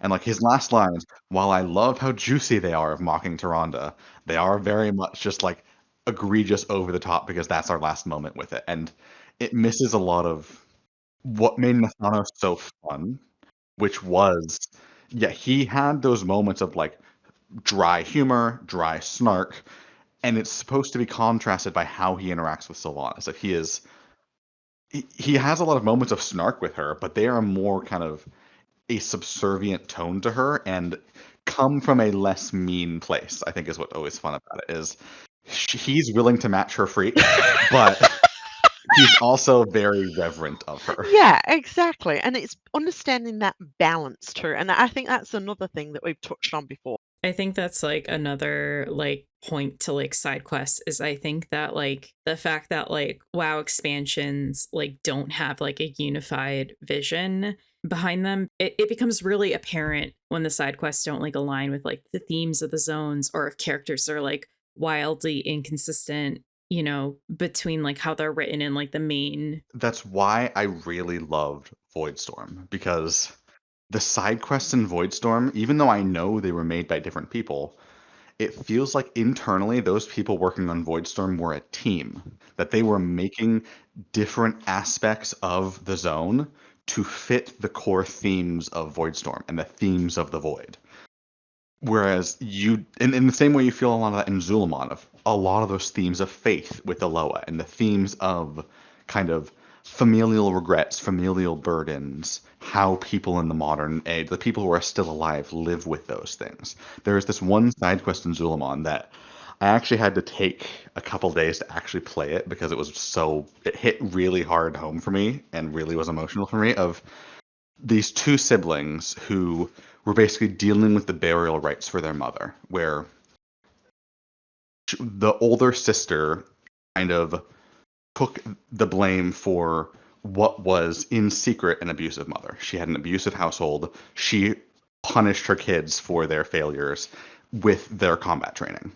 But to the people of the Amani, she was a war hero. She was lauded, she was appreciated, she put on this public image of perfection for herself and her family. And so these two characters have to deal not only with the complicated relationship of abuse they had within their household, but also the complicated relationship of their own image of their abusive mother versus how the people would remember her and in turn remember their family. And it was very emotional for me as someone who has dealt with a lot of similar things to see that reflected in a story like this, and also see how well that deals with the themes from the main story with Zuljara and Zul'Jan, and how they reconcile the image of Zul'jin and what he did with their ideas of faith and leadership of their people in a way that you don't see in really any quests in somewhere like Eversong, of a side quest that not only has such a poignant theme to it, but a theme that ties to the main story and ties to what the zone is supposed to be about. And I think that as well, just what you're saying there too, Port. I think because we haven't really touched on it all that much, but Zul'Aman is probably one of those ones that is a good like I feel like Netherstorm is the strongest one of our groups out here. That there is silliness in that zone. I mean, Decimus, they're a little bit silly, you know, a little bit, you know, cheeky.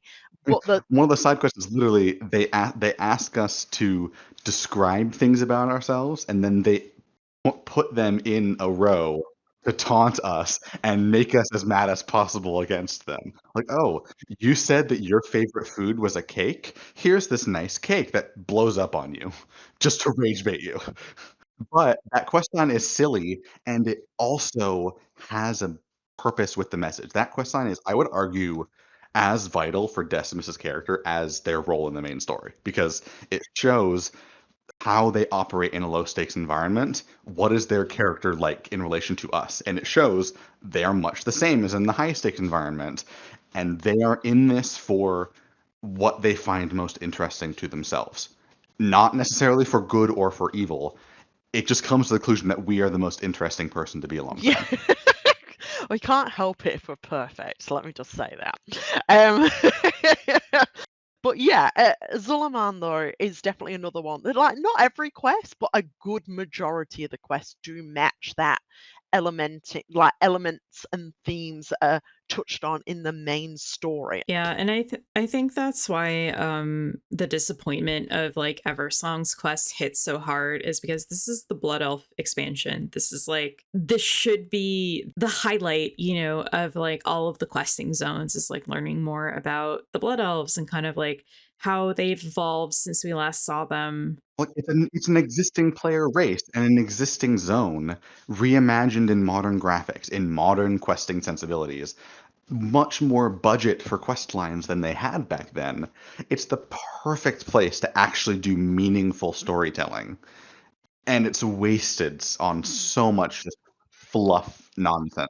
Right. It's less meaningful than like going back and playing the TBC quests, Yeah. Like it's a shame. And the thing is too, and that's what I was just saying before too, I feel like sometimes the WoW devs are meandering in the quest writing. You know what you guys kind of feel what I mean? Like this is all on a time limit. Like, and technically, even though they're like, well, we can come back to this in the future. Homie, you may not be working on this game in 10 years. We may be dead in 20 years, for Which is like one of those fascinating contradictions of what I mentioned with like Viridistraws and with how they write stories in zones to be kind of completed within one story because they want to leave their mark. I do still feel that about a lot of stuff, like how they write the Blood Elves as a whole, like how they undermine. But on the other hand, how do I reconcile that with all of these side quests that are just nothing? Like, that's the mark you want to leave? The doggo stole my homework, and let's boop those cats on the snoot? Let's chase the Hawkstrider chicks around. God. Oh, The elf hounds in Silvermoon are going crazy. Let's make sure they have nice beds and things and carry them around. it really does hurt. And it's like, yeah, and like you said, it's like, okay, so you want to leave your mark, then do something. And unless someone higher up is like, you need to write fluff quests, but then you got to ask yourself, why though? Because like I said, I'm just looking at this and I'm watching the patches tick down, and I'm like, I'm waiting for that. Like we had Maria Hamilton and Ian, whatever his name is. I always forget Ian's last name. Excuse me. Um, but they were like, "There's deaths coming. There's so many like heavy stakes with the World Soul Saga." I'm from like the main plot, but you only have like a certain amount of main characters in that main plot. So We're halfway done. Like, the World Soul Saga is halfway done. We've had a whole expansion, a whole patch cycle, and now we have a whole base expansion. And other than a maybe in Voidstorm and Voidspire, we have no actual deaths other than Locust Walker. Locust Walker is our one death, the poor guy. I wonder. And they're like looking at us and they're like, there's so many. Are all these people going to pop off in the same patch? Like, is something going to explode and they're all going down with the ship like the Titanic?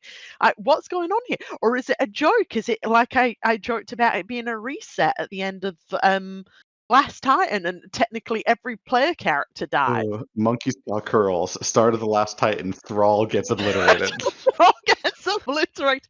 You asked for deaths. Think You bigger. asked for Thrall being relevant. Here you go. Think bigger. Think bigger. WoW 2. Everyone dies. We're starting fresh. And now the devs get to write everything fresh again. So they don't have to reference anything anymore and they can write from scratch. Thumbs up. I don't know. I keep trying to like think about like why this bothers me so much, because it's like, okay, if WoW is just like a silly little game where you have these like silly little side quests and like everything is about, making number go up, then it's like, well, why do you try to have these like emotional storylines like with Alaria and Turalyon? So it kind of feels like the rug is getting pulled out from under me when I try to get invested in characters like Ilaria, Turalyon, or in like races. And then it's like when I actually get into the game and I'm like trying to pay attention to like what I'm reading, it's like, oh, boop the cat on the snoot, or like, oh, we have this like Hawkstrider chick who's like running around. And it's like, and if it was just like one quest line, like out of like 20, that would be fine. But there's, I think it's like there's room for cute quests, but especially when there was this one thing they put back in, like there's an interview statement that I'm always unfortunately going to hold on to, them saying like, we like a delineation between our serious stories and our joke stories. Or like, Jaina Proudmoore is a serious character. Gnomes are joke characters. And I always have this kind of thought of, that feels a lot like how they do main story versus side story, where the main story of Eversong is like shit's going down. The Light Bloom is advancing and taking over the zone. The Amani are invading, trying to not only take back some of their land, but also grab the Light Bloom for themselves. The Twilight cults are infiltrating the towns, killing the civilians, converting them to cults. A lot of stuff happens. And then you look at the side quests, and we're helping this guy get the perfect fish, and helping a Hawkstrider baby who's going amok. And it's like, do you see what's happening over there? Does it not matter? This is the thing. What I was like, wow, the Arcantina will let them do more things that's like off to the side that's maybe a bit silly. And those quests are short, let me just say. We should actually wrap up on the Arcantina with our final thing. But I'm just going to say this too. I'll also remember that bloody quote out of that article saying, if we don't have the silly moments, you won't know when the serious moments hit. You remember that, don't you, Sil? I do. Because I disagree with it so strongly. You were like throbbing at the mouth. You were like, I fucking can't believe they just said that. They do treat their players sometimes as morons, and I think that that's maybe a streamer issue. Apologies to streamers again. I'm going hard on streamers today. Well, I don't even think it's a streamer thing. I do think, in the main story at least, it's very evident that not only in the questing, but also like the length that we've talked about, these are being written for players who are passively absorbing this story while in combat. They are passively absorbing the dialogue while just trying to hit level 90. They're just trying to get the ding of those 10 levels to the expansion so they can do their endgame content. They want to try and rope people in, but they know that they can't rope them in with meaningful kind of dialogue like that necessarily. A lot of them are just too far gone. In my opinion, they need to stop bothering with that. They should know that long-term investment builds from writing a story that people say, you should get invested in this. A fan can come to someone and say, have you tried the critically acclaimed game Final Fantasy XIV with free trial of level 60 and the free expansion Heavensward? People say that not because, oh, the game is telling me that the story is so good. Most of Final Fantasy's story is unvoiced dialogue, characters doing stock talk animations. But it's a story that is so focused on its dialogue and focused on just telling a good story, regardless of if the player cares. Because you can just press escape, skip cutscene, move on. You don't need to care about the story if you don't want to. You just have to play through it. But if you do care, the care is put in to make people who want to be invested. Whereas with WoW, it feels a lot like it is written to try and get uninvested players interested, and thus we are writing it so simple and so like tonally inconsistent to grab people. Like as an example, with the Arator stuff, how many times does Arator go, wow, I never thought paladins were like that. I thought they were just fighters. And then after all 8 of those people, as we walk out, he's like, wow, I never thought the paladins were like that. I thought they were just fighters. And then you get outside and Lances is like, there's a lot more to paladins than just being fighters. And it's like, okay, you guys said this 10 times in one single quest. I get it. But they're writing for an audience that is not reading the flavor text of the items that we are picking up. They're not reading anything that we're walking past and the plaques of all these legendary heroes. They might not even know who Uther is. because they probably didn't pay attention to Shadowlands. I mean, Arator didn't, but like... But they have these characters just kind of saying it so that someone just spam clicking the loots back, like running through Sanctum of Light, spam clicking all the loot things. One of those lines might sink in, hopefully, so they get the basic point of the quest. And that quest is very emblematic of how I feel WoW is written a lot. And I do think that's a zone by zone, quest by quest difference, because I think Zulamon is a very interesting exception to that, where most of the most interesting dialogue in Zulamon is optional stay whiles with Zul'jara and Liadrin, where if you just, because I have done it, where I was leveling my other character, I've done the story in beta, I did the story on live in full. I wasn't interested in doing all the stay while and listens on my mage again. So I just zoomed through, such a fast quest line. Liadrin got cut off like 15 times because I didn't care. And I made it to the end. I didn't need to care because I'm not someone in that story. I'm not someone who cares about seeing the story that time around. But if I do care, I can sit and I can listen to these conversations, and you get so much more depth of why is Liadrin interested in helping here? Why might she be trepidatious about helping here? How does their relationship go from these hostile allies of convenience to being genuine friends by the end of the zone? You only get that if you are invested in the story. You stay there, you stand there doing nothing except listening to the dialogue. There's no advantage of getting that in terms of leveling faster or getting XP. All you're getting from those is more story. And it is, I would say, the most fleshed out zone in terms of characters of the expansion. You know what? You're saying all of that there. Do you remember a few weeks back where people were getting angry about Chris Metzen jokingly saying, maybe we shouldn't have called it World of Warcraft? And people were like, ah! That was so annoying because it wasn't even Chris Metzen saying that. Holly Longdale said Chris Metzen said that and then immediately refuted him saying that by saying, no, that's stupid. Yeah, no, it's a joke. Like, you could tell that I don't think people picked... I think it would have been easier for people to understand that they were joking because it's, it's just Holly, like, jokingly saying, oh, yeah, Chris said this without thinking, Well, I mean, unfortunately, Holly Longdale is a woman in a leadership position, so people are significantly less lenient on her. There is actually something that did make me worry in their conversations during all of that, and no one really mentioned it. And I was thinking about it later. I was like, I think I know what you mean. yes, when they said, we want to make a game for everyone. And the thing is that the chuds of the community be like, World of Warcraft.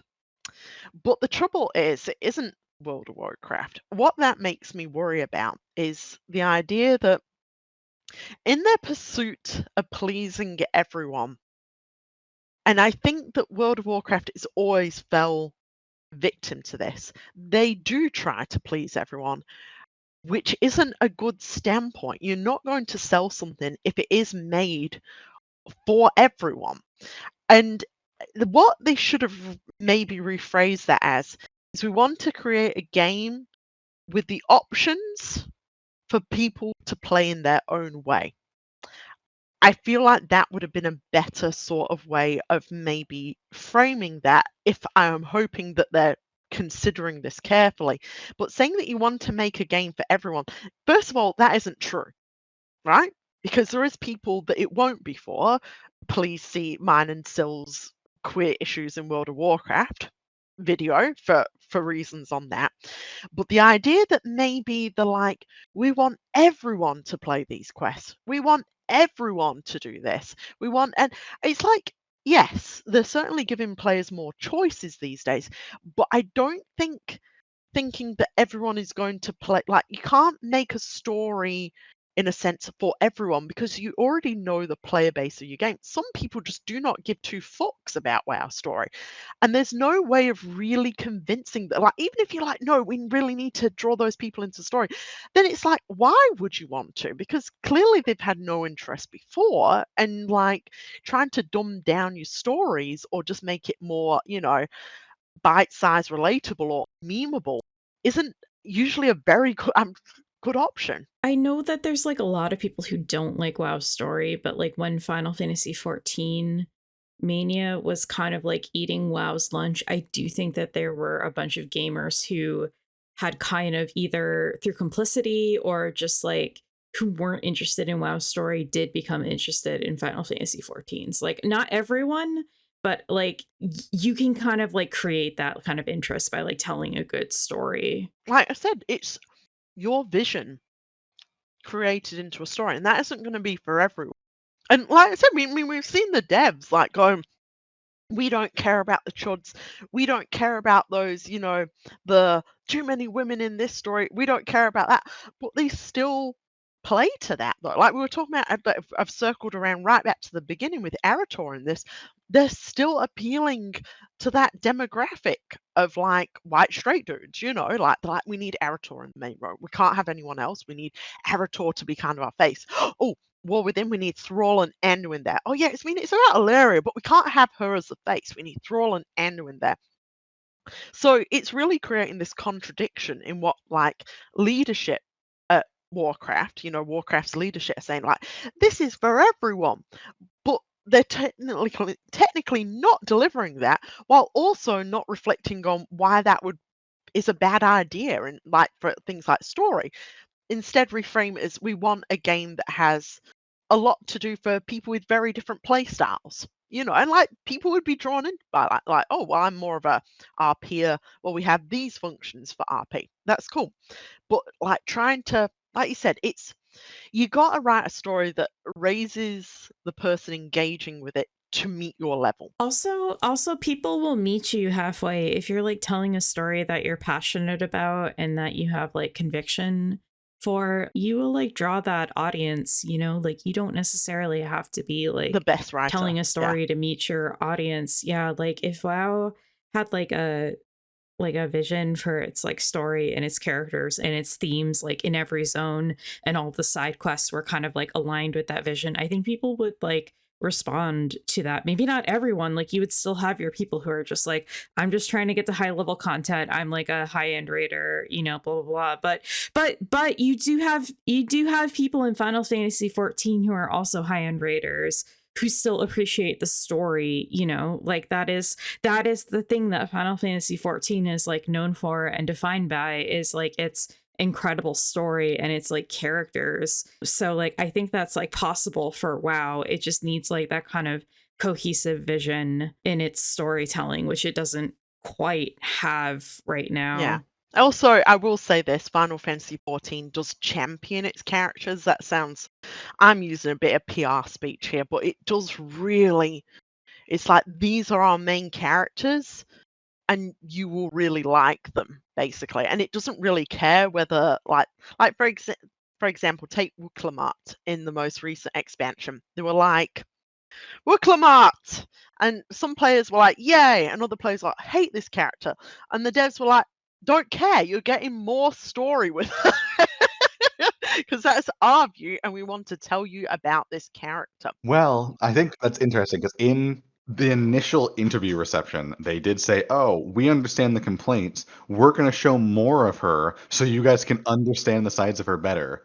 But I do think that was also interesting that was kind of PR speak, because when they got to the patches that were developed post like launch, when they could see the critique, Wuklamot did kind of fade into the background. She was still relevant and still there, but they smartly responded to the critiques of the overbearing presence, but they still told the story they wanted to tell with her. There's a good balance of responding to critique, a player critique, but also not divulging from the story you want to tell, where WoW often pendulum swings there very hard. Of like when you look at something like BFA and Shadowlands and massive player backlash to what happened with Teldrassil and Sylvanas, and even to a lot of player power things in BFA, Shadowlands doubled down on basically all of those. Whereas in contrast, I do think we can sometimes see responses to characters, not necessarily long term, but like, I don't know the best example of when you look at Teldrassil in a way. I think the devs are very clearly still proud of Teldrassil, as you can see in Herondar.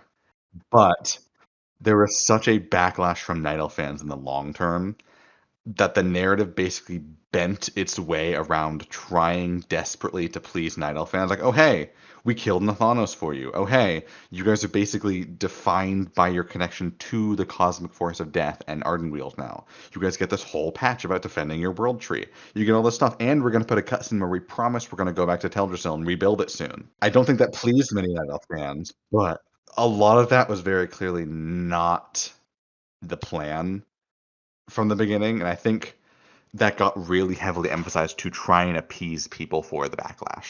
Not that it worked, but Only that worked with actual like character critique. Wink.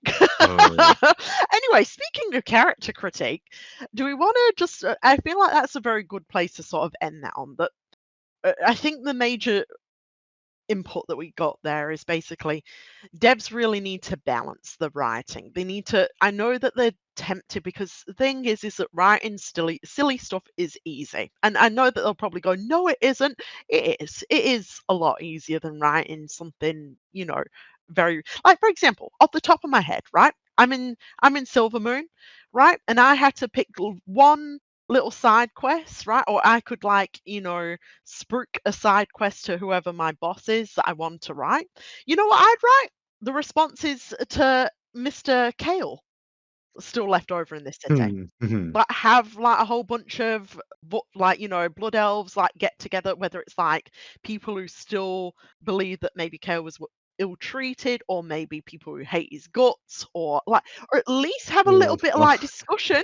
seems like pretty much everyone hates his guts, and I feel like everyone internally does too. But there's no quest. But when you look at in the intro, not only do they have all those items that are like, "Oh, this was cool, but fuck Kael'thas," they also invented an entire OC sword called Scourgebane, which just stole Felamalorn's backstory, but then went, "But we did that to prevent Felamalorn from getting Kael'thas's hatred." And it's like, no, Felamalorn was reforged in hatred. That's the whole point. That's what made them cool as Blood Elves. That was the cool part. But that's the thing, like, there's no quest about, and that's the thing, they don't need to come to a resolute answer about this. They can literally have some blood elves who are like, he tried his best. I don't know why people are so hateful of him now. And then other guys even explain that maybe the biggest Kale haters got him power, and that's why like he's been scrubbed from the city. And there's a lot of like blood elves who are sour about that, and maybe hate, like his dad more. Hate just like I mean, fucking Illidan. Does anyone in this city hate Illidan? No, wait, anyone's quoting him. The wise words of Illidan Stormrage, who never has done anything wrong in his entire life. If you understood my use of the Naga, refuses to explain his use of the Naga. Literally the character. We were joking about how can people blame Rathian for this the other day. Illidan's my character for that. I love him, but he could be. Oh my god, Illidan. Illidan, what are you doing? Illidan's just so funny because he's basically the opposite of how Kael'thas has been treated, where everything of Illidan's has been vindicated and rewritten to make him this very cool anti-hero role, where everything is for that purpose. Gosh. Boo. I'm booing him right now. Boo. Anyway. I mean, I still love him, but he got a lot of whitewashing. Yo, a lot. So I'd probably say he is the most whitewashed character in the game in regards to like things that's happened, because you could blame a lot on what I'm saying air quotes blame a lot, even though I hate doing that for characters. A lot of issues in Azeroth span from Illidan Stormrage. Like a lot. Well, Anyway. But if we want to wrap on a positive note, the last thing we haven't talked about is the Nethersent questline in Voidstorm. Yes, I was just gonna mention that. Is that, are there any like specific quest lines that we liked that we wanted to talk about? I'll just say this. The vibe is much better in Zul'Aman and Voidstorm. Those ones, I felt like they were pretty unified sort of zones. Like, not everyone was a winner, and there is still issues here and there and stuff like that, but I feel like they were more cohesive, at least. So, there is my thoughts.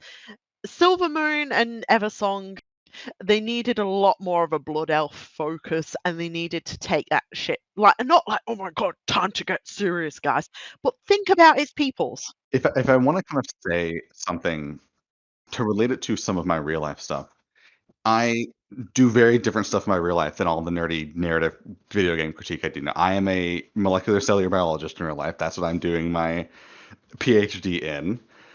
When you are presenting research in biology in general, I would argue in general, but especially in biology, there's always this question you kind of have to have in the back of your head when you are stating things of relevance. So what? Okay, you said this thing about this cell type or this certain protein organization. Who cares? Why should we care about what you are telling me? Because everything you put in a presentation should be for the purpose of why are we conducting this experiment? What is the long-term reason, be it something you're achieving or something someone in the far future is achieving? You always have to have a reason of like, usually it relates to something like human disease of like, oh, I'm looking at chromosomes so that we can understand the origins of cancer to have cancer prevention in the future, or look at cancer characteristics in the future. I'm looking at this certain thing in animal ecology so that long term we can preserve their habitats, or we can figure out how this certain thing an animal produces is useful to humans. It doesn't necessarily need to be a like, this is actively saying something for now, but just it says something. You're doing this for a reason. And I think that is something that should be applied to quests in World of Warcraft. When you're writing a quest line, you should be writing the dialogue, you should be writing your quest objectives with that question of, so what? Why are we having the players do this? What about this action and this dialogue that the character says? What is it communicating to the player? And when I look at like the Murder Row questline, or I look at the questline with Riftblade Astra, or I look at the Nethersent questline, each piece of dialogue is so clearly trying to communicate something about the characters, about the environment they're in, about the politics and the themes of the story they are in. And a lot of Eversong just lacks that. And I think that's kind of the fundamental flaw of finding the fancy fish or helping with the dog eating the homework doesn't tell me anything about these characters. It doesn't tell me anything about Eversong or the Blood Elves. Time. And I think that is also another thing. I just don't understand how these writers can write and just far ass about. And I'm like, you're on a ticking clock, man. I don't know what this is adding to the story. Well, I also really like Phil's point of not just the time of the developers, but the time of the player. Of you're asking us to invest in this, you're asking us to spend the time playing this.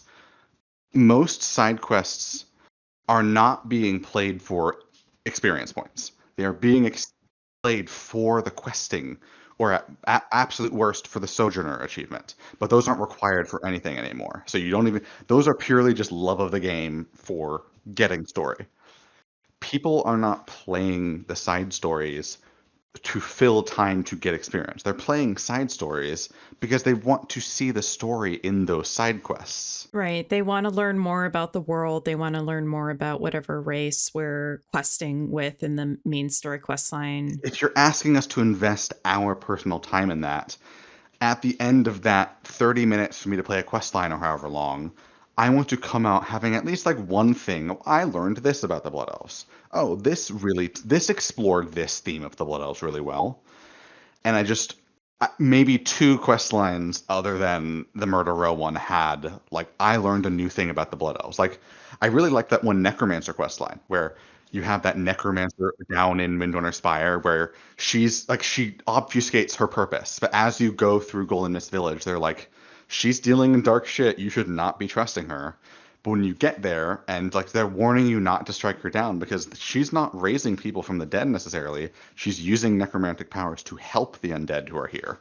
And my biggest complaint about that quest is that it ended right when it got interesting, and it was only like 3 quests long of what could be such a good exploration of how the undead are coping, the ones who remain in Quel'Thalas, and that really interesting idea of the Blood Elves moving on so much from what happened with the Scourge that they are kind of just pretending that the realities of the undead don't exist, and people who might cavort with those realities are frowned upon.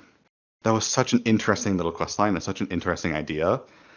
I wish it had gotten the amount of budget that something like the Murder Row Dungeon quest line got, because it did not get the budget. Again, yeah, it's the time. And like, yeah, 100%. It's Yeah, and I feel like just overall, like you said, Sil, respecting the player's time, respecting your own time to tell stories. Like I said, we're saying this again, Port. We got one expansion and 4 patches to go. 4 big patches. That's all we have. That's all we have to tell the rest of the World Soul Saga. So they better chop chop. And like you said, just thinking carefully about intentionality, about or at least sowing future storylines, at the very, very least. Like, even if you're like, I'm not really sure. I think that's a good segue into the Nethersent questline of how good that is on all angles of the story it tells with the characters, the stories it potentially sets up of potentially going to their home planet that they mention, exploring those Draenei further, and also tying back to existing stories and the themes of the Draenei so perfectly. Where I think I've said this before, I think the Draenei are kind of the sleeper best race in the game since Legion, where they haven't gotten anything at all in the main story. They've gotten all of these side stories that flesh them out so well post Legion. Where with a typical story with a WoW race, once they get their big main story moment, they're kind of just over, and that's especially big for the Draenei because when you go back to TBC, how many Draenei pokes are like the Legion's end draws near, and that is the thing that they are building towards. Is they are the counter to the Legion. They are fleeing. They can't flee anymore. Their story is this idea that they have to make their stand on Azeroth, make their home on Azeroth, fight against the Legion. And that came to a perfect head in Legion when they not only defeat the Legion, but also in their attempts to go back to Argus, they see that not only is it just kind of a ruined hellscape where there's nothing left to salvage for them, they also get to see that the areas that are preserved, like the ones in Eridath, are such antiquity to their modern culture that there's nothing but echoes left behind. The culture they were is not the culture they are, and it's not the culture that they want to build on Azeroth. Perfect capstone to their story that was set up. If you never got Draenei stuff after that, I still would have said, Draenei got a really good story. Instead, we've gotten so much story since then with the Draenei, where we got the story with the Minari, where you introduce Arzal as a Minari who is penitent, other Minari who are penitent alongside him, dealing with that interesting, can Velen forgive them? Can Velen understand the motivations of basically the worst people in the universe? And the contrast of what they did to him versus what he did to the Broken on Argus. Such a nuanced conversation there. Doesn't forgive the Minari for what they did, but it sets them on an interesting future trajectory to redeem themselves, to become penitent, and in turn puts Velen on that arc of growing out of his kind of full dependence on the light, which started in Legion. Legion had that kind of the moment when his son Rakesh dies, that breaks his full faith in the light. But Legion never really expanded on that much. We got some of like, oh, he bonded with Illidan, he wasn't super pissed when Zira died, but they never really expanded on, okay, how does this matter to Draenei, not just Velen? The questlines with the Minari explore that so well. Of the Minari, the Draenei starting to not only adapt to Azeroth, but kind of pull their people together and become a unified people. And it's interesting how the contrast in quality between that with the Draenei versus that with the elves. Because while the elves have been handled so haphazardly in that regard, the Draenei are like this is a really bad thing that I was about to say. I said it was handled with a fine scalpel. You could say it was handled with a knife. For the unaware people, the dev who writes the Draenei quests, their name is Knife. So No. but they're so precisely written in some of the ways I talked about with the Murderer questline of such intentional character dialogue, intentional character actions.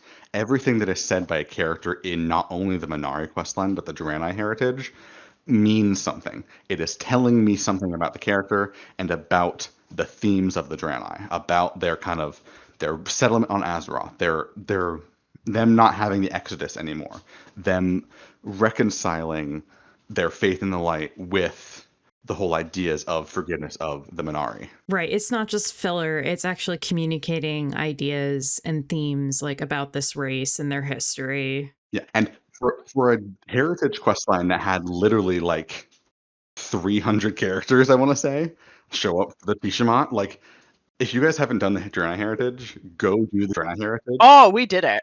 It was We so have, good. yeah, we did did that it. one. I really, really loved There it. were a lot of deep cuts there. There's so many characters there. None of them are just there for fluff. They all update a story they had in TBC or say something new about the character when they're introduced. They even have like new characters there. Like, oh, they showed a half Draenei, half Orc who was a member of their mage order. We'd never even seen anything like that before, but it showed how in contrast to someone like Garona, who was more on the Orc side of things with the half race stuff, this one was with the Draenei, and seeing how he was treated differently there. Just little things like that say so much with just a single character and like 3 lines of dialogue.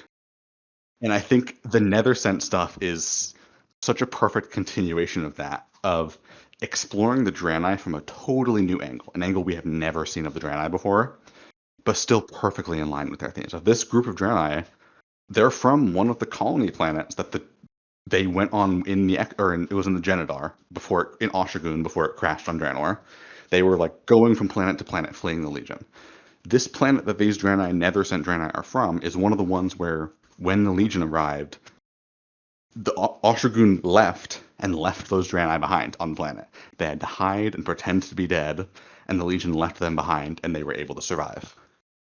And that's such an interesting premise for the Draenei, in a way you could only do that with the Draenei. There's no other race in that Warcraft you could do that with. And it's used so well with the language there, of, like you mentioned earlier, of showing the difference in connection between people who can understand her and people who can't, of maybe for the first time in Azeroth, other than like Furbolgs, actually using the fact that there is a language barrier in the story. Yeah. I really, really like. I studied language at university too, but the idea, and also how it encapsulates that theme of like the idea of faith, ironically enough, and language. Language is how we form those connections, and it's how we engage with others. And it really, really drives home that quest that you don't always need language to understand each other, but it gives you a sense of, it anchors you essentially. And through different ways, communicating through different ways is a way to forge those bonds, to forge that sort of trust and faith in other people, even if you've never met a person like that before. It's like I said, language is powerful. Language in itself. That's something that's so interesting to me, is with that idea of faith, of how, despite the friendship we had with her, because of her experience not only with other Draenei, like Valen leaving her behind, or with how she got abducted by the Void, she can't trust us. She cannot have faith in us. And that's why she has to exile herself. Because she goes from Tulamar twice exiled to Tulamar thrice exiled by the end of the questline. That was so heartbreaking, first of all, when she says goodbye to her brother, and the only word that players would understand is Dionysaka, because that's the iconic Draenei farewell phrase. So even when you don't speak it, you understand what they are saying to each other at the end of that questline. Yeah. I said it hits. It really does hit. That was and I did actually have a nosy on the wiki to see, because I'm just a fucking dwarf paladin. That's what I played it on, so I didn't get anything. But I went and had a look to the other text too, and like just the setup and the ending to have those really different conversation options and how she responds. So clever, so interesting. So interesting. That's why I never got over it. Dragonflight, like you said, other than just the Timbermoor, Dragonflight was a expansion that was like devoid of the realities of cultures being like that was the thing with Dragonflight. Like the Centaur, they have this cultural thing of like fear of storms. But the story of Dragonflight was that the Dragon Isles were covered in an impenetrable storm until Tearhold activated. They would not be afraid of storms. Or like the Tuskar revering Grawl. How did the Tuskar get there? They were locked behind a bubble. Or the centaur revering Aln'hara, who was a wild god from High Mountain. I'm gonna say this. Because the devs weren't interested on building on dragon culture, they just put some other cultures in there and were like, see how good we are at developing cultures. I will never forgive Dragonflight. Dragonflight will forever be on my shit list with like, I can see I know what they did. They didn't want to take the risk of developing draconic culture. And that's the thing, you could have made each flight so uniquely different. But instead they were like, we need to start afresh because we know the players can't criticize us when we start fresh. That they know that, and they try and take advantage of it. But it weakens us. We've seen this repeated times. Like they'll be like, "No, it's a whole new race, and we're developing this," and people are like, "Boring," like. Well, look at the hair in there. That's kind of the core reaction we've had is like, why is this not just trolls? Why are we not exploring dark troll culture? Why does this need to be a special new thing? And I think that's such a good contrast to how the Draenei are handled here. This could easily have just been a random void race. A void race stranded in here. Deal with that in here. They're just like ghostly things. But they not only explore the Draenei, but they take advantage of who the player is. I think that's what I love most about the questline is you saw this like dialogue difference between Draenei who can understand them versus races who can't. If you're an alliance mage, you can use the arcane linguist glyph to understand her and get totally unique dialogue as a mage. And then also, even beyond just being a Draenei, there's different dialogue if you are a Minari or if you are a Lightforged Draenei. And it's just like, how many questlines care about that beyond just like, oh, you get this one filler bit of dialogue of like, oh, I get a unique reaction if I'm a hunter. Those are cool. I like those. But how many questlines fundamentally change based on not only your race choice or your class choice, but your customization choice? Yeah, I thought it was really good. And not only that, but being clever enough to make the lore link between warlocks and I think it's demon hunters who can talk to a toad. Yes, And yeah, be like, they talk to Aradune. That kind of thought and consideration that makes it feel like the time I put into this game is like worth it. Like the time I put into crafting my character, which is not only a Draenei, but what was it? Minari. Minari, sorry. I don't know.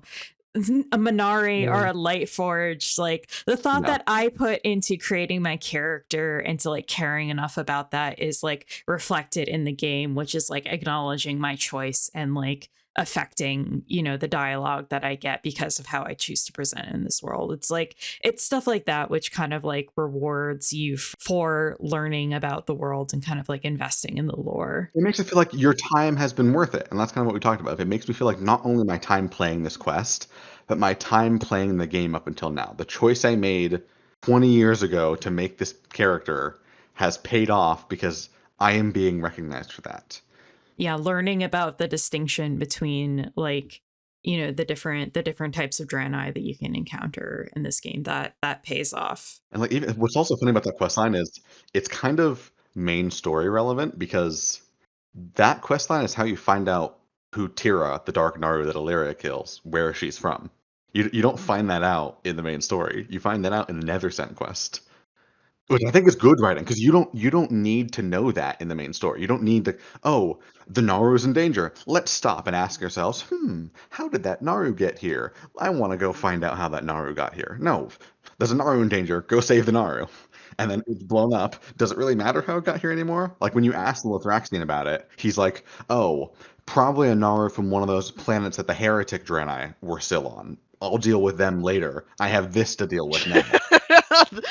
Me, a heretic Draenei. Oh, what the hell? Mm. I was just chilling, man. What the hell? But it's like I think that's such a good thing that I wish they would do more is kind of side quests that react to the main story. And I think Voidstorm especially is so good at that. Where a lot of side quests since Dragonflight and since like in places like Undermine especially, they're written as if they should be done without the context of the main story, which can be good for certain side quests. But what I love about the Voidstorm one is you meet Tulamar's brother in the middle of the main story. It's like that area where you're freeing the captives to try and get the attention of one of the Dominar. He's just in one of the cages, and you free him. He's like, thanks, big hug, and then runs away. And that gives you the breadcrumb to go pursue the Nethersent. Or like the stuff with Chiron and Astra, that only triggers after you completed the quests in the main story where Chiron dies. And so it's a quest line that hinges on the main story and expands upon it further. Or as another example, in the max level campaign, you go and free the first Void Elf Demon Hunter character. I'm forgetting her name. And then after, you find her and Alari the Soul Eater sparring in Decimus's little estate. And it's like, oh, thanks for freeing me. Now let's go figure out more about Void Elf Demon Hunters utilizing this zone that we got taken into. And it's like, that kind of, if you're gonna do side quests, I want the side quests to build on the main story, not just be something totally unrelated. And I think Voidstorm is so good at building on the main story, telling me things that aren't necessarily needed in the main plot. You don't need to tell me about Chiron and Astra. You don't need to tell me about the Draenei captives that we see. You don't need to tell me about the Void Elf Demon Hunter that we happen to free. But I want to know more about those, and I'm rewarded for wanting to know more about those by seeing optional side quests that expand on those aspects of the world. This is giving me motivation to actually continue on with the side quest and do Voidstorm, because I was like at a point where I was like, I might just give up. Definitely do Voidstorm. I would recommend going and doing Voidstorm because they are actually good stories. And I'm also like with this stuff with the Nethersent, I wish every side quest like this. I know not every side quest can be to this level, not only because not every developer has the knowledge to do that kind of detail, but also just not all of them have the budget. In my ideal world, every side quest would have the reactivity that this has. So like, if I do a side quest as a Blood Elf in Eversong, they should recognize me as a Blood Elf instead of as a regular Horde member or as an Alliance member. They should recognize me as a Dark Fallen Undead Elf instead of as a regular Blood Elf. They should see those things, and it was lacking in Eversong, and that made it both frustrating and very gratifying to see it so present with the Draenei.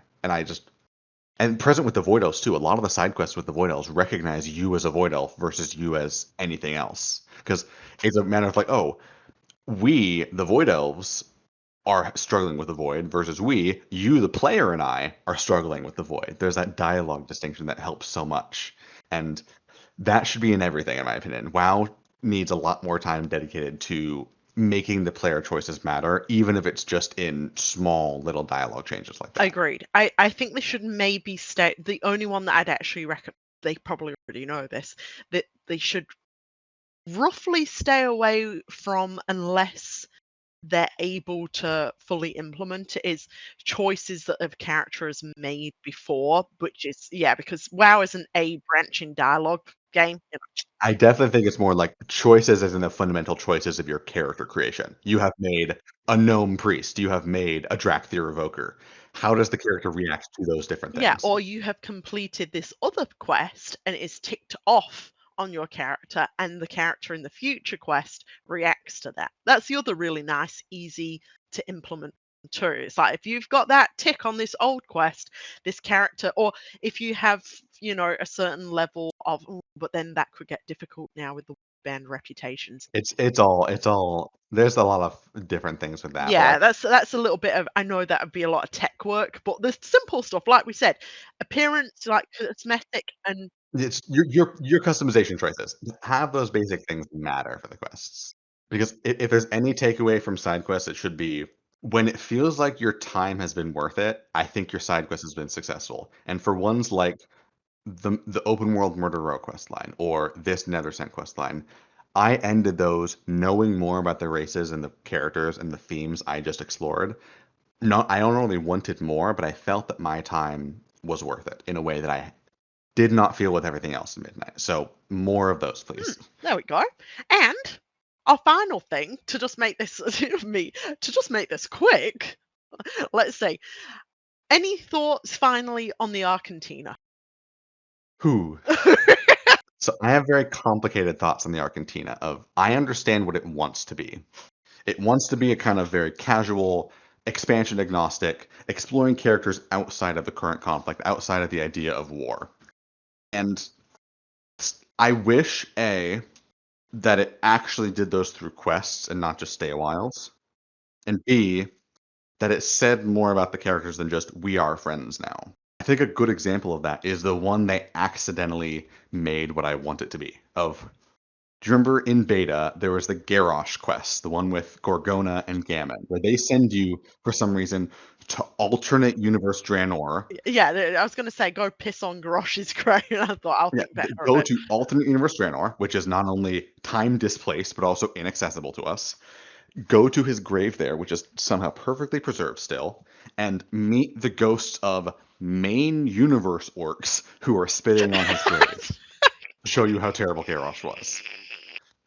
Really, really nonsensical quest line. And then you come back and you get this really weird dialogue from Gorgona and Gammon about it, which is still in, unfortunately. But because of the backlash to that, they totally remade that quest. Now you go to main universe Nagrant, and you get to meet with Great Mother Gaia, and you get to go on this little quest with her where you explore who Garrosh was before he became the Garrosh we knew, before we ever even met him in TBC, or him being down on his luck. But you get to see the motivation and the drive that he had. And through this kind of multi-step little quest, you even get to fight a little echo of Garrosh in one of his weapons to kind of see the pride and the respect that he had for combat. And you get this kind of really poignant ending of like, the things that made Garrosh were not made as a result of the actions he did as war chief. He always had those, but the situation he was put in allowed them to thrive and allowed them to come out in a way they wouldn't have otherwise. And it's a really good little kind of nuanced moment of Garrosh made his choices, but he was also put in a situation that exacerbated those choices. Garrosh did not change as a result of the power he had. Power amplified those ideals and those flaws that he already had. And it became such a good little quest that explored the perspective from Gaia, who we haven't seen since the Shattering in 2010. It was a really good little moment to get to see a bit from her. That is an actual little quest line. It has nothing to do with the current conflict. It's just a little exploration of a character. So good. That should have been what all of them were about. Instead, all of the other quests are just kind of go to this old raid or this old zone, grab 10 things, come back and listen to us stay a while and listen. And they're so boring. They're so boring. I'm just going to say they could have chopped the quest part out. Yeah, it could have literally just been do a stay a while. Yeah, do a stay a while, and they'll give you like a little present for knowing them in the past. Dumb. It's kind of crazy how I was like the one that was it fucking Ted and Marius. Yeah, Ted and Marius, and we just go back to that fucking Legion thing. Who, by the way, Yeah, Ted is voiced by Josh Keaton. There are Anduins everywhere for those with eyes to see them. I'm just gonna say this: Anduin must have no plot this expansion. If they've given Josh Keaton all these extra lines, because they would have not have got him into studio just for like, I'm betting just 2 lines. I bet that he probably has for this entire fucking expansion. And then they're like, shit, it costs like $10,000. Well, we can't just pay him for that. He costs a lot of money. Let's get our worth Yeah, out of that. we've got to get a full recording session out of him. So they've just given him all these fuck-ass fucking lines to read, and he's just done them all. I'm laughing. I'm gonna just say this: they didn't need the quest parts in it. I feel stupid. I'm like, dude, and it's pissed me off a couple of times because of the key. I'm like, dude, I use the key to get here because I'm like, shit, I forgot to do them, and then it sends me away, and I can't even teleport back. Fucking. That's actually a frustrating thing that they changed in beta, in the alpha. The key was only to and from the Arcantina, and when you exited through the portal, it just brought you back from where you just teleported from. And it was a 1.5 minute cooldown. Really easy and simple. About halfway through beta, it bugged out the portal and instead sent you to Silvermoon. And they never caught that. So when it went live, it took you to Silvermoon when you teleported. So it essentially became a 1.5 minute Silvermoon Hearthstone. So because of a bug, they totally edited it, totally fucked up the flow of the Arcantina because people couldn't stand the fact that it was no longer a free Silvermoon Hearthstone. Yeah, I have to use both my Hearthstones now. It's so fucking it's really frustrating now. It's fucking irritating. Anyway, positives. I think the voice acting has all been enjoyable in there, for obvious reasons. Like I rarely have any issue with WoW's voice acting. I'm just like, yeah, the voice actors are just there. Just wait, you haven't had the Thistly Crow one yet. Uh-oh. Uh-oh, don't. Check out these claws. Don't. Ooh. Anyway, like I said, they're just very, like you said, I feel like the Garrosh one, from what I've seen of it, I haven't done it yet, stands out. I feel the rest of them are just very, They're filler. It's they're just filler. go to an old place that's vaguely relevant to the character involved, grab these random filler things, get a house decoration, come back and listen to the actual relevant story, which is mostly just we're friends now. We used to be enemies, but things are nice now. And like I think there are some that are good. Like the one with Terranar and Gidwin of like them reflecting on Death Knights, that one was genuinely good. It had nothing to do with the quest you went to do, but the actual dialogue there of like them contemplating what would have happened if he became a Death Knight back in Cataclysm. How do the Death Knights cope with the things they have? That was a really nice little exploration of like a paladin point of view on Death Knights.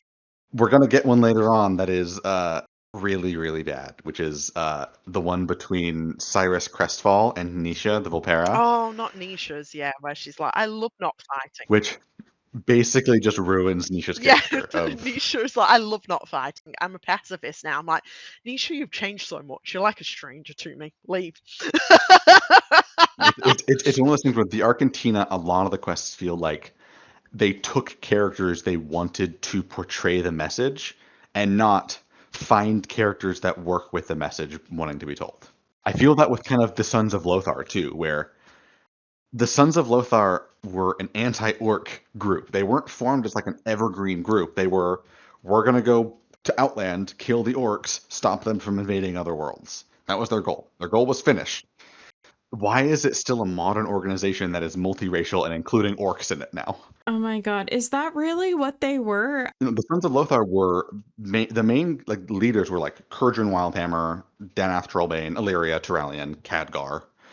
Their whole purpose was forming as kind of vengeance for Lothar. They were the disciples of Lothar. They formed after they heard that the orcs had reformed the Horde under Ner'zhul, but they weren't invading Azeroth. They went back through the portal, and they were planning on opening portals on Draenor to invade easier worlds that resisted their conquest less.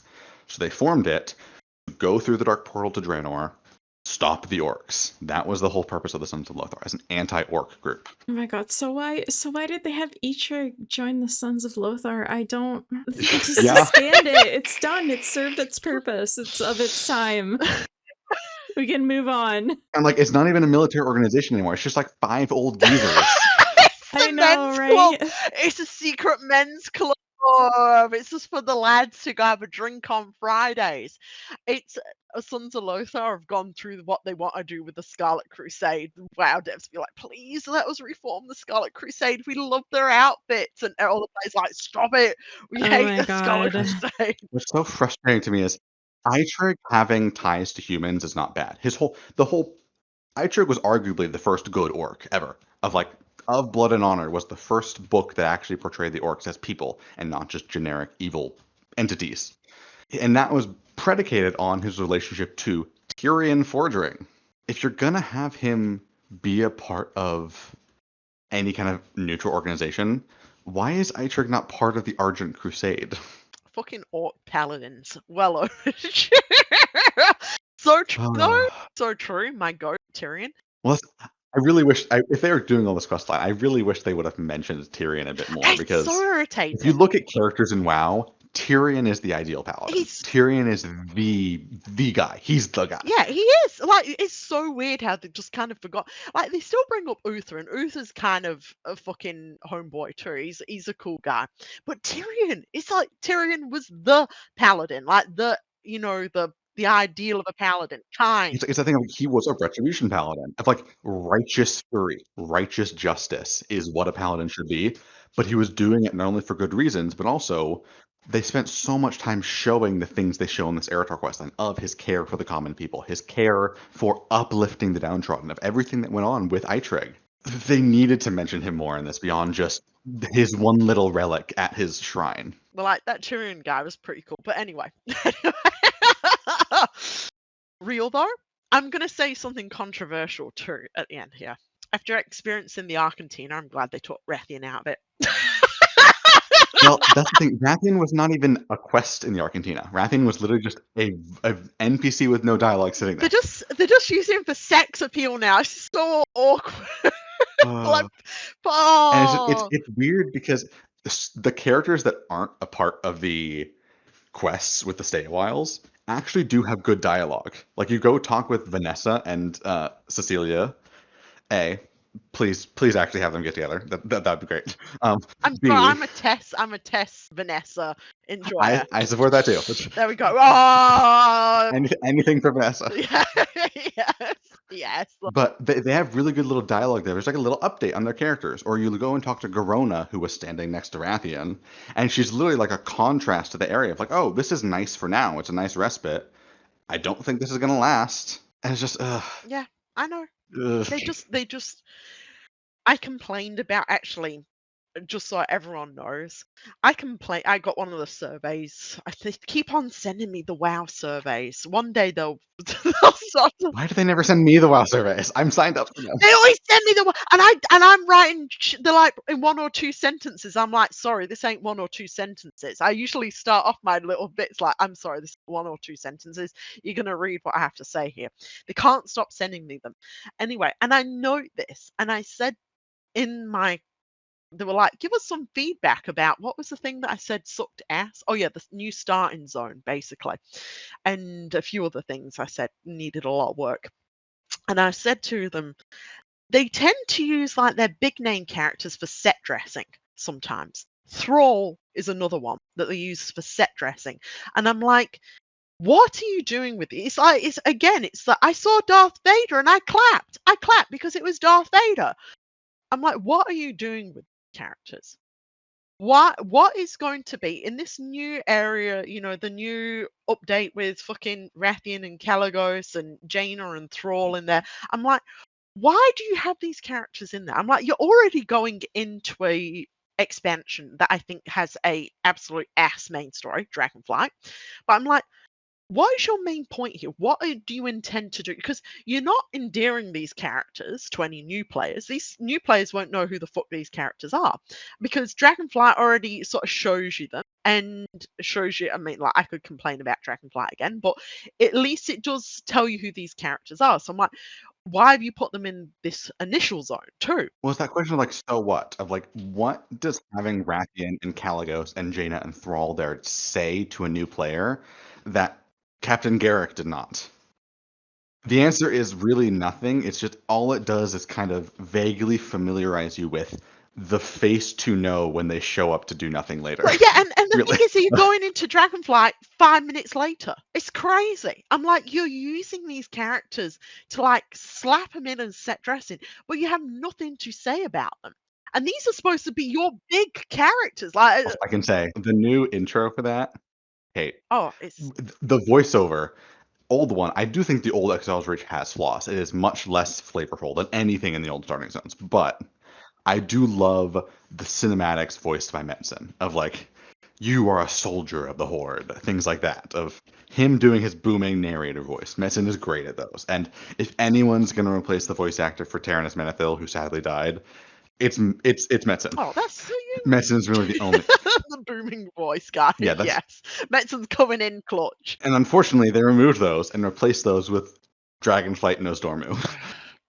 I'm just going to say this, and I said this in my feedback. I was like, you either need to get this back to cultural zones or at least Horde and Alliance zones. If you want to do something special with it, I said you need to bring it back to why should a character be invested in this world? Because I said you're not championing your main characters. You're just placing them there and hoping someone claps like a seal at them, basically.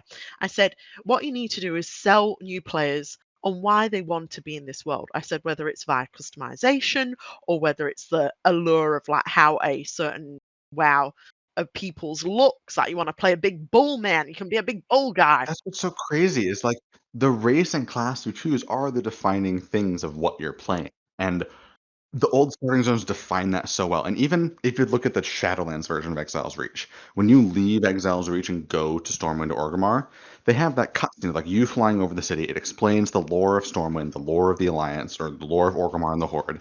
And in one of the moments, it gives you a little like just a snippet about your race of like, who are the Worgen? One of their core things. Who are the Forsaken? One of their core things. That got removed in the new one. There's nothing about your player race at It's all. crazy. And and like I said, and genuinely, you think that Rathian's Dragonflight writing is going to sell him as a character? That's crazy. That's fucking crazy, man. I'm like, and Jaina and Thrall are just generic guy number 1 and 2 in that. I'm like, I mean, Caligos is just fucking there. I'll give it 1 point of praise. We get a really nice little hand-on-hit moment with Rathian.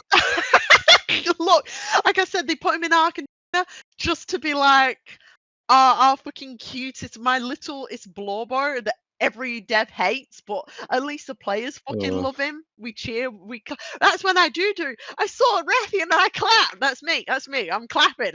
When I see him. I like to imagine they put him into beta things and remove him just to taunt us. I know they don't, but sometimes I like to imagine, like, we've had more expansions where Rathian has been removed from the story than expansions that he has been present for the story. They used him in that like advertisement. Yeah, in the advertisement for the Arcantina, they show him as one of the central characters.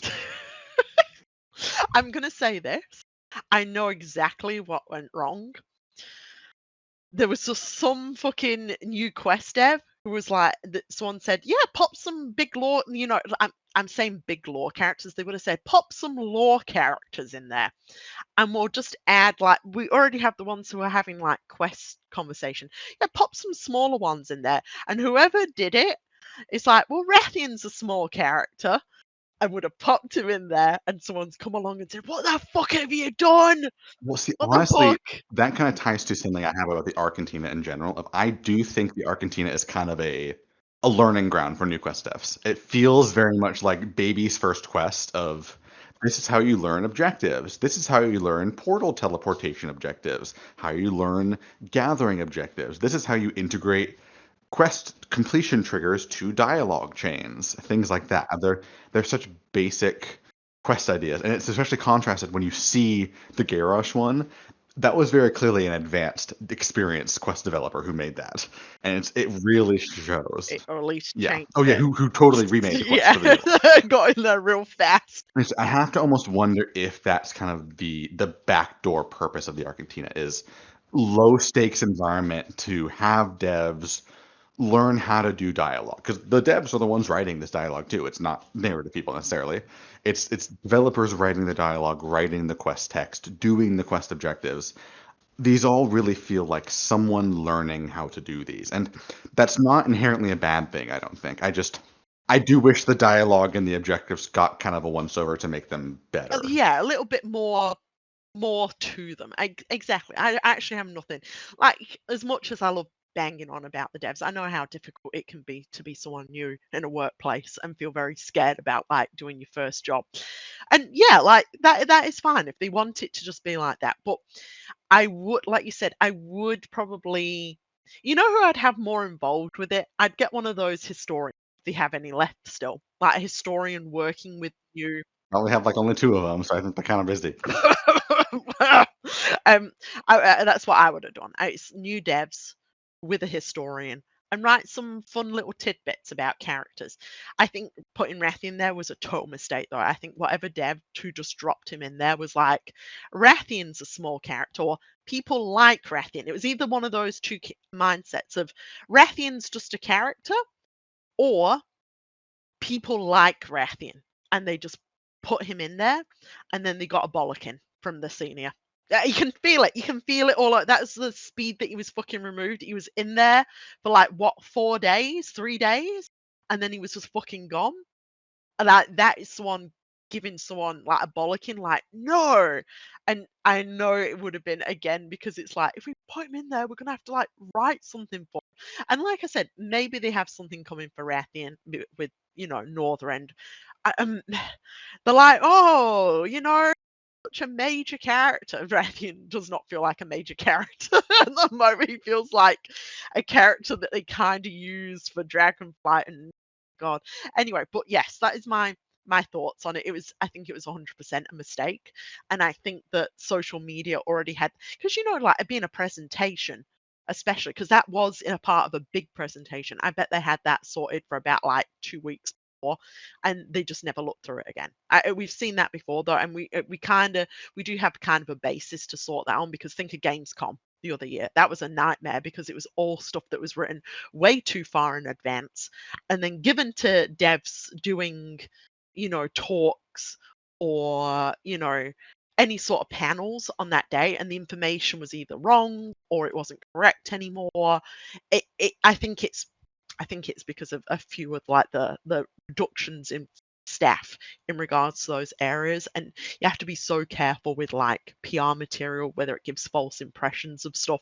But yeah, I think that's what happened with Rathian. So I don't know, man, like after seeing the Arcantina is fine, but I'm not like stressed that my little Pookie isn't there. I do hope that they're planning something for him, but I can't even be genuinely sure of that either. That isn't an absolute fucking disaster. So like I said, it would have been nice to see Rathian, and this is the thing, and I said this on a post of yours. They're really hitting an issue that if they keep on not putting Rathian in there, the critiques, I think they're hoping that people will just forget the critiques, but unfortunately they've run into like us, who they've run into the worst people, the worst people, the worst fans you could possibly have for a character, because we have very long memories about stuff. We're not just new players who like this character. We have very long memories, especially for this character. So you either got your two options of like I said, that they just keep on not writing anything and Rathian's just not mentioned, and it just keeps on getting more and more awkward, but then more is riding on when he returns. If they fuck it up again, it's again, I mean, people have noticed it. Like people do see this. Like there is an issue with Rathian, and people see this and people bring it up, and there is issues with this character, whether it's I can't speak to the issues, but there is something going on. And it's like that return better be something phenomenal, or it's going to be people being like, wow, you again didn't put this character in game for 6 years just to have another blasé Dragonflight return again, And then on the other hand, if they do start putting him in random locations, it's again, are you addressing any of the major concerns about Rathian, or are they just a bit like I even mentioned the other day, is it just Rathian and Anduin are just like, old friend, I haven't seen you in so long. You're my old friend too. And then just leaving it there with no. Monkey's Paw, we get their reunion, but it's only an Arcantina quest. It's we get a reunion and it's just they're fine with each other, but they're not even interacting much. It's just like, I'm sorry about the things I said. I'm sorry too. Questorm. That'd be the fucking worst. I'd be like, I'd just keel over. You'd not see me again. Well, I'm glad we got our mandatory Randuin talk in. Yeah. Anyway, yes. I actually had one more question or topic that I kind of wanted to bring up before we signed off or anything like that. It's not necessarily about the Arcantina though, so I don't want to interrupt Arcantina discussion. No, I'm all done. I'm just bitching and moaning. So Magister Umbric, so in the preface to the Voidstorm quest, there's a line with him at Magister's Terrace where he says he's kind of reminiscing about his time at the library and as like a student on the Isle of Quel'Danas. He says, at the Midsummer Ball, I danced with Therafar, Goldvale, and felt ... and he kind of trails off. And there was that line in the WoW short story about how Romoth like teasingly said to Umbric, like, all the men and women of Silvermoon will be disappointed to know that you're not open for dating or something like that. So I just was like curious to know like how both of you felt about the fact that WoW seems to be trying to imply that Umbric is gay or bi, and like if it was kind of like a cop out from like having him and Romoth being exes, basically. Okay, do you want me to go really fast and just say my piece? Yeah. I'm going to say this. I will always support, and I don't want any this to be misconstrued in any way. Any player who's like, these characters are gay, I support wholeheartedly. Like, I will fight to my fucking death for you. On the flip side, that is less than queer representation, again, because none of it is clear And no straight person is gonna like I said, again, it's either always in the novels, the stuff that we get in game. It's plausible deniability. It's continuous. It's continuous. It never stops in game, and it pisses me off. And I always hold back on saying something because I'm like, these poor people, these other queer people in this community are really enjoying this. But I know how fucking shady they are, and they'll be like, "We're supporting gay rights." I'm sorry, that was like a leading question from me because I guess my opinion on it is like, I feel like the relationship they should have been pushing for here was like between Umbric and Romath and them being like exes on top of their animosity. That's the thing for me so much is like they basically are in how they're written, but they are so clearly written with plausible deniability of they're written with the usual, "Oh, we're like brothers. Oh, we were such close friends," in such explicit dialogue, and it's like, And we argue too much to possibly be a good match. yeah, I can have the delusion that they are bitter exes, but the story at best implies that maybe Umbric is bisexual. Maybe. It does not confirm. It's like, okay, the implication that men and women might be attracted to him doesn't confirm that he would be attracted to them. Exactly. Therafar Goldvale sounds like a masculine elf name, but that's not a character that's ever existed. We cannot get confirmation if that is a man or a woman or someone who is non-binary. We can't know. There's nothing that actually gives us a definitive point. And like I said, it has this air of plausible deniability where I don't want to outright call it queer baiting because I don't even know if they want people to care about that. Of like, if they wanted it to be queer baiting, they would make it much more explicit in the main story stuff. And honestly, when you look at the main story stuff, I get more gay vibes from Romath than I do from Umbric. Because at least Romath has that moment after the Magister's Terrace where it's like he gripes, he gets pissed at Umbric, and then as he's walking away, he turns around and does that kind of at least try to make it out alive of like, that's that clear moment of he cares. That moment is clearly implicating stuff. But again, it's at best plausible deniability of you can still just say he's a former friend who cares. And not only that, but touching on that, Blizzard often use, and I'm not saying that this is bad because we all love a little bit of like drama and juiciness to our relationships, but they'll always use arguments between supposed queer couples. Like they'll be argumentative, because I know, like I was discussing before, straight people don't like that very much. Like, Well, I think there's a reason why so many of the couples in WoW are just two straight people going, "My love," back and forth to each other. my love, or oh my gosh. Ah, like I said, the blushing will come up. I mean, that's why the only couple that I really truly love in WoW story that is both canon and straight is Sylvanas and Nathanos because those two fucking biff at each other. Those two gripe at each other. They have a complex, fucked up relationship, and it's the best romance that WoW has done. Like I said, for it's the match my free zone there.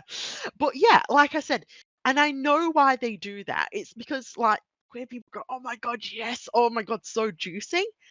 But straight people look at it and go, they hate each other. They hate each other. Oh. And we can go, no, no, no, no, it's the polar part. And they're like, no, they hate each other. I saw them arguing. They hate each other. And you're like, no, you're just not. Never mind. You see it a lot in romantasy these days.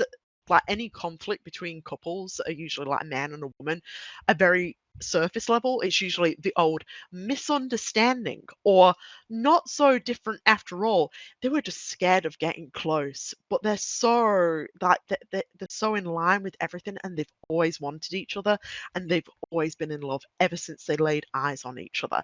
Like they won't actually have any points that they disagree on technically. So when a relationship like Umbric and Romath, right, it comes into play in a story, us gay people are like, yes, juicy, juicy. And a straight person goes, mm-mm-mm. They disagreed on points. They don't like each other. They're arguing. Maybe we need a token straight person for a conversation so we can get their perspective because we're definitely biased. We need a token straight person. We need like a casting call. We need. If you are listening to this conversation and are a straight person, please leave a comment on the YouTube video and weigh in on if you think that Rometh and Umbric are gay. please give us your thought. I will say a much more explicit example of queer representation in expansion is Zul'Jara. In her short story, much more obvious that, even though also not explicitly said, much more blatant of she had a romantic connection with another female Amani. And she does not show up in game, which, first of all, that's very notable. She's not even mentioned. Maybe she'll show up in 12.1, but at present she doesn't. The most implication we really get in game is the most butch coded quest ever with her, where she's talking about the reflection of herself that we fight, and she talks about how handsome she was. It's like, no straight woman calls herself handsome. Yeah. That's so true, though. That's so true. But again, we're laughing. To straight people, this means nothing. They can just ignore it. They don't care. To them, this is nothing. This is gay people being crazy again because we're seeing shit that isn't there. To them, that's what they see. And that's what I don't like Blizzard supporting. And they always are. Like, think about, I know I always bring it up, but Flynn and Shaw, it's the exact same dynamic. They're always arguing, you know, like, and then they'll have like a little tiny moment. But then it's like, oh, you know, they're irritating each other. Also, none of it in game. Yeah, and it's not in game. They're irritating each other. I might just stop. What I wouldn't give for just a really like, even just like, they can start off like, you know, nagging at each other, but actually having a queer couple that's like genuinely in love, like really fucking embarrassingly so, and you're like, oh my god, not these two again. I want that. I want to see that, but we're not going to see it. That's the irritating thing. That's what pisses me off, and I hold my tongue. The one actual queer moment in the expansion is kind of an Eversong quest. I don't think the quest is super innovative in anything. Is that the one with But like the Blood Off Taylor and the Draenei Paladin. Yeah. Sorry, I called him a seamstress. And it's like that was really cute. It's a cute little kind of flirty moment there. It doesn't really say much beyond like, oh, this guy used to be Shattered Sun. That's cool. But it was nice to see. This is gonna be mean. It's nice to see casual, boring, gay representation. Casual boring. No, that's fair. It genuinely is though. Like, laughs aside, sometimes it is nice, but the trouble is the continuous use of conflict between like this is the trouble. And it's ironic me saying this because I'm like, every straight couple that WoW has will be with two characters who are basically the same character, you know, and it will just be the most like, oh, here we go again. Shit. What, you don't like Mela being just male or female Bane and they're together because female Tauren plus male Tauren equals cute?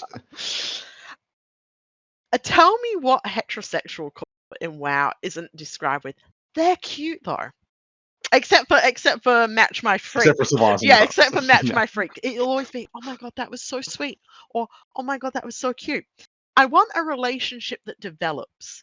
And the trouble is that we know that once this expansion is over, we're not seeing Rometh or Umbric again for a long time. Who knows? They may get married in the meantime. But all we're seeing at the moment now is like I said, it's that plausible deniability. If you make them argue enough and not have like, it's the difference between, I believe, like arguing and being obsessed. I think they wanted tension. I think they were like, oh, the fans will love this tension between them. But I don't think, I'm just going to say it here, like, we're not going to get a relationship out. Well, I think they're pretty much doomed to be in the Koltira and Thessarian era forever. Yeah, that is a very popular Tumblr ship. It's a very interesting dynamic. There is no romance whatsoever in there in game. There's quips towards each other. There's little gripes towards each other, but they are decidedly depicted as brothers in arms in game. And that will, maybe if we get someone who gets the lucky chance of getting approval in the future, we might get that. But with the way they've been written for the last 18 years, they will not. They are decidedly plausible deniability territory, which is the same place Umbric and Rometh is. Oh yeah, everything is. I'm just gonna say it out loud. Every single there isn't like minor little characters. Everything is. Everything's plausible deniability. I'd say the most solid and grounded representation that we've had is of queer representation is more to do with gender.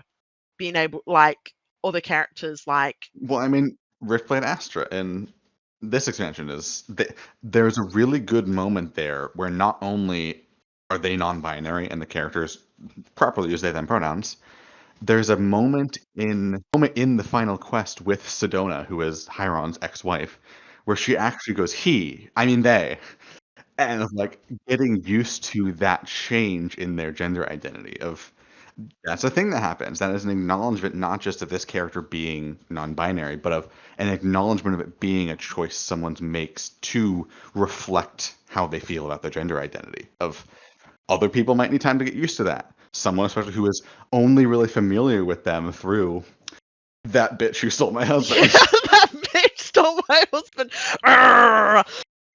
But yeah, like I feel like that is almost like actual, and I feel that that's individual endeavors by individual devs, if you know what I mean. It's not like Yeah. it's not someone higher up at Blizzard being like, we want to have that bit of we want a story that's involving that. And like I always say, I don't want it to ever be a downer, but it's like pulling teeth with these guys, and they really do think that the fans loving it is equal to representation.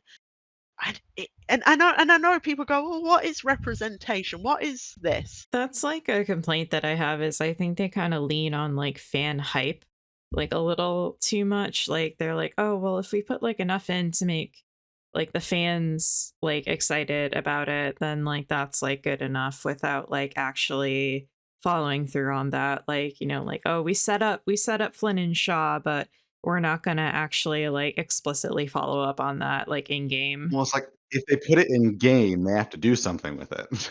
Well, I mean, I say that, but how many things have they put in game and then done nothing with? So Yeah, true. That's also true. But yeah, so there is the issue there I have with it. And I am a bit of a walking contradiction because I'm like, I want something that's genuinely romantic between a same-sex couple in game, but I'm like, but it's mad cringe when they make the men and women do it, which is like, you know what? I'm I'm a gay bitch. it's a thing for me of like, I mean, we go on the rant, but the reason why I like Rathian and Anduin so much is because they can have both. They can have that such a genuine bond between each other, but also they can snark each other out. They can bitch each other out. They can disagree on things fundamental to their own individual ideologies.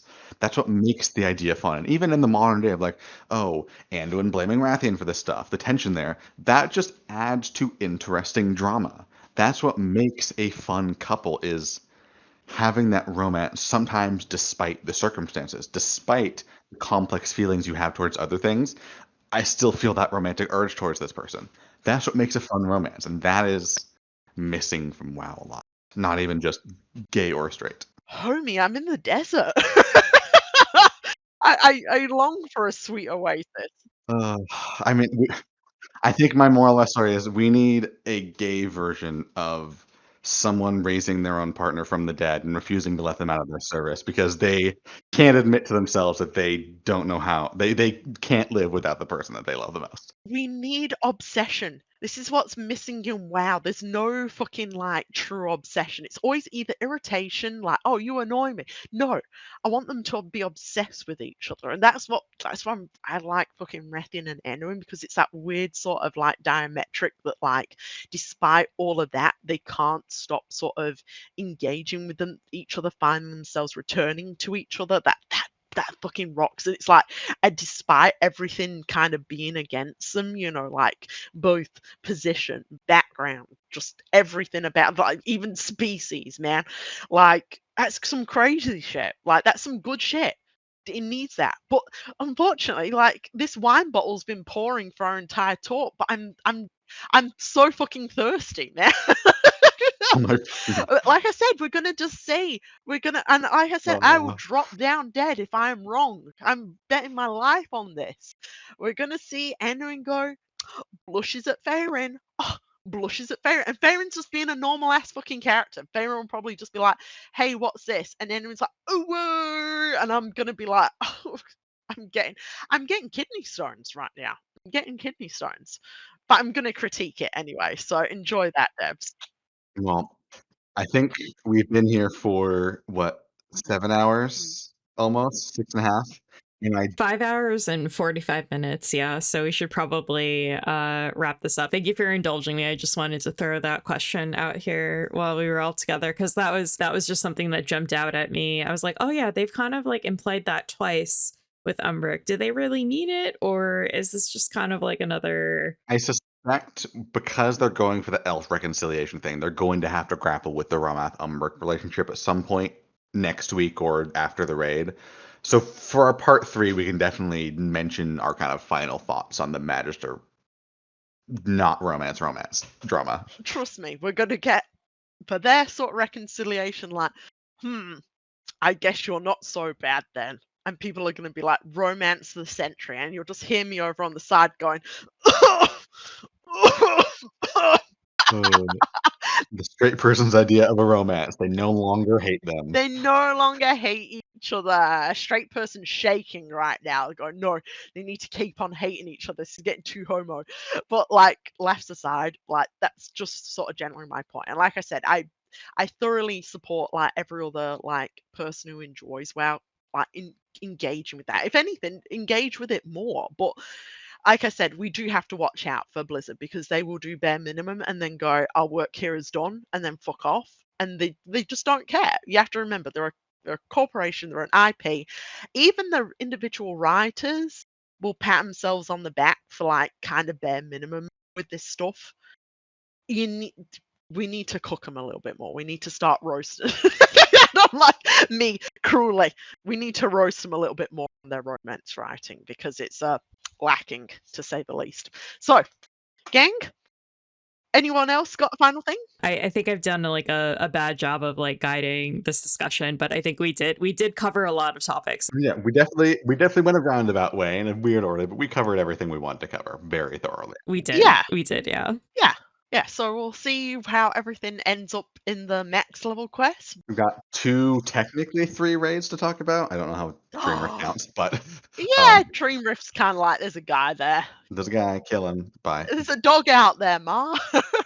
I've just got to kill this big dog for some reason. I will say that is a nice final point of I am glad they're doing these different raid formats to give us different settings for the story. I'm very excited to talk about the 2 parts of these stories in different ways, because I suspect I will have different thoughts on Voidspire and how it relates to Voidstorm versus March on Quel'Thanos and how it relates to the Blood Elf story. So thank you, Blizzard, for splitting those so I can have 2 separate thoughts.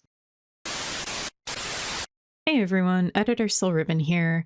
So that wraps up part 2 of the discussion that Sam Portergage and I are having about Midnight. There will be a part 3. Next time we'll be discussing the max level campaign and the raids, Voidspire, and March on Quel'Thanos. And we'll also share some thoughts on what we think will come next. I will put a link to that video here once that comes out. Thank you all for listening and hope to see you for part 3.